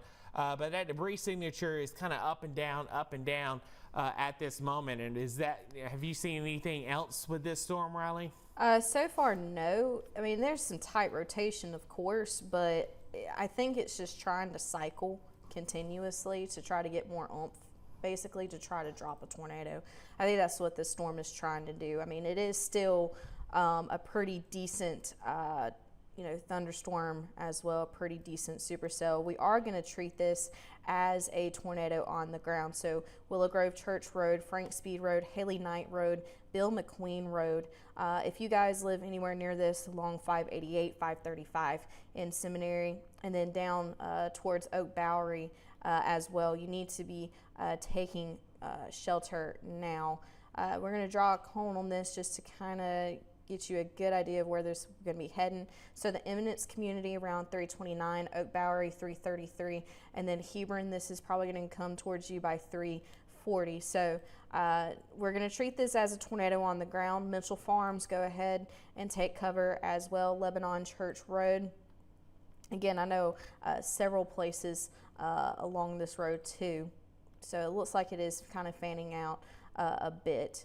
At the moment, we're going to check back with the Weather Service. I can get you some time estimates. Yes, please. Forward movement, if you'd like. Some of that current movement, it's going to be at about 60 miles an hour. So it is worth noting that this particular storm that Riley's working very hard here to kind of watch, it's moving faster than some of the other storms that we were talking about earlier that were moving 45, 50, even 55 miles an hour at times. Once again, it's moving at 60 miles an hour, Riley. I know you're trying to track this storm and make sure everybody's good to go. Yes, that is right. So this kind of took more of a northward turn almost. So definitely toward Mitchell Farms. Definitely. We're going to try and see. There's no indication that there is a tornado on the ground. This is just all kind of spread out at the moment. But we did have it on Willow Grove Church Road, but it kind of took a more northerly turn at the moment. So we're going to kind of go by this right now. So Mitchell Farms, Oak Bowery, Hebron, you have very, very little time to get in your tornado safe place. You need to go now. We're going to treat this as a tornado on the ground at the moment. Nick, do you see anything from National Weather Service chat or anything to that nature? I don't have a whole lot. Of course, basically, it's one of those things where you can see this storm is clearly kind of coming in and coming out, and it's really wishy-washy in what it's doing. Some of the storms, even as they were cycling, they were very definitive for a few frames before going away and then definitive once again. This one has been a bit murky. If you look very carefully here at the imagery, you can see here that it is messy, and that's why Riley, myself, were watching that very carefully, because, you know, if you're anywhere right there along the 535, you're making your way towards 588 here, Oak Bowery, and of course West Jones High School, those sorts of folks there south of Hebron. Anybody and everybody, if you are in this polygon, you need to make sure that you are in your safe space ahead of this potential circulation, because as indicated just over the course of the past few frames where it touched down, it could easily touch down again if it enters that environment where it feels it could do so, regardless of whether how brief or how long that touchdown may be. Riley? That is right, Nick. So again, this is pretty much over Mitchell Farms. So I was, correct in my assumption. This is kind of going over Mitchell Farms. We're still going to treat this as a tornado on the ground, but it kind of took a more northward turn almost. It doesn't. Yeah, it's still pretty much more northward. So Hebron, you need to get in your safe place now. And of course, we're going to take this downstream to SoSo, West Jones High School, West Jones Elementary, the Calhoun community. You guys need to go ahead and take cover now, as well as Oak Bowery. You're going to be dealing with a lot of the rear part of the winds and the hail of this. Patrick, do you have anything new that you're seeing? Yeah, the Weather Service is saying that this storm is definitely cycling at this time, but it could reproduce a tornado at any moment. And should that happen, it would be moving into Jones County out towards areas around Hebron. So would eventually be in the path of this, and even out towards Oak Bowery as well. So we're still watching things very carefully. We do got new footage now coming in from portions of Taylorsville. Wow, that is the tornado. That is what hit the Taylorsville area. This is was a very large tornado that hit downtown Taylorsville. And again, we do have reports of damage in the community of Taylorsville from this tornado that went through there. We don't have a lot of video of the damage so far just yet, but we have seen multiple videos of the tornado as it has rolled in to Taylorsville. So the fire department now acting as a storm shelter. If your house has been damaged or destroyed and you need a safe place to go, just for now until the storms pass, go to the Taylorsville fire station and they will help you out. And this right here is the Taylorsville baseball field. So this is what Nick was showing earlier. This is portion of the roof off of one of those buildings that were in Taylorsville. Is next to the baseball field there. So there's a lot of damage over there in Tartar Country this afternoon. And is there anything new coming out right now? I don't have any other images other than what we just saw here that were basically the images in the video you just saw there. I saw something that was either identical or very similar to that just a moment ago in our little National Weather Service chat. So what you're seeing right there, it's clearly evident that something happened in Taylorsville. Of course, I know that Patrick brought up an excellent point about how the Taylorsville Fire Department is helping folks out with that shelter right now. But all things considered, right, this is one of those days where we can easily see more stuff ahead of us that could cycle like this storm behind me. You notice here that it still has a tornado warning tag to it, and we're going to have to make sure that as it makes its way northeastward and into portions possibly maybe even skirting the corner of Jones County there, you can see that we can't take any chances, right? This is not a day to take chances. This is a day to make sure that you've got your radar ready to go, and of course that you're watching these storms. If you happen to be somewhere that's going to be downstream of any of these tornado-warned storms, like the one we're indicating here at the tri-point between like Smith County, Jones County, and of course Covington County there, you can see very clearly where that storm is rotating. So we got to make sure that we have all hands on deck if you happen to be anywhere in this tornado-warned polygon as of now. Yeah, and you know, this is the main storm in our viewing area right now. And again, this will be heading towards Hebron very momentarily, and eventually could be heading towards Soso, Stringer, and Moss. I wanted to quickly show everybody else what's going on, just to kind of give a reset. We've been talking a lot about several cells in a specific area. Excuse me for that. But here's a look at what we are tracking with the watches and warnings so far. So here is a look with this at the moment. We only have one tornado warning active in our viewing area. We got a leftover one, but that cell's now moved into portions of Lauderdale County. So one tornado warning that is moving out of Covington County and moving into portions of Jones County momentarily. We have more cells down towards the south, but none of these are tornadic at this time. But it doesn't mean that they're going to stay that way. And so as we go into the afternoon, we're going to continue to watch things very carefully as well. Excuse me. Let's see.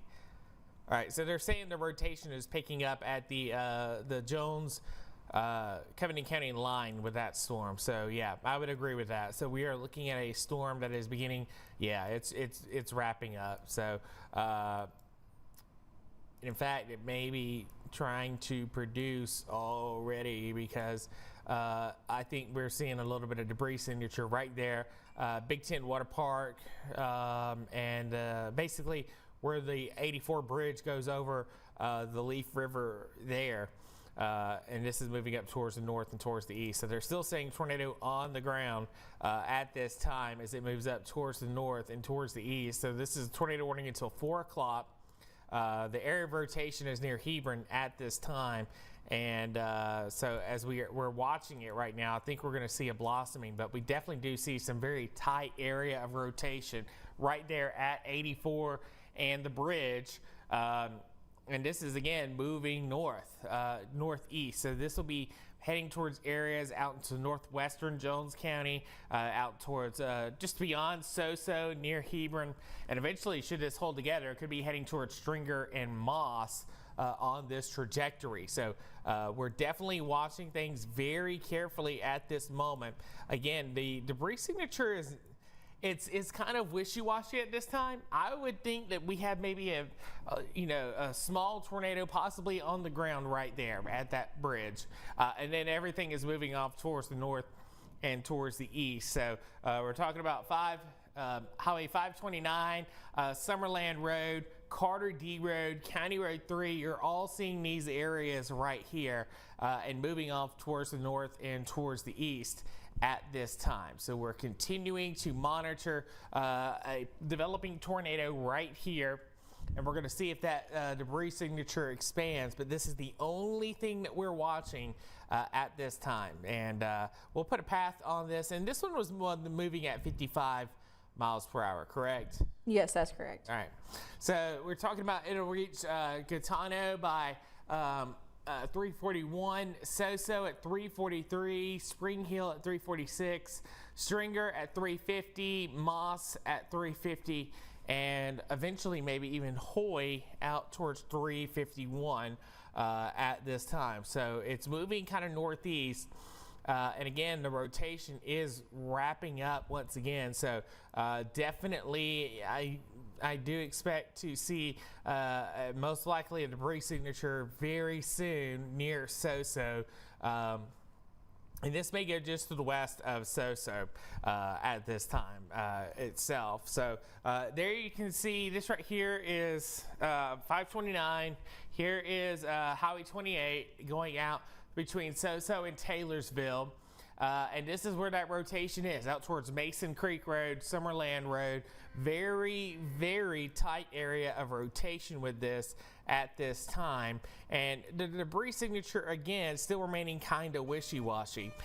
We got a new severe thunderstorm warning that has just been issued for portions of Covington, Jefferson Davis, Lamar, and Forest counties, and this is moving up towards the north and east. This is for this cell that is over Columbia right now. They're seeing the possibility of hail up to 1 inch and winds in excess of 60 miles per hour with this line of storm. So we're seeing this in Columbia, Sumrall, up towards Seminary as well. This will mainly stay out of Hattiesburg, at least the way the polygon is drawn right now. Hattiesburg, Oak Grove, Petal, Purvis, you're not under this warning, but Sumrall is. And the way we've seen things go today, sometimes those severe thunderstorm warnings eventually become tornado warnings if these things wrap up. And right now, very, very broad rotation over Columbia. It's definitely not enough to produce anything as of now, but we have seen these things really ramp up over quick succession, and so this is something that we're watching very carefully.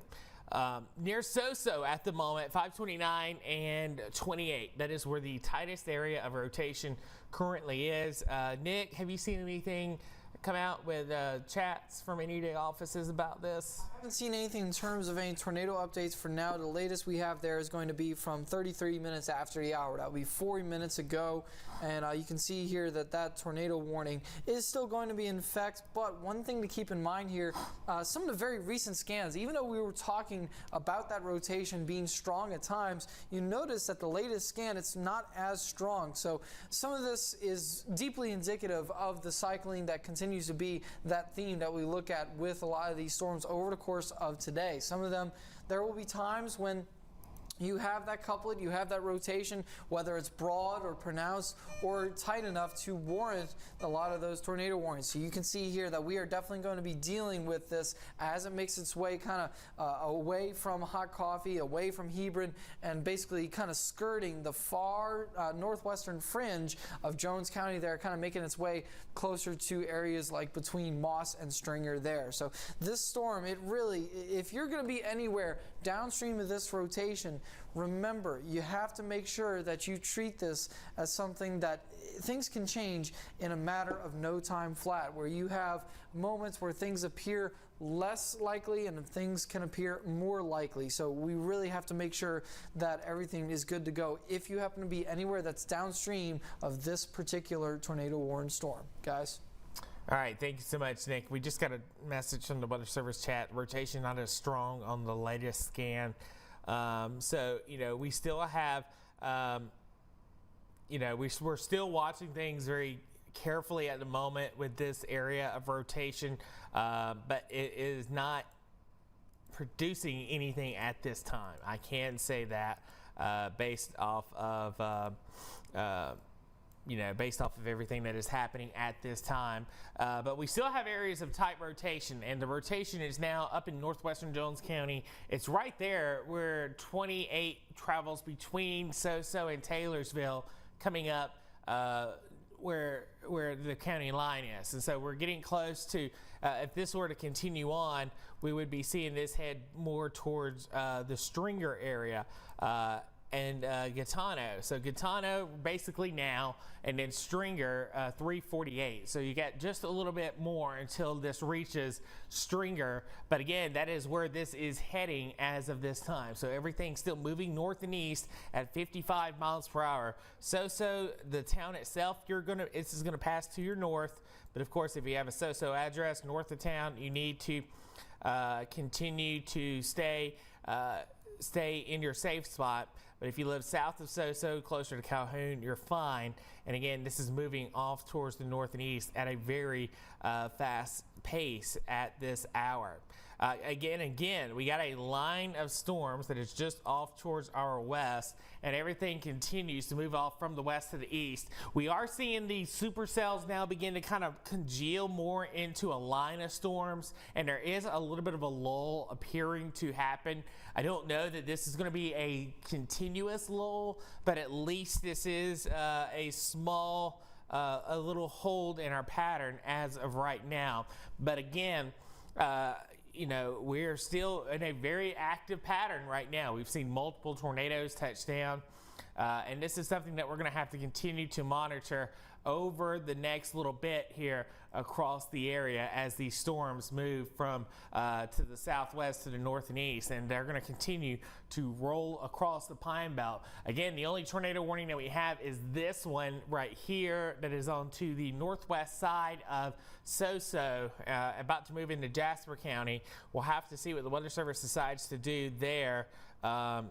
And right now we're just kind of holding tight and holding steady with this at this time. So, Riley, have you seen anything new, any new developments with this one cell? With this one cell, no. I mean, there's still an area of tight rotation, but I don't believe it is on the ground at the moment, but nevertheless treat it as it is on the ground. Also, I don't see any way, no updates or anything from the Weather Service. So, I think it's still cycling just a tad before it gets into Smith and Jasper counties towards Stringer and 533 Highway 15 near Stringer. But that's about it at the moment, Patrick. All right, and we got some new footage that is coming in from the newsroom, so we'll go ahead and play it, Brandon. This right here is footage from the Tylertown tornado, one of the tornadoes that hit Tylertown today. And so they are in that tornado. There it is, right there. Oh my goodness.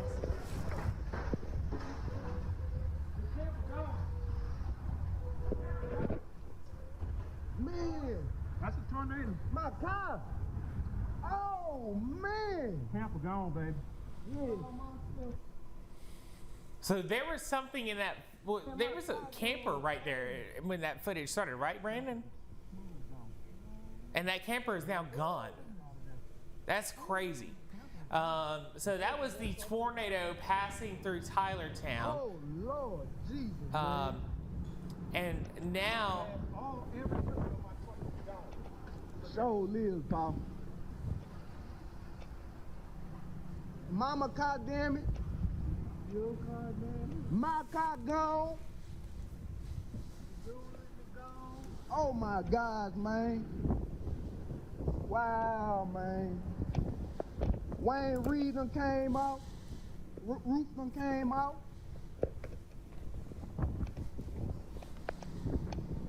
Man, Lord Jesus. It's crazy. Lord, man. Why I gotta be in Tylertown, man? Look at my car, man. Oh my God.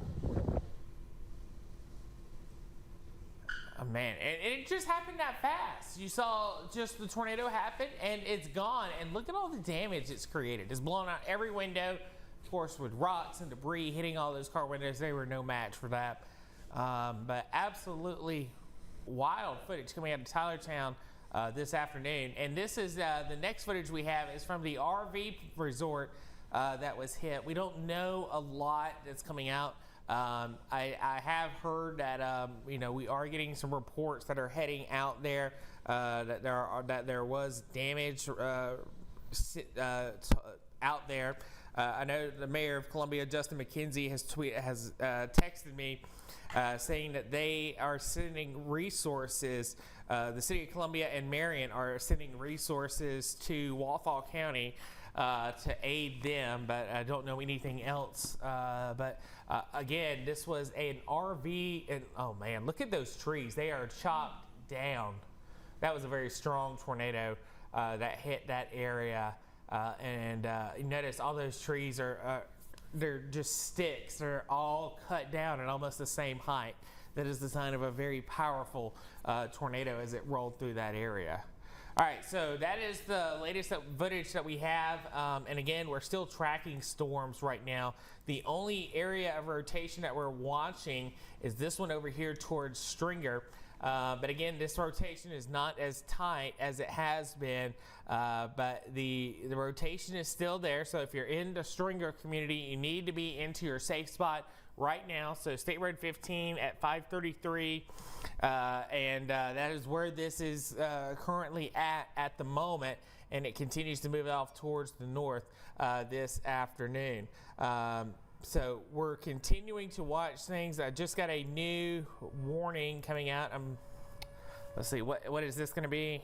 This is going to be, they're going downstream with that warning. Yes. Okay.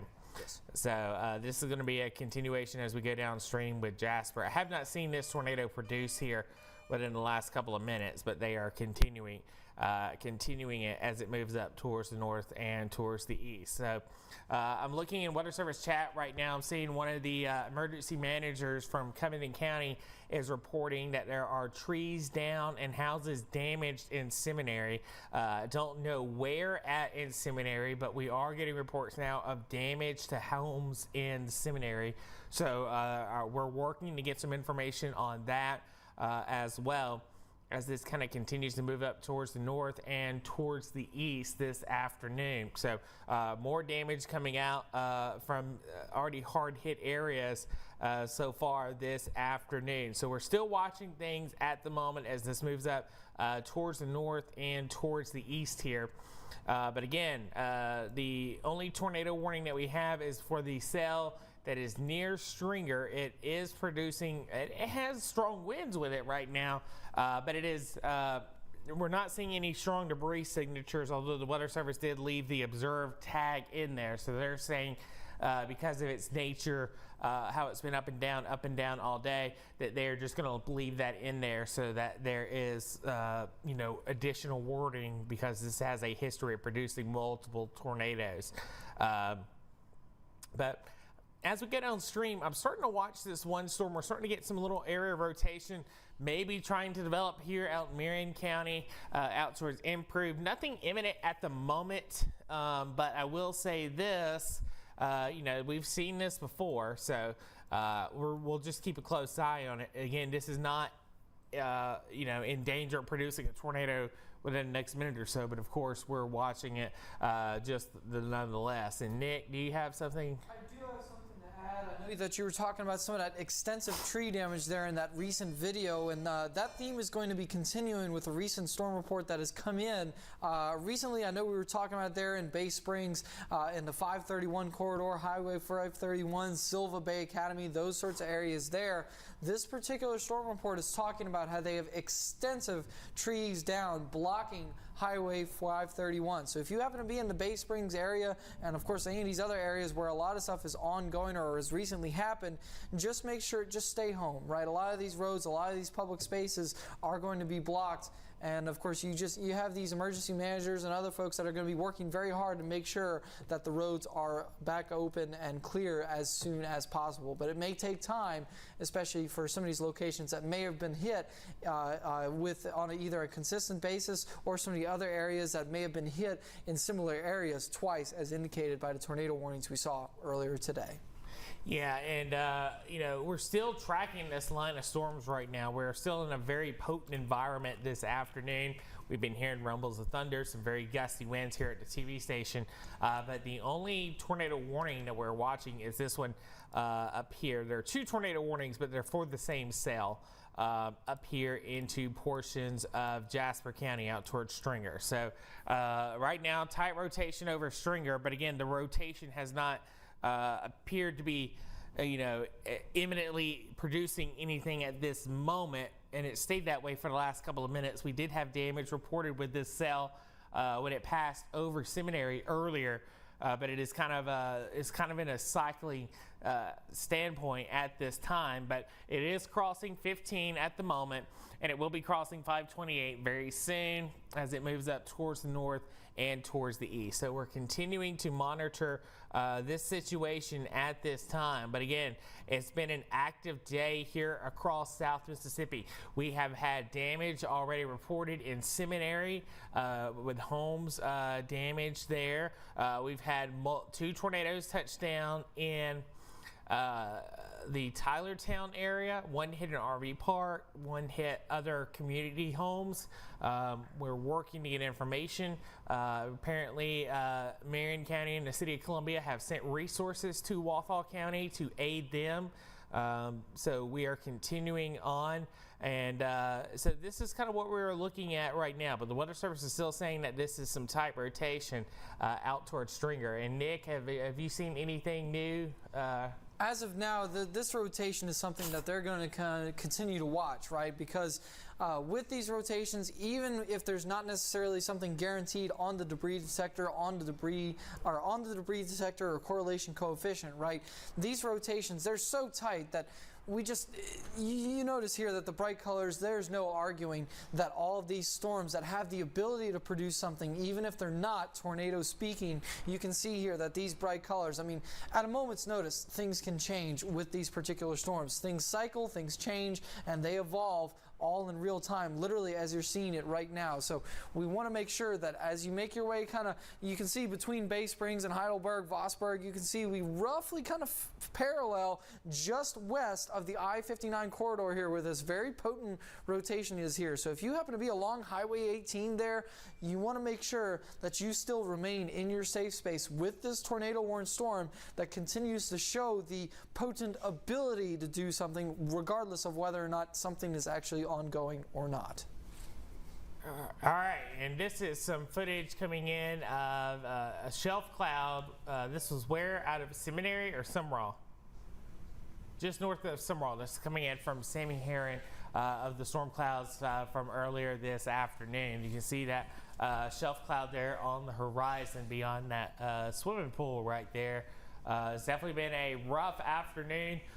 We've had multiple tornadoes reported throughout the day, and we're working to get more information coming out here for right now. Did you say there was a second video behind this one as well? Okay, just this one. All right, so that's what we are looking at right now. The rotation still continuing out here, tight rotation out in southwest Jasper County near Stringer.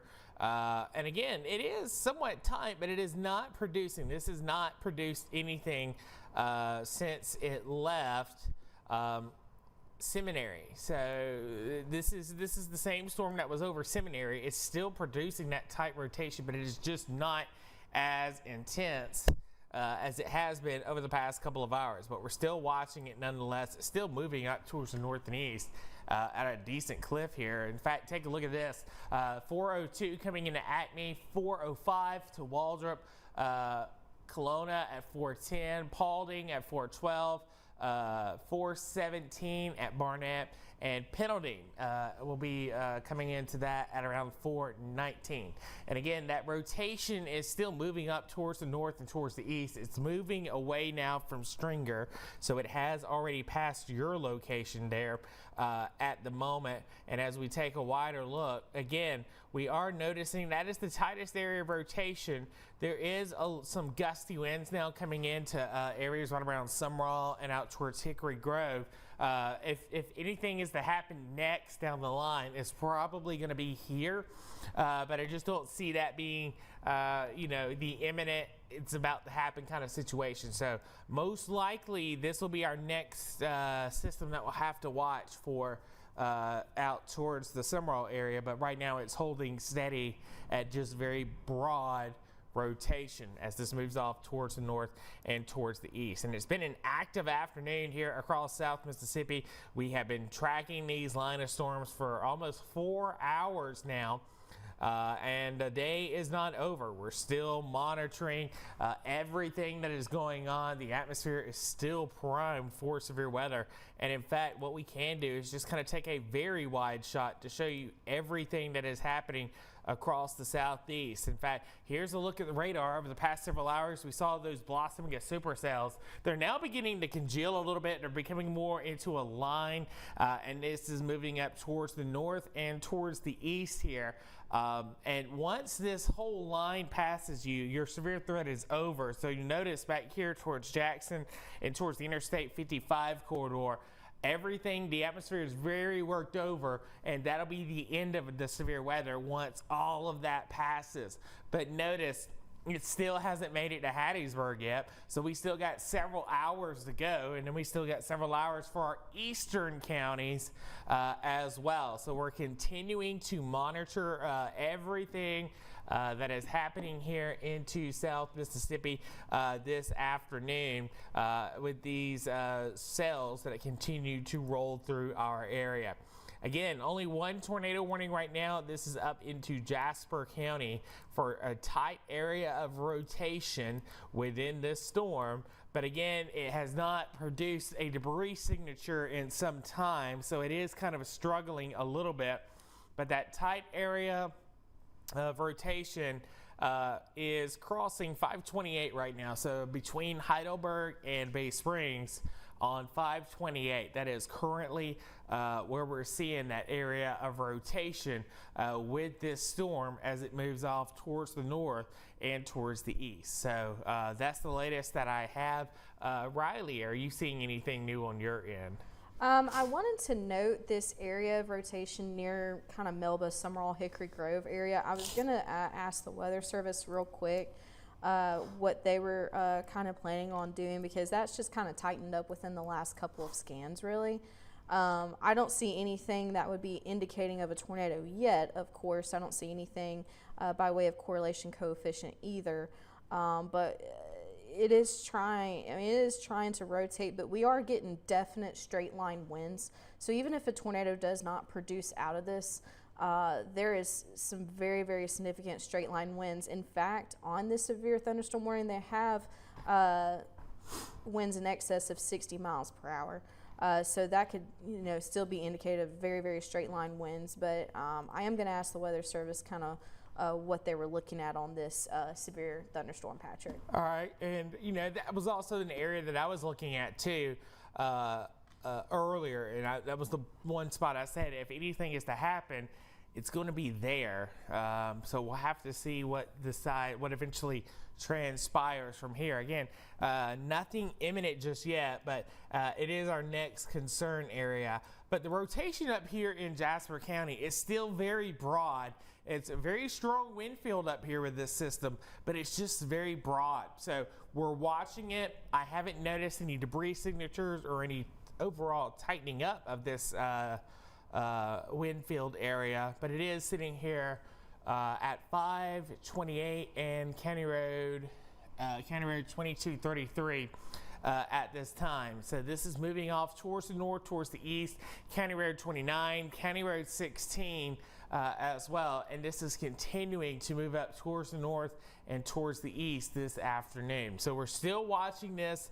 The Weather Service is saying that they've left the tornado on the ground tag with this, but right now this is not on the ground, but it has a history of producing multiple tornadoes earlier when it was down into the southern part of the viewing area. So we're of course keeping a close eye on that right now. And that moves off towards the north and east. And as it does so, it'll be moving into areas such as Rose Hill. And I'm going to pull up the other one. So we're talking about areas around Rose Hill, Paulding, coming into Watubby, Stonewall, and even out towards Hickory between now and 4:30. So this will be moving out of our viewing area here, probably right around 4:20, 4:25, moving into portions of Lauderdale County by then. But it's certainly become a long afternoon, to say the least, here across South Mississippi as we continue to watch these areas of rotation. A little bit of a lull kind of developing now where we're not seeing as many tight supercells. The ones that we did have kind of moved now into Meridian and even into Alabama, where they got a couple of tornado warnings up towards the over towards Tuscaloosa right now. A lot of lightning with these thunderstorms, so a lot of prolific lightning with the storm up towards the Bay Springs area. We got a lot of lightning with these other storms down towards the south, so we have a very active and electric atmosphere this afternoon, and we're still tracking everything carefully here. But as we sit here at 4 o'clock, we only have the one tornado warning up into Jasper County. So for those of you who are watching, this is WDAM7 Laurel Hattiesburg. We're streaming around the world on WDAM.com and on the WDAM7 Plus app on Roku, Fire TV, and on Apple TV as well. If you've been watching us for the last 4 hours, we welcome you to hour number 4. If you haven't, we're going to be here for a while. So whatever was supposed to be on NBC and ABC, you're not going to see, obviously. We are in a high-risk situation, a level 5 threat for severe weather. We've had multiple tornadoes touch down so far this afternoon. Damage has been done in Melba, Seminary, Taylorsville, and Tylertown, where they got hit by 2 tornadoes in rapid succession today. And we're working to get some of that information. Now, once this main line of storms passes you, things will begin to improve. But until then, we're going to have to deal with a long afternoon and a long evening of storms here across the area. So we're still watching it right now. And Riley, did they ever answer you back? Yeah, so they're noting that this is there's a damaging wind threat along the shear axis from Sumrall along the Jeff Davis and Covenant County line up towards Seminary. So this is a pretty good indicator of straight line winds, really straight line wind damage that they are noting. It's still like there's a broad area of rotation here, but as far, and I'll just kind of draw this a little bit. So, you know, really kind of right here, that's where that area of straight line wind gust is kind of happening right now, is pretty much in Sumrall. This will be coming towards Seminary, Sanford, Lux, and of course Moselle, and it'll be pretty much close right to the TV station, so we might even hear something as well. I'm going to touch up here near our Jasper County storm. Again, a pretty broad area of rotation and on correlation coefficient. I am not seeing anything as way of debris, but because of the warning statement, we're going to treat it as if there is a tornado on the ground, because some of these storms have had a history of cycling through. So we're just going to pretend that it's on the ground and you know, just stay safe and just stay in your safe place until this warning has exited Jasper County and into your area. Yeah, and we're still seeing heavy rain falling here at the TV station. You can hear it on the roof. You may be able to hear it over my microphone as well. And we've seen some very strong gusty winds here today. The airport at the Bobby Chain Airport before this line of storms had a wind gust of 58 miles per hour. So that was criteria of severe thunderstorm, and that was just winds out ahead of this main line, not associated with any thunderstorm. Again, we've had multiple reports of tornadoes this afternoon, damage to sheds and outbuildings. We've had reports of damage up towards extensive damage on Highway 37 up in Taylorsville. We're working to get some more information. Again, the baseball field was hit as well in Taylorsville High School. And then extensive damage and down trees blocking Highway 531 as well. So we're still watching everything carefully at this moment this afternoon, but that is a look at the radar right now. A lot of heavy rain moving through the Pine Belt this afternoon. But again, the only thing that is tornadic is up here in portions of Jasper County, and it's a broad area of rotation.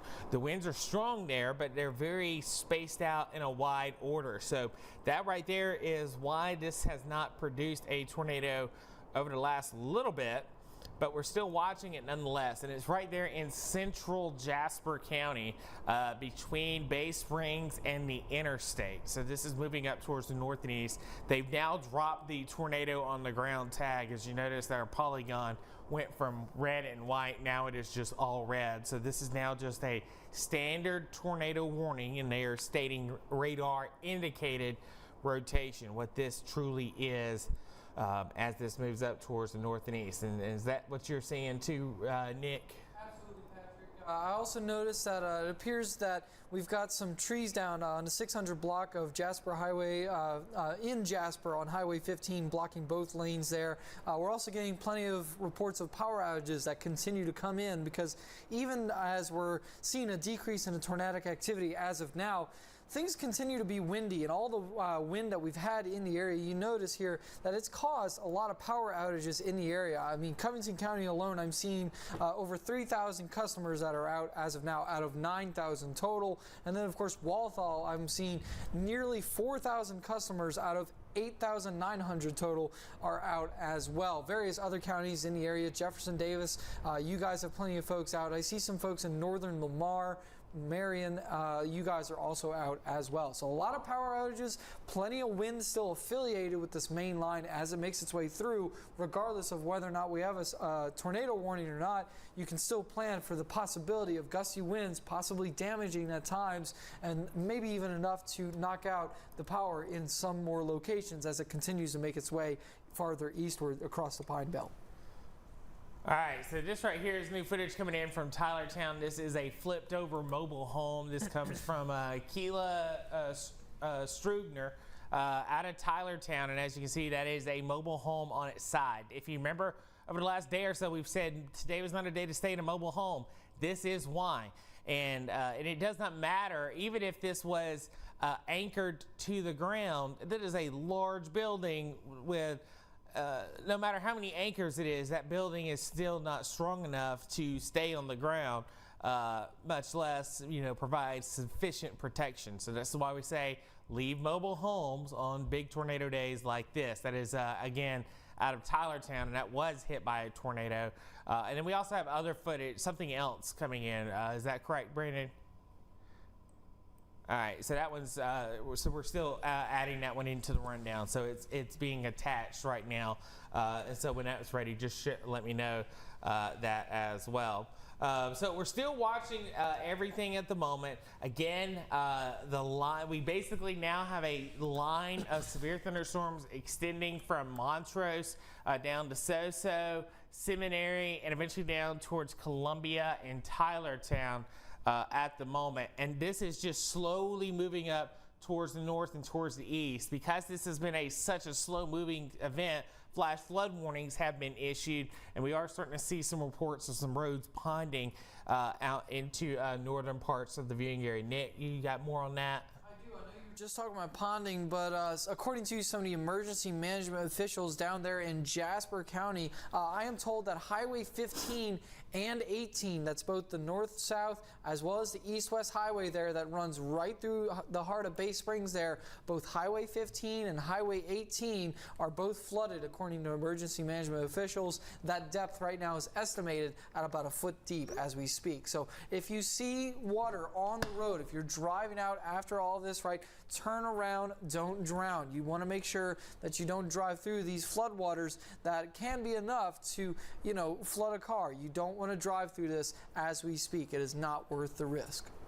Yeah, and of course, we're still watching everything very carefully out here this afternoon, but we are getting a little bit into a little bit of a lull right now. And we're still watching things at the moment as this line slowly progresses through the Pine Belt. One thing we can do right now is go ahead and load up our sky cams. I'm going to load up a multi-box here if it will do so. And as you can see, we got our camera is down at an Express Care in Sumrall. But as you can see, we got heavy rain falling at William Carey University, the campus of USM, Pine Belt Honda, Jeep Ram, Walt Massey Ford, a lot of heavy rain coming down at your location. Lighter rain in Ellisville and in Hattiesburg. And of course, nothing is happening right now in Waynesboro at the moment. But we are, of course, watching everything very carefully here this afternoon. And it's certainly going to be a busy day. And in fact, this is something that's going to continue for a little bit. We were watching this Skycam earlier today. This was the our sister station WLBT's Skycam out in portions of Tylertown.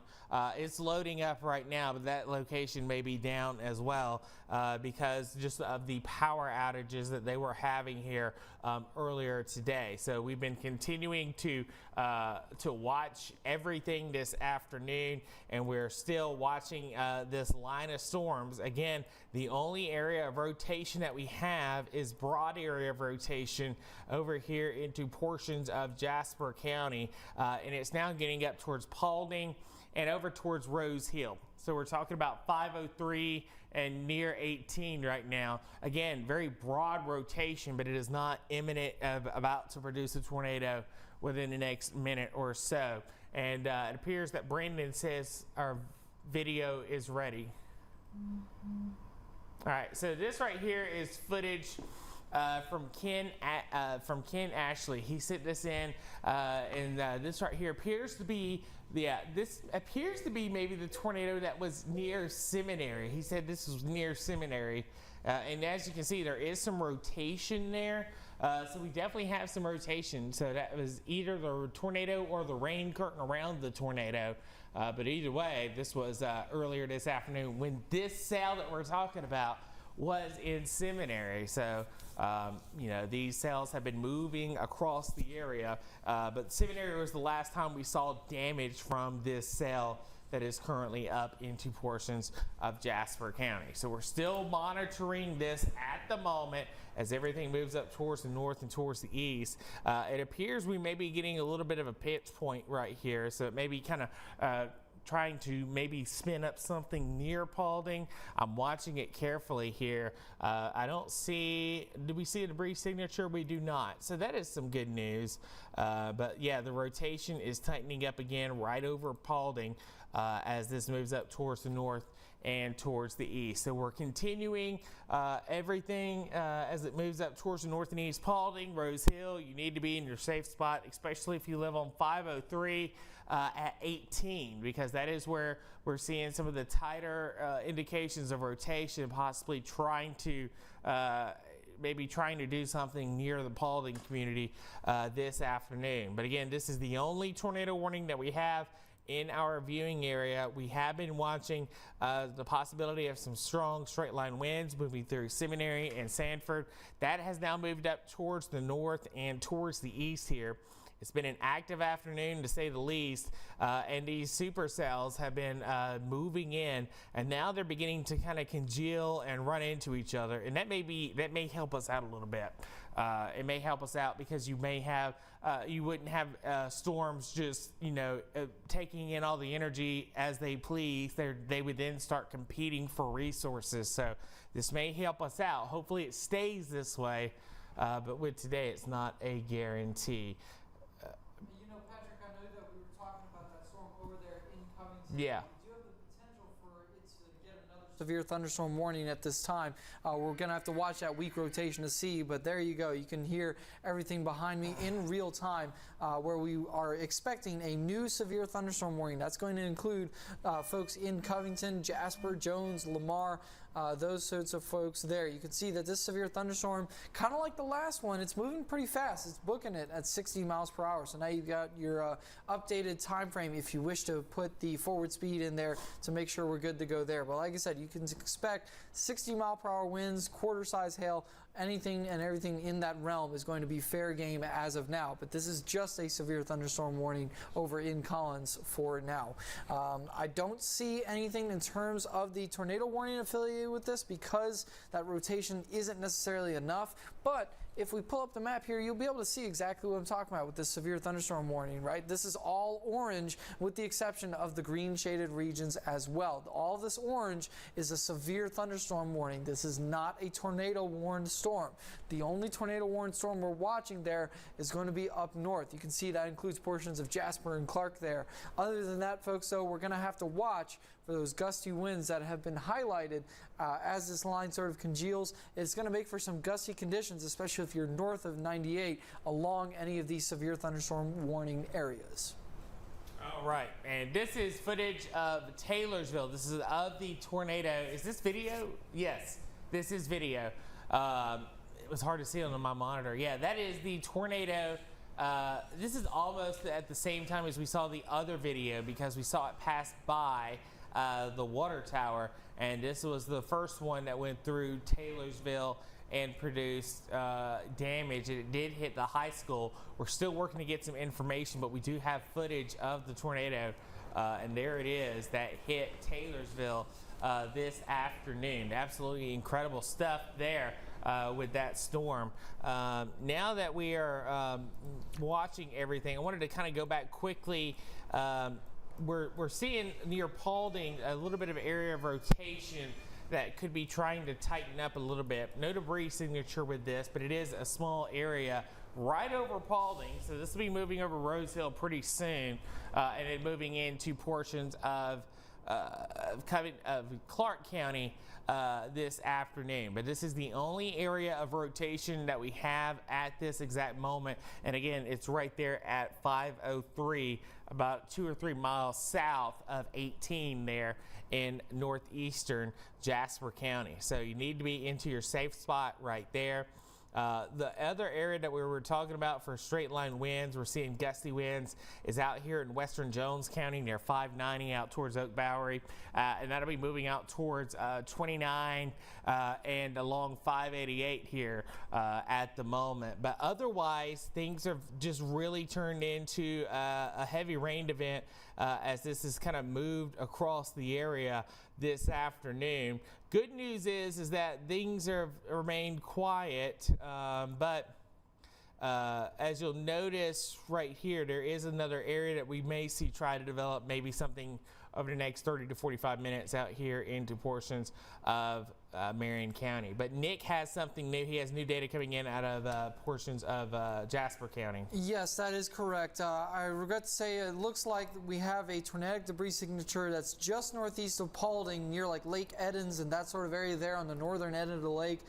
It looks like that we're going to go back to the confirmed or considerable status with this tornado warning. So you can see here, look right there near Paulding here. I know it's not much of a blip, but still, this is enough of a blip that means that it's going to warrant this guaranteed tornado that is likely on the ground. While it may not be as defined with our debris detection here, with our correlation coefficient, like those big blue blobs or blips that we saw earlier, still, you could see with this storm, if it's cycling, there's a very real possibility that we could see this correlation coefficient become even more pronounced. So you need to make sure that if you are in this tornado-warned storm, you can see right there, you saw how we changed from solid red to red and white. That means that we have been upgraded. There is a tornado that is on the ground for this particular tornado warning. The folks in Paulding there, Jasper County, making your way closer to Clark there. You can see that we are basically west of I-59, and of course this is going to be following Highway 582, I believe, if my memory serves me right, parallel to Highway 18 as well. So we have a potentially life-threatening situation going on right here with this storm, as it is actively cycling with debris being detected on the radar. Yeah, and that is going to be in extreme portions of northeastern Jasper County.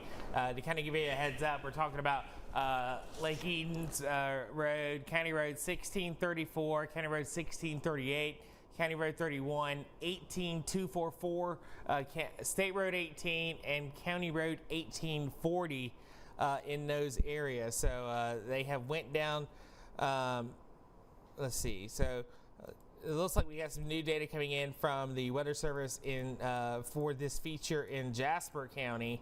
And it looks like they're about to issue, if I read that right, they're about to go with the tornado warning for that feature.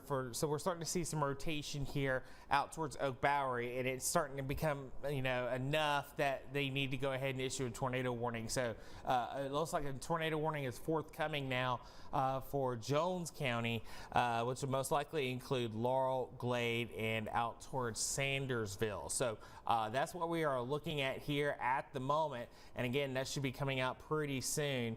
We do still have that tornado on the ground again near Rose Hill until 4:45. That'll be moving into Clark County momentarily, but we do have that debris signature, a large debris signature at that with this one. So now to the north of Paulding, a large tornado on the ground, and it is getting ready to cross over Highway 18 between Rose Hill and Pachuta, Rose Hill and the interstate. So we do have a confirmed tornado on the ground. You can see that debris signature right there.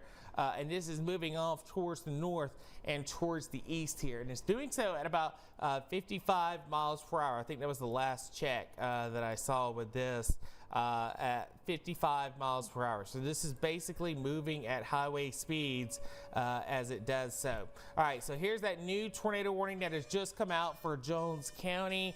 And this is going to go until 5:15.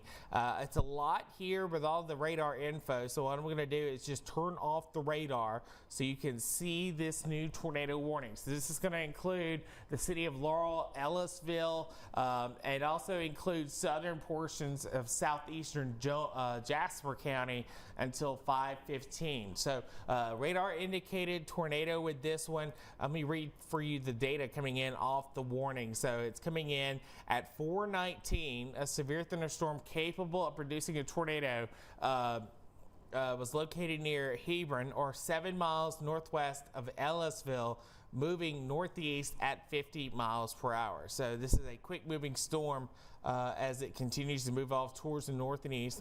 We'll flip it back over to velocity mode, and we're going to just put a track on this. And then I know Nick has something that he just saw come across chat that he wants to discuss with us as well. So rainy at 4:22, West Jones Elementary coming in at 4:29, Ellisville at 4:33, and then Laurel at 4:37, Tucker's Crossing at 4:43, and Myrick at 4:51. So that's what we're looking at with this one. And again, radar indicated rotation, but with today, how today's been, it hasn't really taken a lot to really make some damage. Nick, you got some new data? I do. There are reports of damage. I know earlier we were talking about Melba there, where we had that very clear CC drop there out in Melba, Jefferson Davis County, west of Summerall, those sorts of folks there. There are reports that a home has lost its roof in the Melba community from that storm earlier. So definitely one of those things where, you know, I know that we're waiting to see more confirmation with the ongoing warnings, but of course, even the past warnings, as we have shown for today, once you give us a few moments, you know, emergency managers can go out, they can go survey. The reports just keep coming in. It's one of those days, folks, where we have plenty of things going on here in the Pine Belt that even when there's tornado warnings, or if they're confirmed tornadoes, regardless, right, it's very clear that it's been an active day with everything that's ongoing, not only now, but of course in the past when we had this line that was a little more full of discrete supercells rather than the more congealed fashion we're seeing right now. And we got new information coming out of the city of Taylorsville, and this is coming in from the Taylorsville Police Dispatch. They are issuing a curfew for the city of Taylorsville that'll go in effect tonight at 8 o'clock through 6 a.m. tomorrow. So that was correct, right, Sarah? 8 p.m. to 6 a.m. All right, so there's a lot of damage in Taylorsville. They don't want you going up there and sightseeing. There is a curfew that will go into effect tonight for the city of Taylorsville at 8 p.m. tonight. You do not need to be on the roads, and they're issuing that curfew for everybody in the city limits of Taylorsville. Again, we're working to get some more information coming out from up there, but with all the other severe weather that we're tracking, it's still hard to kind of mobilize crews. All right, looking now out towards northeast Jasper County, that debris signature is still there, although I'll say it's not as, it's definitely a little lackluster now. So we may have had a brief touchdown that has lifted a little bit, but we still have that signature that is crossing 18 at County Road 22. And this will be moving into, this right here is the Clark County line. So this is almost into Clark County right now, but it is right there on the line, and it'll be moving towards Enterprise very soon. So again, we're still treating this as if it is a tornado on the ground crossing 18 at County Road 22. And again, that's about to move in the next minute or so to portions of Clark County here. And again, yeah, that debris signature is falling apart. So maybe a little bit of good news there, but there was a brief touchdown with that tornado warning. But again, we have a new tornado warning that's going to be for all of Jones County right now. So we're going to focus on it. And again, this is broad area of rotation. I don't have anything that is, imminent about to do something here, but we are watching it. A lot of heavy rain falling at some of our Skycam locations this afternoon. This right here is out at Jones College, and we're looking off kind of towards the southwest this afternoon. As you can see, a lot of heavy rain going on out there on top of the press box this afternoon. Now we'll head over to our Skycam. This right here is South Central Regional Medical Center in Laurel, where it's currently a lot of heavy rain falling out there, but we don't see anything, very terrifying looking right now. And then we'll head over to Laurel Ford in North Laurel, where you can see just heavy rain continuing to fall at that location at this time. But again, very drab gray skies all across the area, and we're seeing some lightning here happen as well. But again, that area of rotation to me is not very pronounced. It's not very as apparent as it was earlier as this moves up towards the north and east. We're still watching it right now, and you still need to be in your safe spot.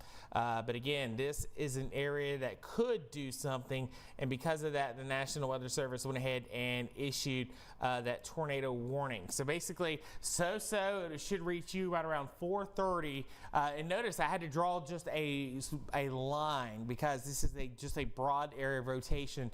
It could tighten up in any area in that line and try to do something. Calhoun at 4:33, Shady Grove at 4:38, Powers at 4:43, Northeast Jones High School at 4:44, and Mill Creek at 4:50. So that's what we are looking at with this line of storms right now as it continues to move up towards the north and towards the east. Riley, have you seen anything new come out of your area? Right now, nothing. There's just a broad area of rotation pretty much through Jones County. I'm also going to go up to Jasper County. We're seeing this rotation is not near as tight as it once was, but we are still picking up just a little bit of a debris signature there. So if you're near the Jasper County, Clark County line, you need to still be in your shelter right now, as there could be a tornado still on the ground at the moment. But other than that, there's really not much in that way. But of course, we still have this pretty broad area of rotation in Jones County. If I were to be any really concerned with one area, it'd probably be this area close out to Ellisville.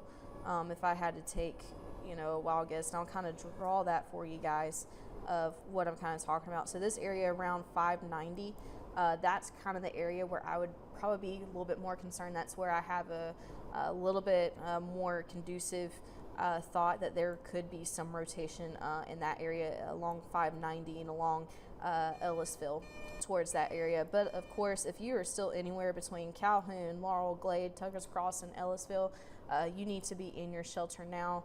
Just because of how today is gone, this is just not something to play with at all today. Do y'all have anything more that y'all are seeing?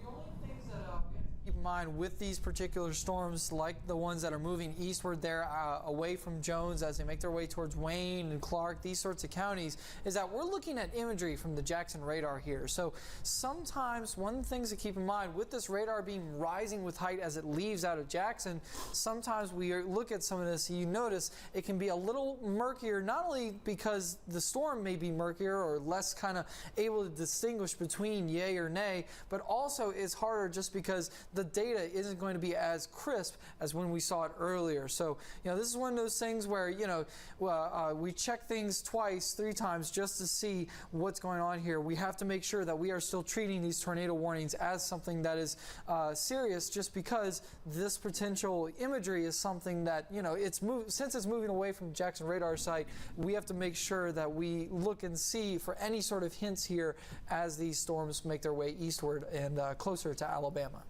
Yeah, and we're still watching these lines of storms right now. Again, you're hearing heavy rain. You got heavy rain moving into the city of Hattiesburg right now, but nothing in terms of anything tornadic for you. You are under a severe thunderstorm warning. You can see there with the orange polygons. That includes Oak Grove, Hattiesburg, and Petal. again, the area of Jones County that they upgraded to a tornado warning right now is still very lackluster. But if anything were to happen, it would probably be either on the pinch point up here near Calhoun or near Ellisville. But again, you're really starting to have to kind of split hairs here because, again, this is a very much weaker area of rotation. And it's actually weakened up a little bit since it has, since they issued that warning out for Jones County. So again, two small areas to watch, but nothing is imminent about to do something big here. But of course, we are still watching it nonetheless right now as we continue to track it here on Southern Pine Electric radar. So just a excuse me, a long afternoon for us here across the area, and these storms are continuing on here across the area at about 55 miles per hour. If there's been any good news, is that the overall dynamics of the atmosphere has kind of quieted down just a little bit. We're seeing, instead of individual supercells, we're seeing supercells combine in a line of storms. And so that right there is causing us to see a little bit of a lull. Hopefully that stays the case and we can make it through this evening untouched from here on out. But of course, we are still watching things very carefully. Daniel Lamb is saying that tighter circulation just northwest of Ellisville. Yeah, it's getting a little bit tighter along Highway 29. Yeah, it is. Yeah. So that right there is near Ellisville. That's going to be a reach for our Skycam up there. But what I'll go ahead and do is we'll go ahead and just load it up and spin it around and point it towards the north and west. Right now, I think I got it pointed southwest. So we're looking in the opposite direction, but as soon as I log into the camera and spin it, we'll be able to repoint it and get things going here. And again, this is going to be just to the north and west of Ellisville. And so, yeah, that's where we're... That right there would be looking towards Ellisville, and as you can see, there's a lot more scud cloud there off on the horizon, right in this area here. So we're monitoring it. It appears that it is. Let's see. Continue on. That would be the rain shield, and that would be looking directly towards Ellisville right there. So I am continuing to monitor that skyline to see if there's anything new. Thank you so much to our Clyde, who's our engineer here at the TV station, for the bottle of water. I'm definitely going to take a sip here in a second. But this is the area. If we're watching anything, this is where it's going to happen. Again, it's right over Ellisville. And Riley, what are you seeing rotation-wise on your end? So rotation-wise, it's kind of crossing into the Pendorf community and then into Laurel Airport near exit like 93, 95. So pretty much dead center into the city of Laurel is where this tight rotation is kind of taking place. It's still pretty tight within the few radar scans, but I'm not just entirely convinced it's on the ground at this moment. But right. Anyone in the city of Laurel needs to be taking this seriously, and please seek shelter. If you're along Interstate 59 and of course along Highway 84, Highway 11 in the Pendorf community, and of course Laurel Airport, you need to just pull over and take shelter immediately. Of course, if you're along exit 93, 95, 96, and 97 as well, you need to be taking shelter as well. But as far as right now, that's all that's new at the moment. Yeah, and I would agree. This is getting close out towards the airport. You know, that's where Sanderson Farms is as well this afternoon. So we're still watching it, and I'm going to go ahead and load up one of our sky cams up in Laurel at the moment. So we're going to load up our South Central Regional Medical Center sky cam there. It is currently pointed off towards the south and west, so we should be looking directly at it from that camera location. So South Central, it'll take a second to load up. So we're looking back towards that area now. As you'll notice, we got wind-driven rain coming directly into our camera. But with this, the way it is, it's most likely going to be rain wrapped. So I'm not going to most likely see anything suspicious unless it was just really big and right there, which it is neither.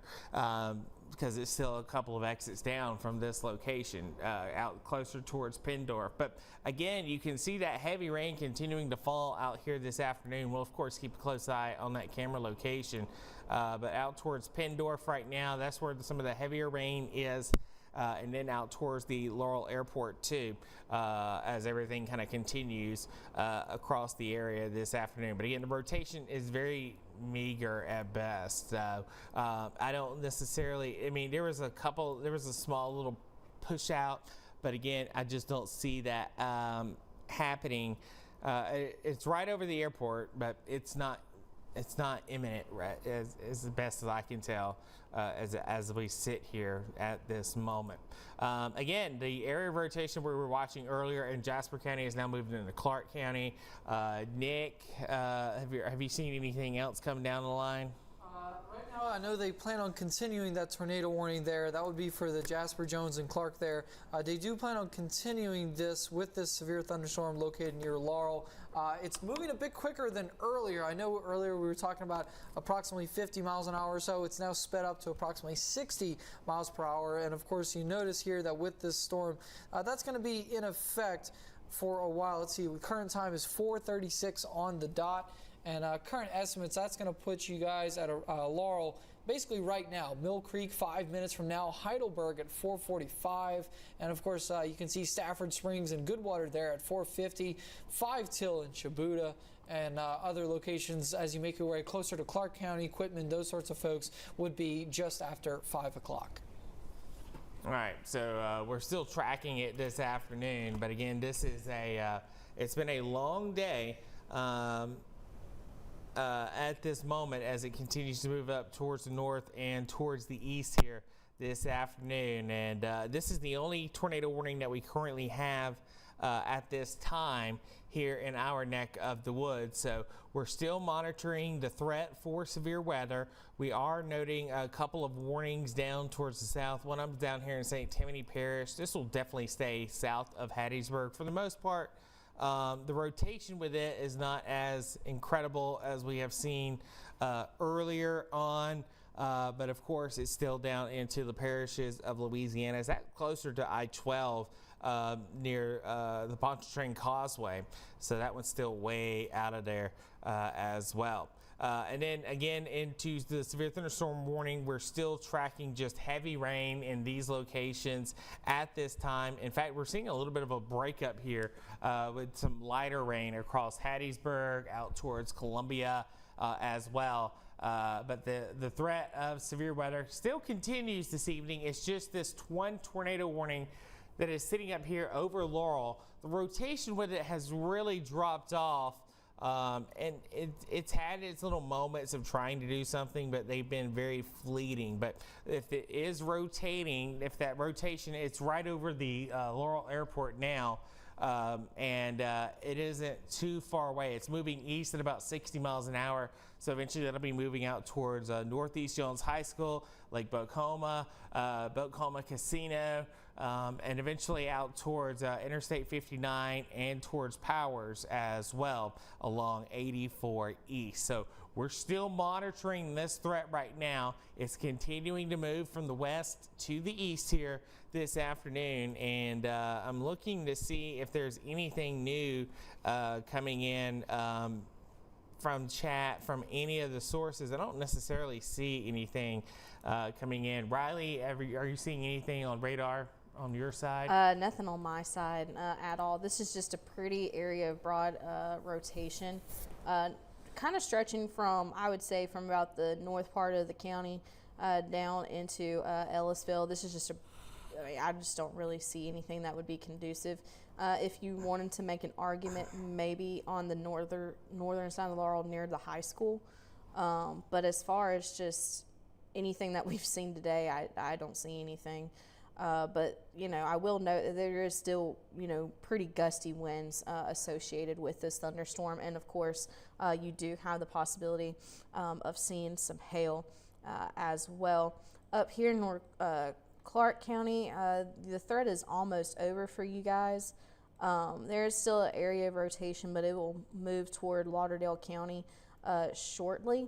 But as far as anything on the ground, there is nothing indicating that anything is on the ground in the extreme northern parts of Clark County near Highway 145. Now, if you are traveling near Highway 59 in Meridian, you need to just be very, very cautious of where this is going. But again, down here towards Laurel Highway 15, you know, you guys just anywhere in Laurel, Shady Grove, and of course Sandersville and Polk-Coma Casino and the Powers community, you guys just stay in a safe place, because at any time we just don't know if any of this could wrap up. This is the newest scan, and it's just kind of falling apart, really.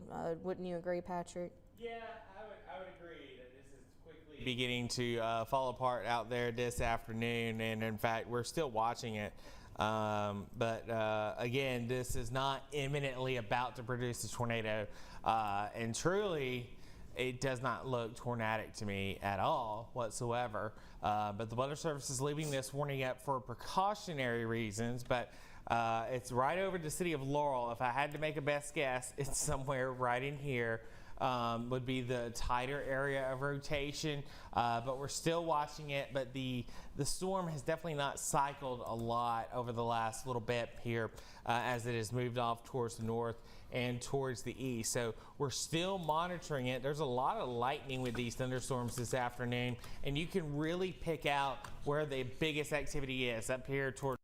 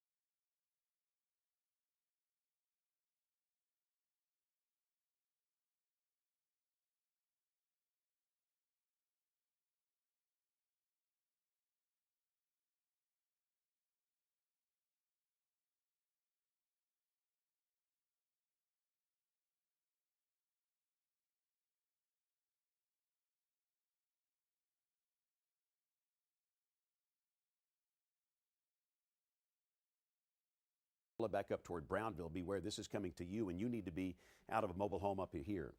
But again, this could be a violent, very strong tornado, violent tornado, EF3 or higher, based on the what we're seeing here with a TDS. And I've been doing this since we've had dual polarization radar, and I'm pretty used to what these signatures look like here. But this could be a very meaningful tornado that's about to come up right on Gordo in Pickens County. And for these larger tornadoes like this, this is the greatest threat to human life that we're going to have in this situation. It's not the hail, it's not the thunder, the lightning, but it's this.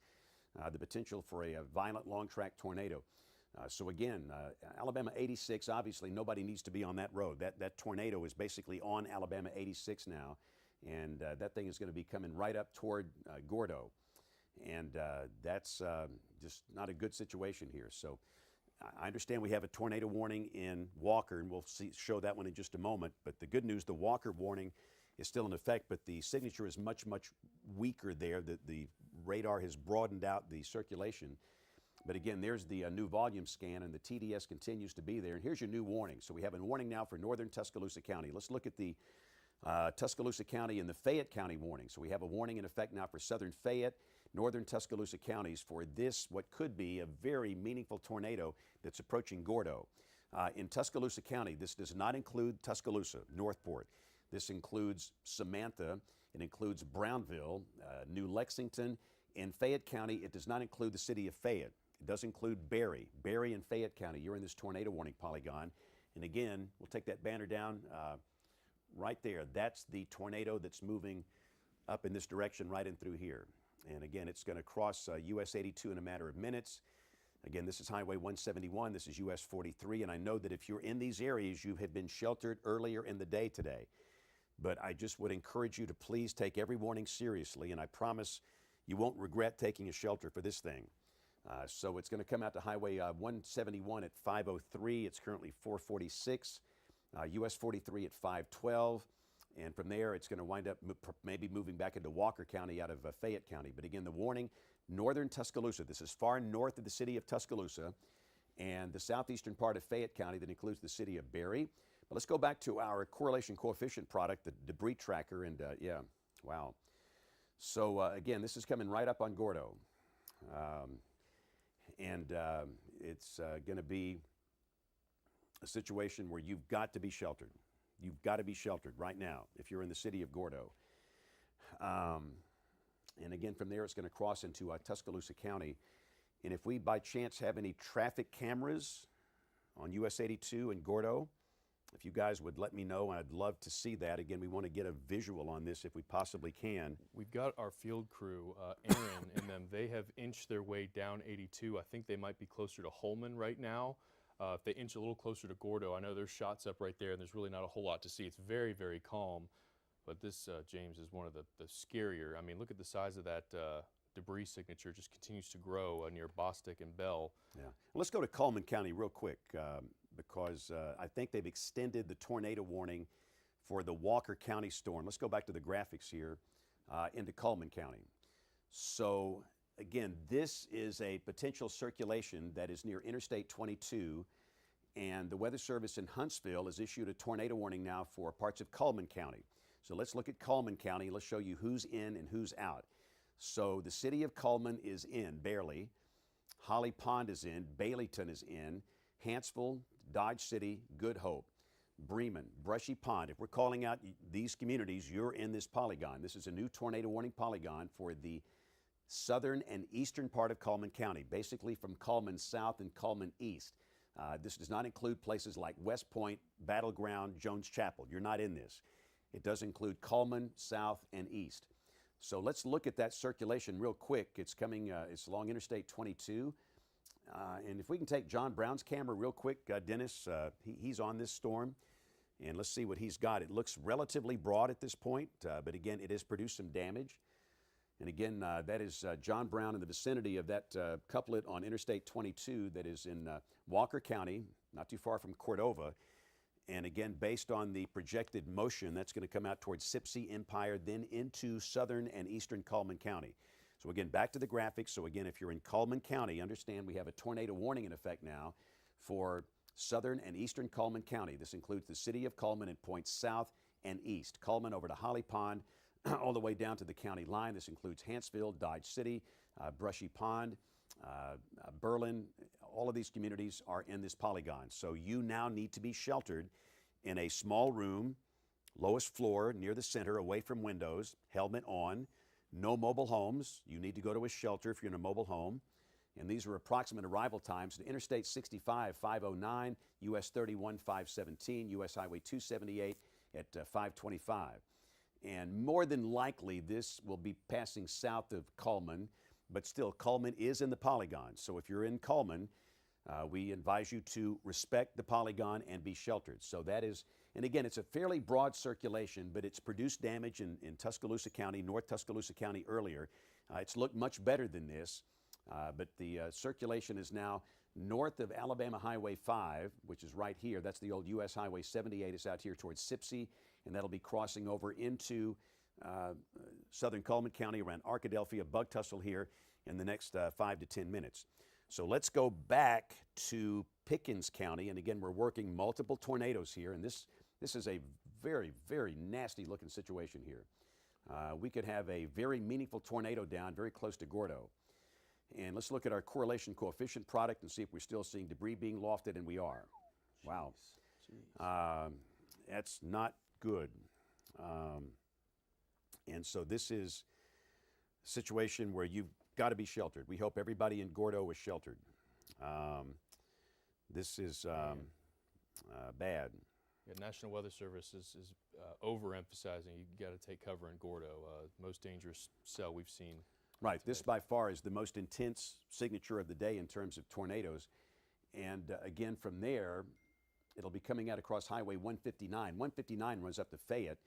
And then from there, it moves over into Tuscaloosa County. And this could be a big tornado. This could be a big one. And again, the atmospherics today favor big tornadoes. All right. And again, Tuscaloosa County, that's Highway 171, Moores Bridge here, Brownville here. From there, it's going to move up in the direction of Samantha, Northside High School, and then from there up into southeast Fayette County, maybe affecting the city of Berry. And again, for the tornado warning polygons here, we stress the city of Fayette, not in this one. Fayette is not in this tornado warning polygon. Berry is. And in Tuscaloosa County, this is far north of the city of Tuscaloosa. This is not affecting the city of Tuscaloosa. This is affecting the far northern part of Tuscaloosa County. So this is the most dangerous signature on the board right now, what could be a very meaningful, significant, maybe a violent tornado near Gordo. Let's go to our other storm. We're going to bounce back and forth between the two. The second one is located here in Walker County, and we'll flip over to the velocity display. And again, you can see evidence of a tornado down here at Sipsey, and that's going to be crossing out of Walker County into Cullman County, southern Cullman County. Arkadelphia, Wilburn, Bug Tussle, then out here toward Bremen, Brushy Pond, Colony, Dodge City, Hanceville, Good Hope. Then ultimately up toward Highway 278, that would be up toward Holly Pond and Berlin and places like that. So again, tornado warning in effect for southern and eastern Cullman County, and these are the arrival times, Interstate 65 at 5:12. And obviously we advise no traveling along Interstate 65 from the Blount County line to the city of Cullman for the next 20-25 minutes. Should arrive on US Highway 278 around 5:26, ultimately up here toward Baileyton, Joppa, and Arab. And from there, if it stays down, it goes into Marshall County. We have seen the signature looking better here, but it's cyclical. It comes and it goes. And again, it's pretty, it's there. There's no doubt about that. So again, and this has produced some damage in Tuscaloosa County, in North Tuscaloosa County. Watching a lot of reports coming in here, and the greatest concern for the moment is this thing in Pickens County. It's nasty, Evan, bad. Yeah, absolutely is here, and it's good to see that one to the north is leaving Walker and heading into Cullman County. That it looks like it's beginning to weaken to some extent. Still not out of the woods with that one, but this is scary watching this one and the debris plume that came up. We have a crew that is on their way very slowly headed towards the center of this. They're being very careful there on Highway 82, but this is certainly one of the scariest. Okay, so where you see the bright green and brighter reds touching, that is as good a sign as you can have that there's a tornado on the ground. So this is the Birmingham radar. I'm going to switch over to Columbus because this is a good view here. But boy, I tell you what, this is scary. Folks in Gordo, this is moving just to the northwest. But if you live along Highway 171 here, you're next up, and this has been serious business as far as the strength and intensity of this. So again, we talked about this, the potential long track here, and this cell is obviously not bothered at all by the fact that there's been some rain-cooled air. So near Moores Bridge, coming up here, this is moving into western Tuscaloosa County. This is kind of skirting the northernmost part of this polygon. So if you're down US 82 closer to Holman, you're in the polygon, but this is not going to hit places like Holman or Cola or Shirley.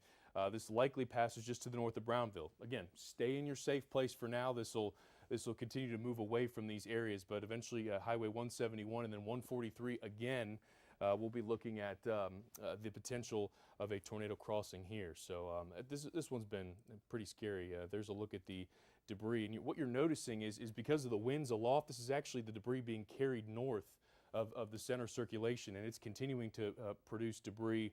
It looks like in the latest scans here. So this is a tornado on the ground. Very, very serious situation coming out of Pickens and into Tuscaloosa County. So folks in northwestern Tuscaloosa County have got to take shelter to get into their safe place. And I'd even advance this ahead as you get up into parts of Fayette County, Walker County, because if this continues at even a marginal strength of what it is now, this is going to be a big problem moving forward here. So big picture, those are our two main warnings. Unfortunately, we have to look back here as well towards Sumter County because we've got another confirmed tornado just on the Mississippi side of things here. So this coming out of Meridian, this will eventually be in Sumter County and then eventually to parts of Greene and Hale.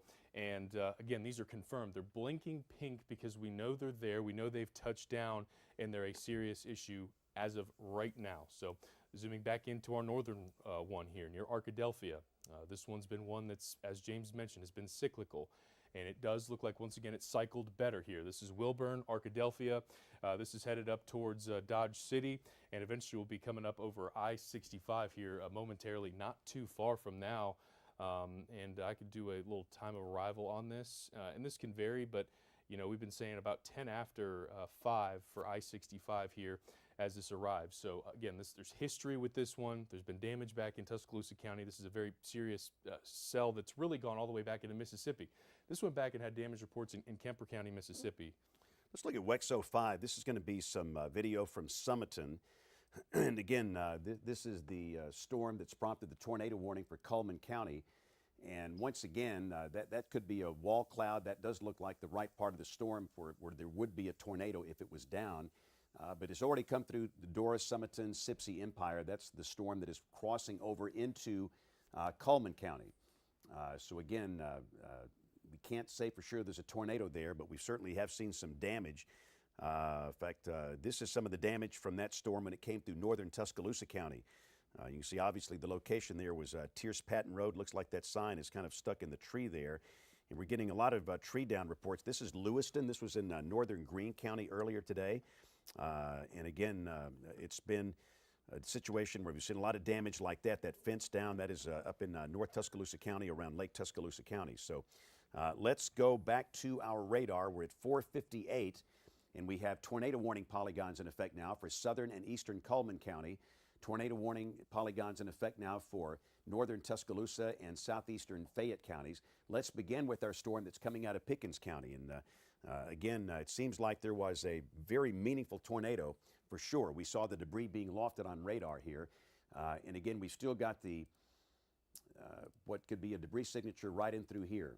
And again, that's in the far northeastern part of Pickens County. The tornado's already crossed 82. So if you're in Gordo, we'll give you an all clear. Gordo, US 82, points south and west, all clear. Now the focus shifts to northern Tuscaloosa and southern Fayette counties. And again, Moores Bridge, New Lexington, Samantha, up here toward Berry, Bankston. This is Highway 171. This is US 43. And again, of course, nobody should be driving during this. But again, we have a very strong indication of a tornado that is moving out of Pickens County into extreme northern Tuscaloosa counties. The tornado should be near Highway 171 in about 5 minutes. Should be over here along US Highway 43 at about 5:16, 5:15 or so, and then it keeps on moving up into eastern Fayette County. Fayette County is not involved in the polygon here. That would be Highway 18 up here that's a little to the east of Berry. But again, strong indication of a tornado, and again, this thing really looked nasty when it came through Gordo or close to Gordo. And again, that tornado will be coming up into northern Tuscaloosa County and southern Fayette counties here. Let's look at the next storm, the other tornado we're working to. This is the one that's coming up into Cullman County. And again, you can see the circulation that's located right here that's on the Walker-Cullman County line. I think it's safe to say we can give an all clear now to Cullman, or to Walker County. Walker County, it's out of the county in this case. You can see that Brushy Pond is here. This is Cold Springs. Dodge City is here. This is Highway 69 that goes back down toward Jasper. And that possible tornado circulation is pretty close to Brushy Pond and Bremen. And it's kind of hugging the northern part of this polygon, which means the city of Cullman is in the northern part of the polygon, and you need to be sheltered. Good Hope is next, and the city of Cullman is next. So again, we advise no travel along Interstate 65 from the Blount County line to the city of Cullman for the next 20 minutes. And again, it should be along Interstate 65 near Good Hope at 511. It's going to be pretty close to the schools at Good Hope, and then it's going to come up maybe in the southern part of the city of Cullman at about 516 or so over here on US 278 near the water treatment plant. But it looks like with this particular rotation, it's going to stay across the northern part of that polygon. The circulation has kind of come and gone here. It's been cyclic, but again, both of these, Evan, demand our attention, both of them. Yeah, absolutely. And this one, you know, we know this one has history going back into Tuscaloosa County, and it's moving fast. You know, as quickly as I draw these lines, it's moved even further. So, you know, here at about, 10 after, so less than 10 minutes from now, this is coming across I-65. And then this is very quickly going to jump up to 278, and then very quickly jump to places like Baileyton here before 5:30. So moving quickly. And again, the theme here today is they're fast moving. Just be prepared to be in your safe spot here as we move forward. Folks in eastern Alabama that have asked, you know, how come we haven't talked about, Gadsden? It's a great thing. If you're not being talked about on this map, it's wonderful because that means there's nothing severe there. There are 2 tornado warnings of note, both confirmed. Everything else here that we are seeing at this point, sure, there might be rain, there might be some thunder, and that can be scary. You know, I hated thunder and lightning as a kid, even as an adult. But there's nothing severe there. So the second one, this has been the one that is really been very concerning, and there is still a debris signature showing up with this one.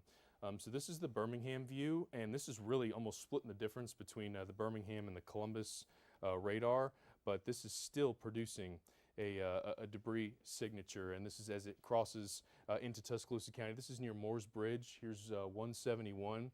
And again, off to the northeast, so Concord heads up there, Davis Chapel, and this is going to move into the southernmost part, it looks like, of Fayette County eventually, maybe very close to the Gorgas area, perhaps just west as this shifts to the north and east here. But again, moving quick.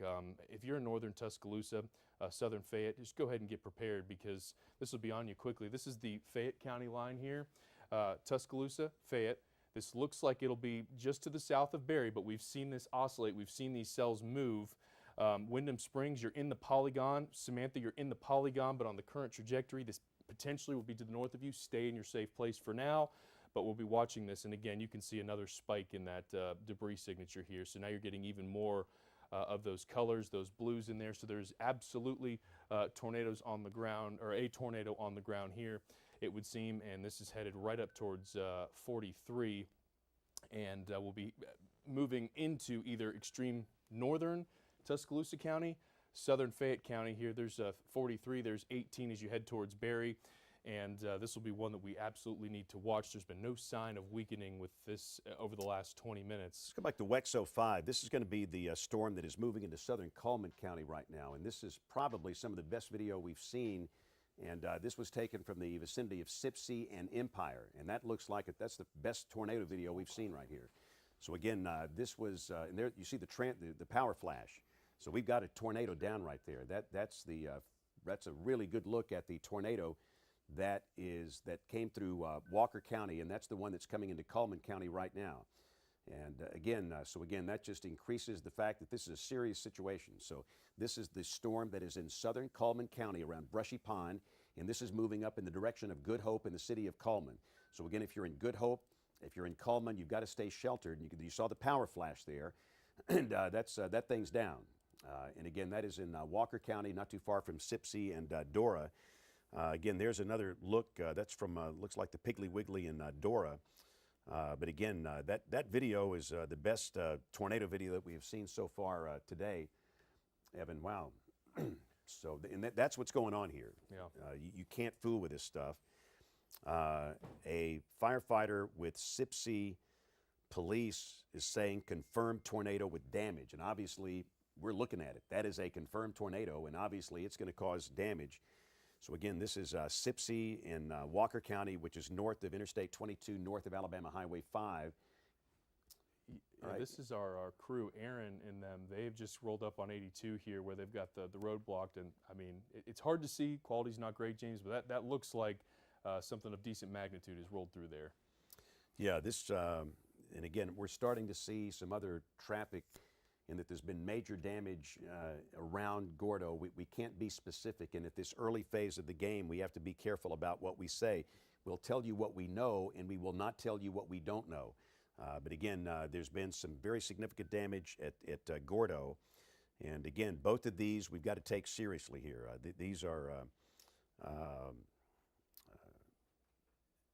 clearly storms that are producing tornadoes here. And if I'm going to throw to Evan for just a second while I rack up some more of this tornado video here. Yeah, so a little reset here. If you're just now joining us, we got 2 warnings of note. Everything else is well below severe limits, which is interesting. We don't have a flurry of warnings along a line. These are 2 individual cells that have both produced a confirmed tornado. I want to start up in Cullman County, that is, as we head up towards Dodge City. We just talked about this getting closer and closer to I-65. It appears it is very close to that as we look at the base velocity. This is from Birmingham. Let's switch over to Columbus and see if you get a better view here. So this is hugging the northern part. There's the northern part of the polygon. Here's Highway 278. This is coming right up over Good Hope and then Cullman, then head towards Gold Ridge. This is going to come, it looks just to the south of Cullman here, perhaps just north or right over Good Hope there. And this is moving at about 50, 55 miles an hour. So this will be upon people quickly here. And you see the pink blinking there. That is because this is, again, another one that is confirmed for the Cullman County area. So again, this is coming right on top of I-65 within the next about 3 minutes. This will be crossing towards Berlin, just to the south of Cullman before 5:20. And if it holds together up near Baileyton, about 5:30. So this one, again, a confirmed. Let's see, getting updates from the National Weather Service. It looks like radar confirmed with the Tuscaloosa County tornado. So we're going to hop back to that one. Again, we're kind of juggling between storms here, so we're trying to hit everybody. If you're watching, we're doing our best here to hop into this one. And here's the one in Tuscaloosa County as of now. This is looking from the Columbus radar. And thank goodness this one looks like its signature's not as impressive as it was. That does not mean do not take this seriously. It absolutely is. Look at this near Moore's Bridge. That's a debris signature here. And look at all that. That's, I believe, debris that was lofted earlier that has since traveled to the north. And that has to be lofted very high into the atmosphere to be sustained and displaced from the center circulation here. It looks like the debris in Pickens County got to about 21,000 feet. That's a sign of a significant tornado that moved through the Gordo area. So again, we've got a crew headed in that direction. We will see what sort of damage has come through, but this tornado with that history is headed towards extreme southern Fayette County. So time of arrival to the county line here just within a couple minutes. I mean, 2 to 3 minutes. Concord, if it makes it there, about 5:13, 5:14. Coming up on 43, right at this is northern Tuscaloosa County, southern Fayette County here, so coming right up towards Davis Chapel, and this will continue off in a general northeasterly track. This would take it in between Berry and Bully Springs. It looks like if it stays on its current trajectory, and again, this has been a very scary looking one for quite some time here. And again, we are looking at a potentially very strong tornado with this. There certainly was one down within the last 30 to 40 minutes. And this one spun up very quickly. The atmospheric dynamics today are so primed for this. And the other cell that we've been watching in Coleman County, same deal. This has been going since it was back in Mississippi. Kemper County, Mississippi is where we really picked this one up at. And so two very real threats here on the map.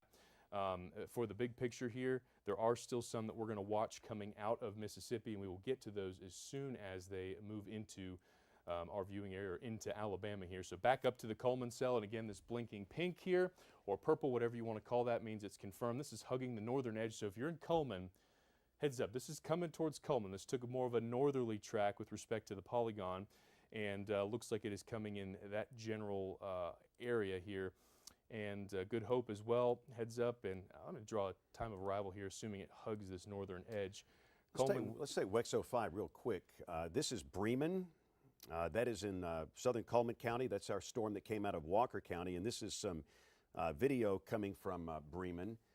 And again, there's clear rotation going on here, and there could be a rain-wrapped tornado in through there. And again, this is the storm that is coming up on Good Hope in Coleman. So just wanted to show that. And again, we clearly had a tornado with this storm back in when it was in Sipsey, Empire, that part of Walker County. So let's go back to the radar here. It's 5:10, and again, these are the approximate arrival times. You see coming up on Coleman at about 5:16, coming up on Gold Ridge at 5:19, and then coming up toward the Morgan County line about 5:29. The circulation does not look as intense now as it did, but this thing has been cyclic. It's been dissipating, and it's been coming and going. And again, everybody needs to take this thing seriously.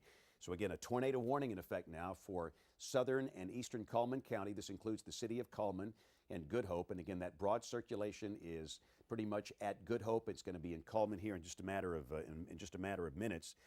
And Dennis, let's go back to WEX 05 real quick. I wanted to show you, this is what's coming up, the storm that's coming up on Coleman. This is what it looked like coming through Walker County. Again, this is coming through Sipsey and Empire. And again, you can see that we've got a clear tornado here. Watch the power flash you'll see right now. And again, we've got reports of damage with that around Sipsey and Empire in Walker County. And that storm is approaching Good Hope and Coleman right now. So it's clearly produced. This is some more damage. This is coming again from that same general area around Sipsey and Empire up in Walker County.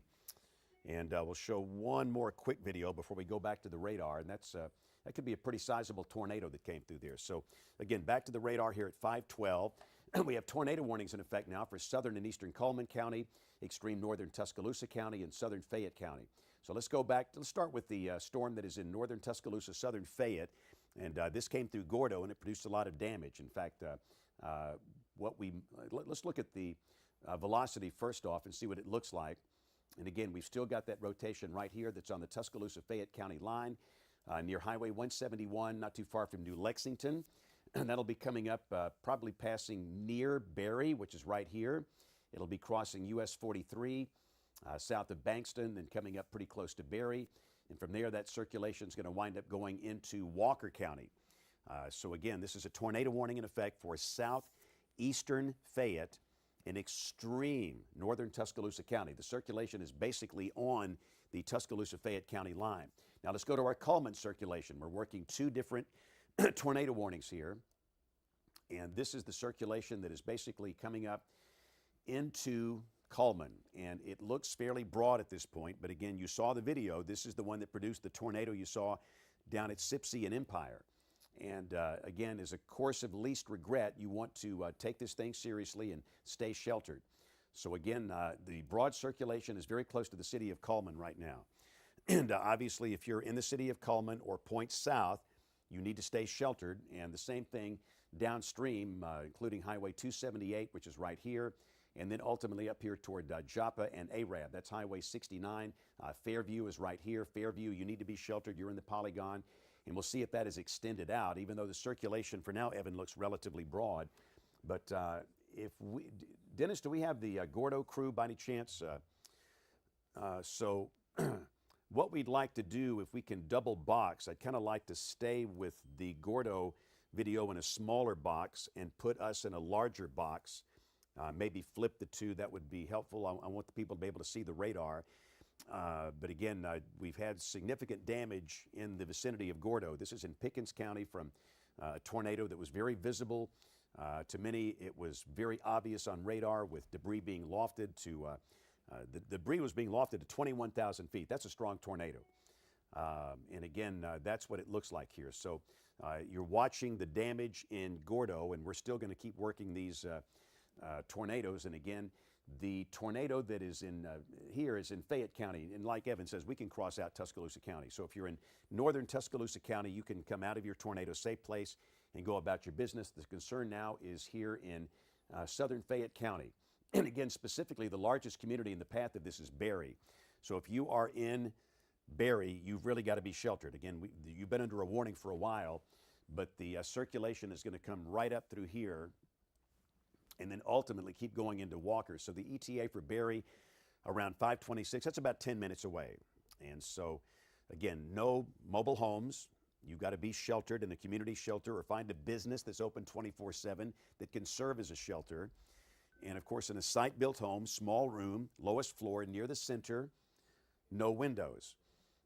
And again, if the thing stays together, if it holds together, it will be up in this vicinity here about 549. That would be up around Oakman. Oakman's down here, actually. That'd be up toward Jasper at about 549. So again, circulation coming up on Berry. Let's go back to the Coleman storm. Any damage, Evan, on the Coleman storm so far? No, everything I've seen is coming out of that cell that went right through the Gordo area thus far, and I believe they may be getting ready to actually cancel one of those warnings here because it has dissipated. In fact, they just canceled Fayette.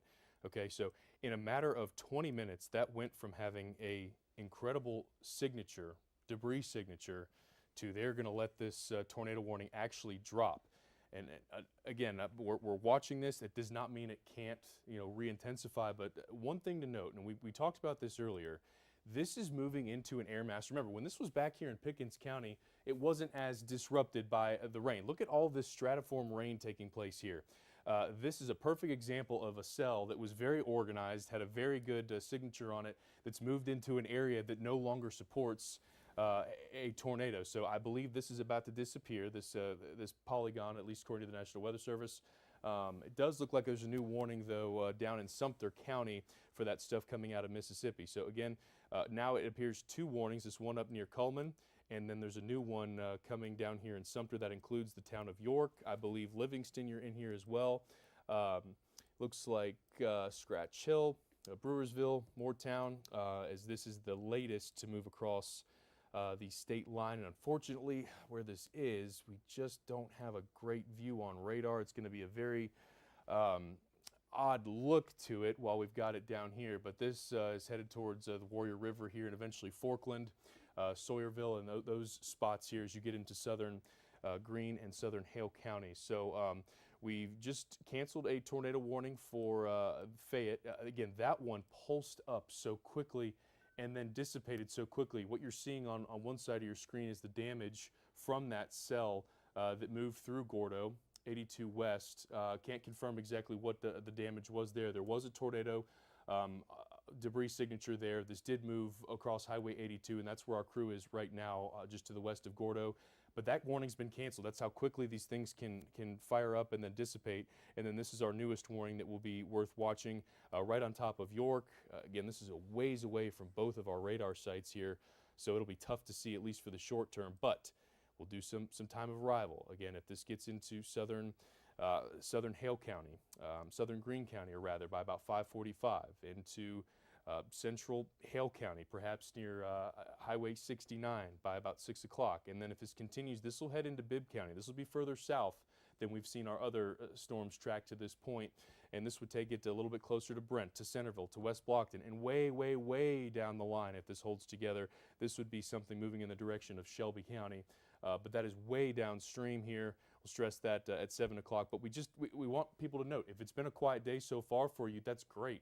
But we have more of these coming out of Mississippi, and there's going to be more to watch here as we head into the afternoon. The good news is, from everything that we've watched here today, all of those tornado warnings that were in southern Mississippi, over here near Laurel, near Hattiesburg, this is the lone one that's left. That's not to say we can't see more develop, but this right here near Demopolis, and this one up here in Cullman that's about to leave our central Alabama counties at this time, which is certainly some good news.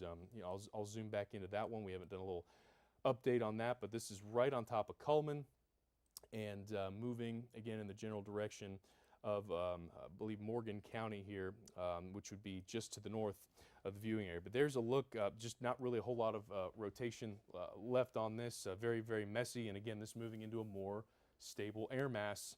And this is headed up towards county line and eventually, again, into Morgan County and perhaps Marshall County as it continues along to the north and east. Let me just say, too, we're getting reports now of injuries for the first time today in Sipsey. This is coming from Sipsey Fire Department. Injuries reported in the 4200 block of Sipsey Road. This is in Walker County. So, again, this is the tornado that came through Walker County, and apparently it did get down. We've seen the video coming through Sipsey and parts of Empire. And then this is the tornado that is coming up through Cullman County right now, and that's prompted the tornado warning here. But again, the warning that was in effect earlier for Fayette, that's off the board. That's dissipated. So let's focus on the one we have. We have one, well, we have two. We have the tornado warning in Sumter, which is down below Tuscaloosa, which is right down here. In fact, let's look at that one first. So we're going to go to both of them. Let's start with our southernmost tornado warning. So we have a tornado warning in effect now. This one includes York and Livingston. And again, this is US 80 right here, Alabama 17 right here, York here, Livingston here, campus of the University of West Alabama here.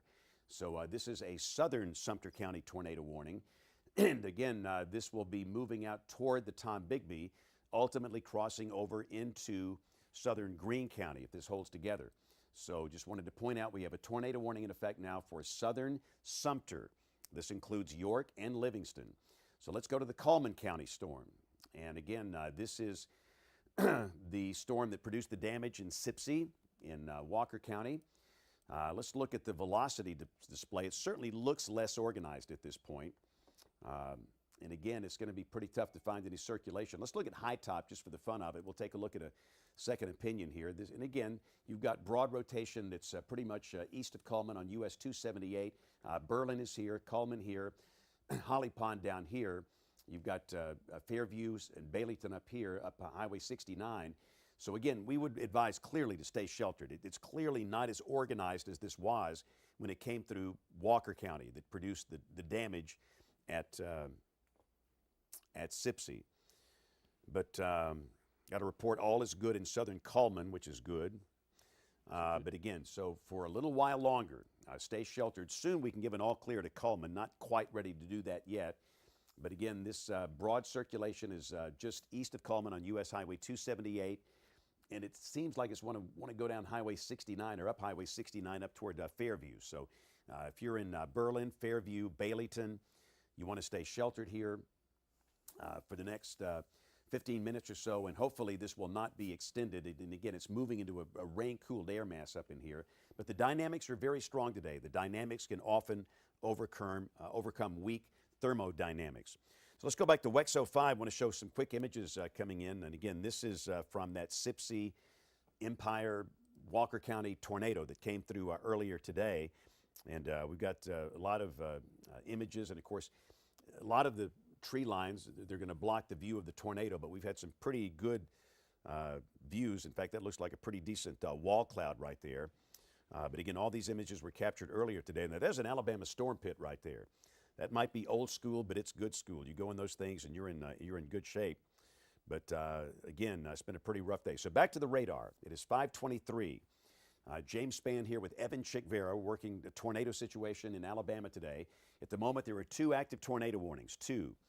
We have one for the eastern part of Cullman County.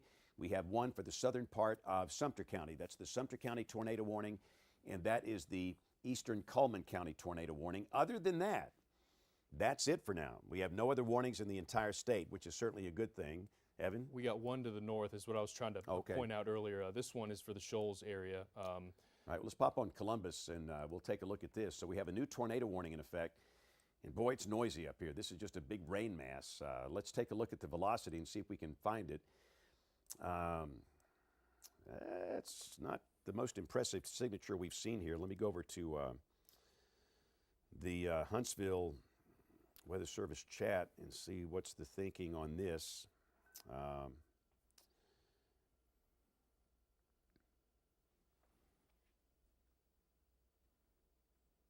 don't have any explanation with it. So again, No. this is a radar-based tornado.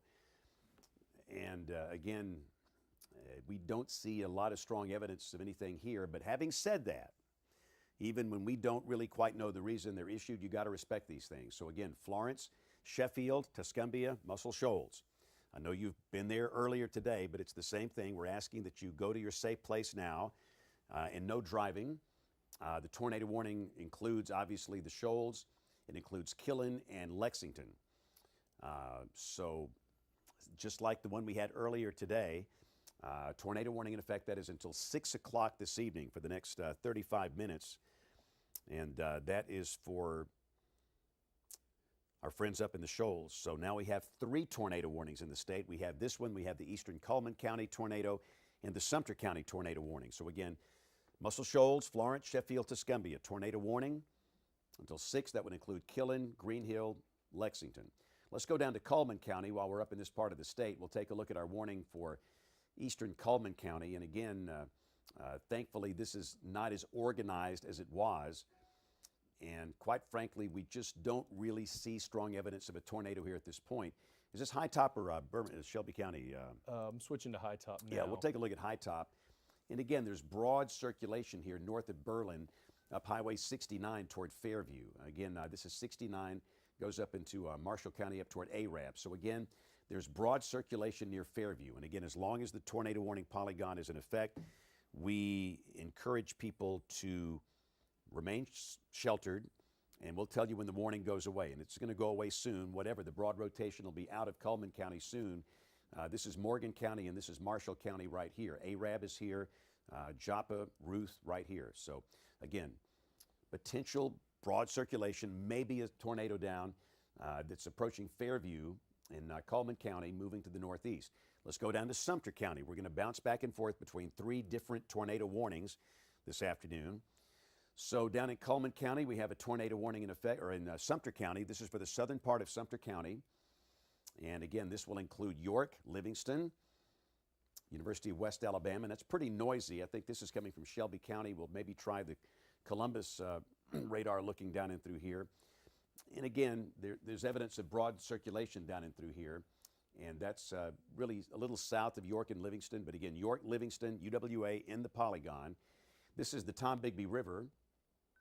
And this is Greene County. Forkland is right here. This is US 43. And it should be on the Tombigbee at about 5:37. And from there, it moves up to US 43 in Greene County if it holds together. And 549 is the ETA for US Highway 43 near Forkland in Greene County. So southern Sumter County. That's tornado warning. 1 of 3 we're working right now. And the Weather Service in Huntsville, they're going to go ahead and issue a new downstream warning downstream of Cullman. So let's look at the new tornado warning. This will be for Marshall and some other counties up here in northeast Alabama. So here's your new tornado warning up in the Tennessee Valley, and this will include parts of Marshall, Morgan, and Madison counties.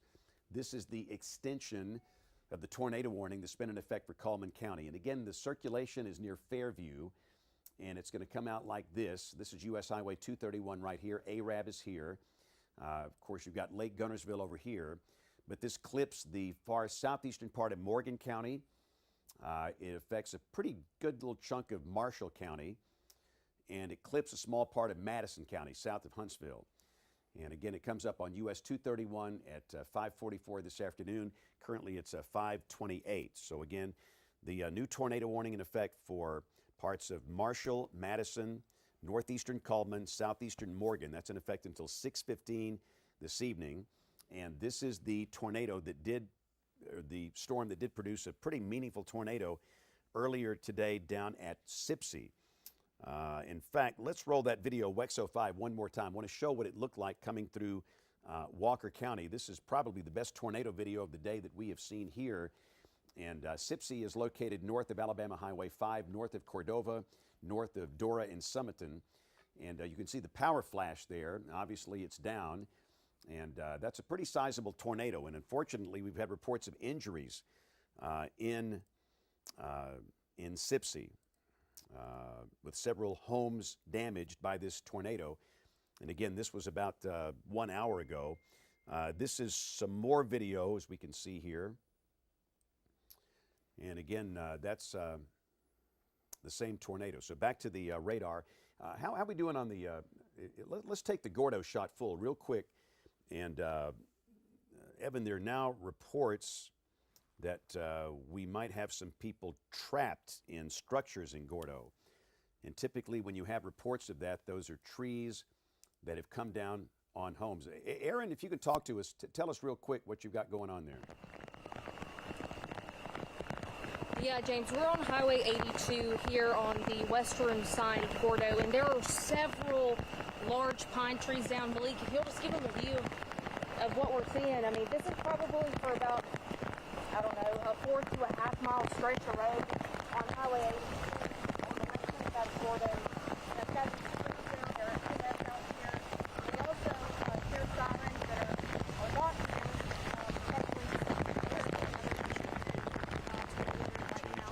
here. Of course, we heard Okay, again, we're getting some audio issues there. So it's obviously pouring rain where Aaron is, but we're getting some reports of significant structural damage and people being trapped in Gordo with that tornado that came through there. And it was a very, very vivid TDS, a tornado debris signature. So again, that's what's happening in Pickens County from earlier today, but that tornado is dissipated, which is good. But again, in Cullman County, again, this is really noisy. It looks very disorganized here. It looks kind of outflow dominant, but still, we've got evidence of circulation, again, up here near Simcoe and Fairview that's moving up into the southeastern tip of Morgan, up into parts of Marshall County, maybe clipping the southern part of Madison County. And again, that's the new tornado warning in effect here. And again, Evan, you say there was a spotter that I noticed we got a confirmed tornado tag on here now. Yeah, that's what had me go look at it. It flashed pink right after they issued it. It said that it was confirmed by a trained spotter in Good Hope. So that is back here. I'm going to just grab that correlation coefficient and see if there's any evidence of that back further to the south. Because again, you know, no more information than that a confirmed, you know, sighting. And I don't see any debris signature. That certainly does not mean that there wasn't something there. But when you see that stuff, you're like, okay, so they've gone ahead and issued that confirmed. So that is why it is flashing pink, and we have seen that polygon color more than probably any other event that we've had here recently with these confirmed tornadoes. This is headed up towards the Morgan County, Madison County line, and then eventually all the way up, you know, to 431, a little bit after 6 o'clock. So this will be moving out of central Alabama into the Huntsville market, and something that will need to be watched as it gets closer. Big town of Scottsboro is off in northeastern Alabama. So again, our focus is now pivoting here, and again, there was that warning up in Florence. That was a very noisy warning. I just want to jump down here to switch the radar site and down towards York. Again, this is an area that has not been really contaminated. These other spots further north, a lot of rain today. This is still relatively far south on the line and could very well have unimpeded inflow here. So it's a very cluttered view. This is the Birmingham. I'll see if it looks any better on the Columbus site, but this is, you know, a good ways away from both sites. And we had this issue with the other cell that moved through, is that it's pretty far away. We get a better view of it as it gets closer and closer. So this is right over, it looks like Moortown, Bluffport, and this is coming right up on the Warrior River here. And if we look at our velocity product, where that might be, it's tough to tell. We're so far away that the beam is way up into the atmosphere, looking at the winds up high. But this is going to be coming across Black Warrior River into southern. Oh, in fact, did they just cancel that? That is a good sign if they did. They are canceling that tornado warning. So yes, tornado warning is canceled for that part of Alabama. So that's good news, James. Let's go to the big picture and see what we're down to now. That's the Sumter that went away, right? Yes, Sumter's okay. canceled. So the Sumter County warning canceled. Let's go to WEX 05. Wanted to show some damage images. And again, this is some of the damage at in Walker County at Sipsey. We're getting a report from the sheriff in Walker County that they're calling in deputies that are on call for the weather to help, and that they've had houses hit in Sipsey. They don't know about specific injuries at this point, but they're reporting that at least 6 homes have been hit so far. And again, this is some of the damage at Sipsey in Walker County. And again, clearly we had a tornado here. This is some of the damage from Lake Tuscaloosa. This was earlier today. And again, this is Pier 43, that area on Lake Tuscaloosa. And you can see some pretty significant damage there. So again, that's from the storm that is actually the one that's coming up through Cullman right now. So that's in northern Tuscaloosa County. But again, looks like Sipsey perhaps took a pretty hard hit, much like Gordo took a hard hit.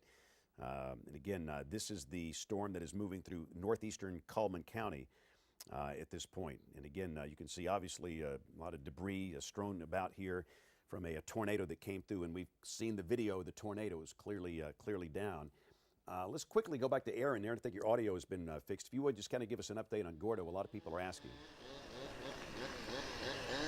Yeah, James, sorry about the audio issues earlier. Hopefully you can hear me pretty good now. We're on Highway 82 on the western side of Gordo, where there are several large trees that are down, pine trees that are down. There are already some chainsaws going. You can hear them up there and see the emergency lights. This section of roadway is completely blocked off. There are people kind of piling up on the other side of it, and then on this western side as well, because the damage just continues along these trees just all across the road right here. And we have heard sirens elsewhere. We've not been able to get anywhere else. This was our first location, so we're going to try and go move and see what else there is going on out here. But as far as Highway 82, if you're traveling on the western side of Gordo on Highway 82 or trying to come through this area, please don't. There are a lot of emergency service folks out here trying to clear the roadway from what appears to have been on radar, a debris signature. We were watching it as we were just outside of Gordo on Highway 82 before we came into town. Wanted to make sure that we were safe as well, but we're going to try and get out to some other areas to see what other damage there is. James. Yeah, thank you, Aaron. Again, houses have been hit in Gordo. We know that for sure. I've seen the images of that. So it's been a rough ride. They took a tough hit in Gordo. So again, here's our tornado watch until 8 o'clock tonight. And again, looks like we have a new tornado warning up here in the Tennessee Valley. So let's go to that. We've got several tornado warnings in effect here. So let's look at the new one. This is for northern Cullman and parts of Morgan County. So let's look at our high top radar and check the velocity display and see what we can find here. Again, these signatures are not the strongest, but again, we have okay, here we go. It's right here. So that's the couplet that is producing these tornado warnings. So we have a tornado warning in effect now for extreme eastern Winston County for a tornado that could be near Addison. And again, that will be moving into extreme northwest Cullman County. This does include places like West Point and Battleground.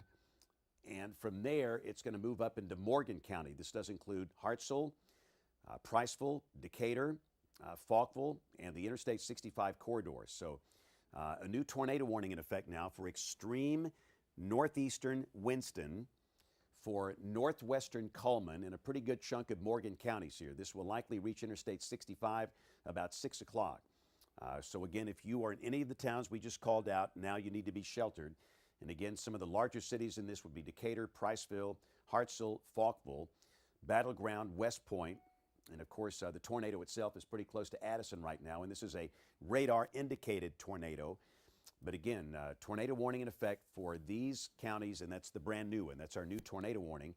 This is the one that's been in effect for Cullman County, and again, you can see that circulation is over the southeastern part of Morgan County to the east of Eva. And from there, this is going to cross over into Marshall County. The community of Ruth is right here. They took a direct hit April 27, 2011 by a horrible tornado. I don't think this is anything like that, but still we could have a tornado down. So again, Arab, Ruth, folks on up toward Owens Crossroads in Madison County, you need to be sheltered. U.S. Highway 231 is right here. This is Arab down here. And again, that circulation is kind of hugging the northern part of this polygon, and that will continue moving to the north and east. So again, a tornado warning in effect now for the extreme northeastern part of Cullman County and a pretty good chunk of Marshall County and also a small part of Madison County. And again, we have the new tornado warning in effect for the possible tornado near Addison in Winston County along U.S. Highway 278. That's for northeastern Winston, northwestern Cullman, and much of Morgan. And those are the only counties at this point under tornado warnings. Evan, I believe that to be the case here. So let's go quickly to WEXO 5. I want to show some of the Cullman County images. These were captured near Berlin about 5 minutes ago along U.S. Highway 278. And again, that looks like a rotating wall cloud. Whether there's a tornado down is kind of hard to see because of the tree line here, but clearly that is a storm that is rotating, spinning like a top. Whether there's a tornado down at the moment, we don't know that yet.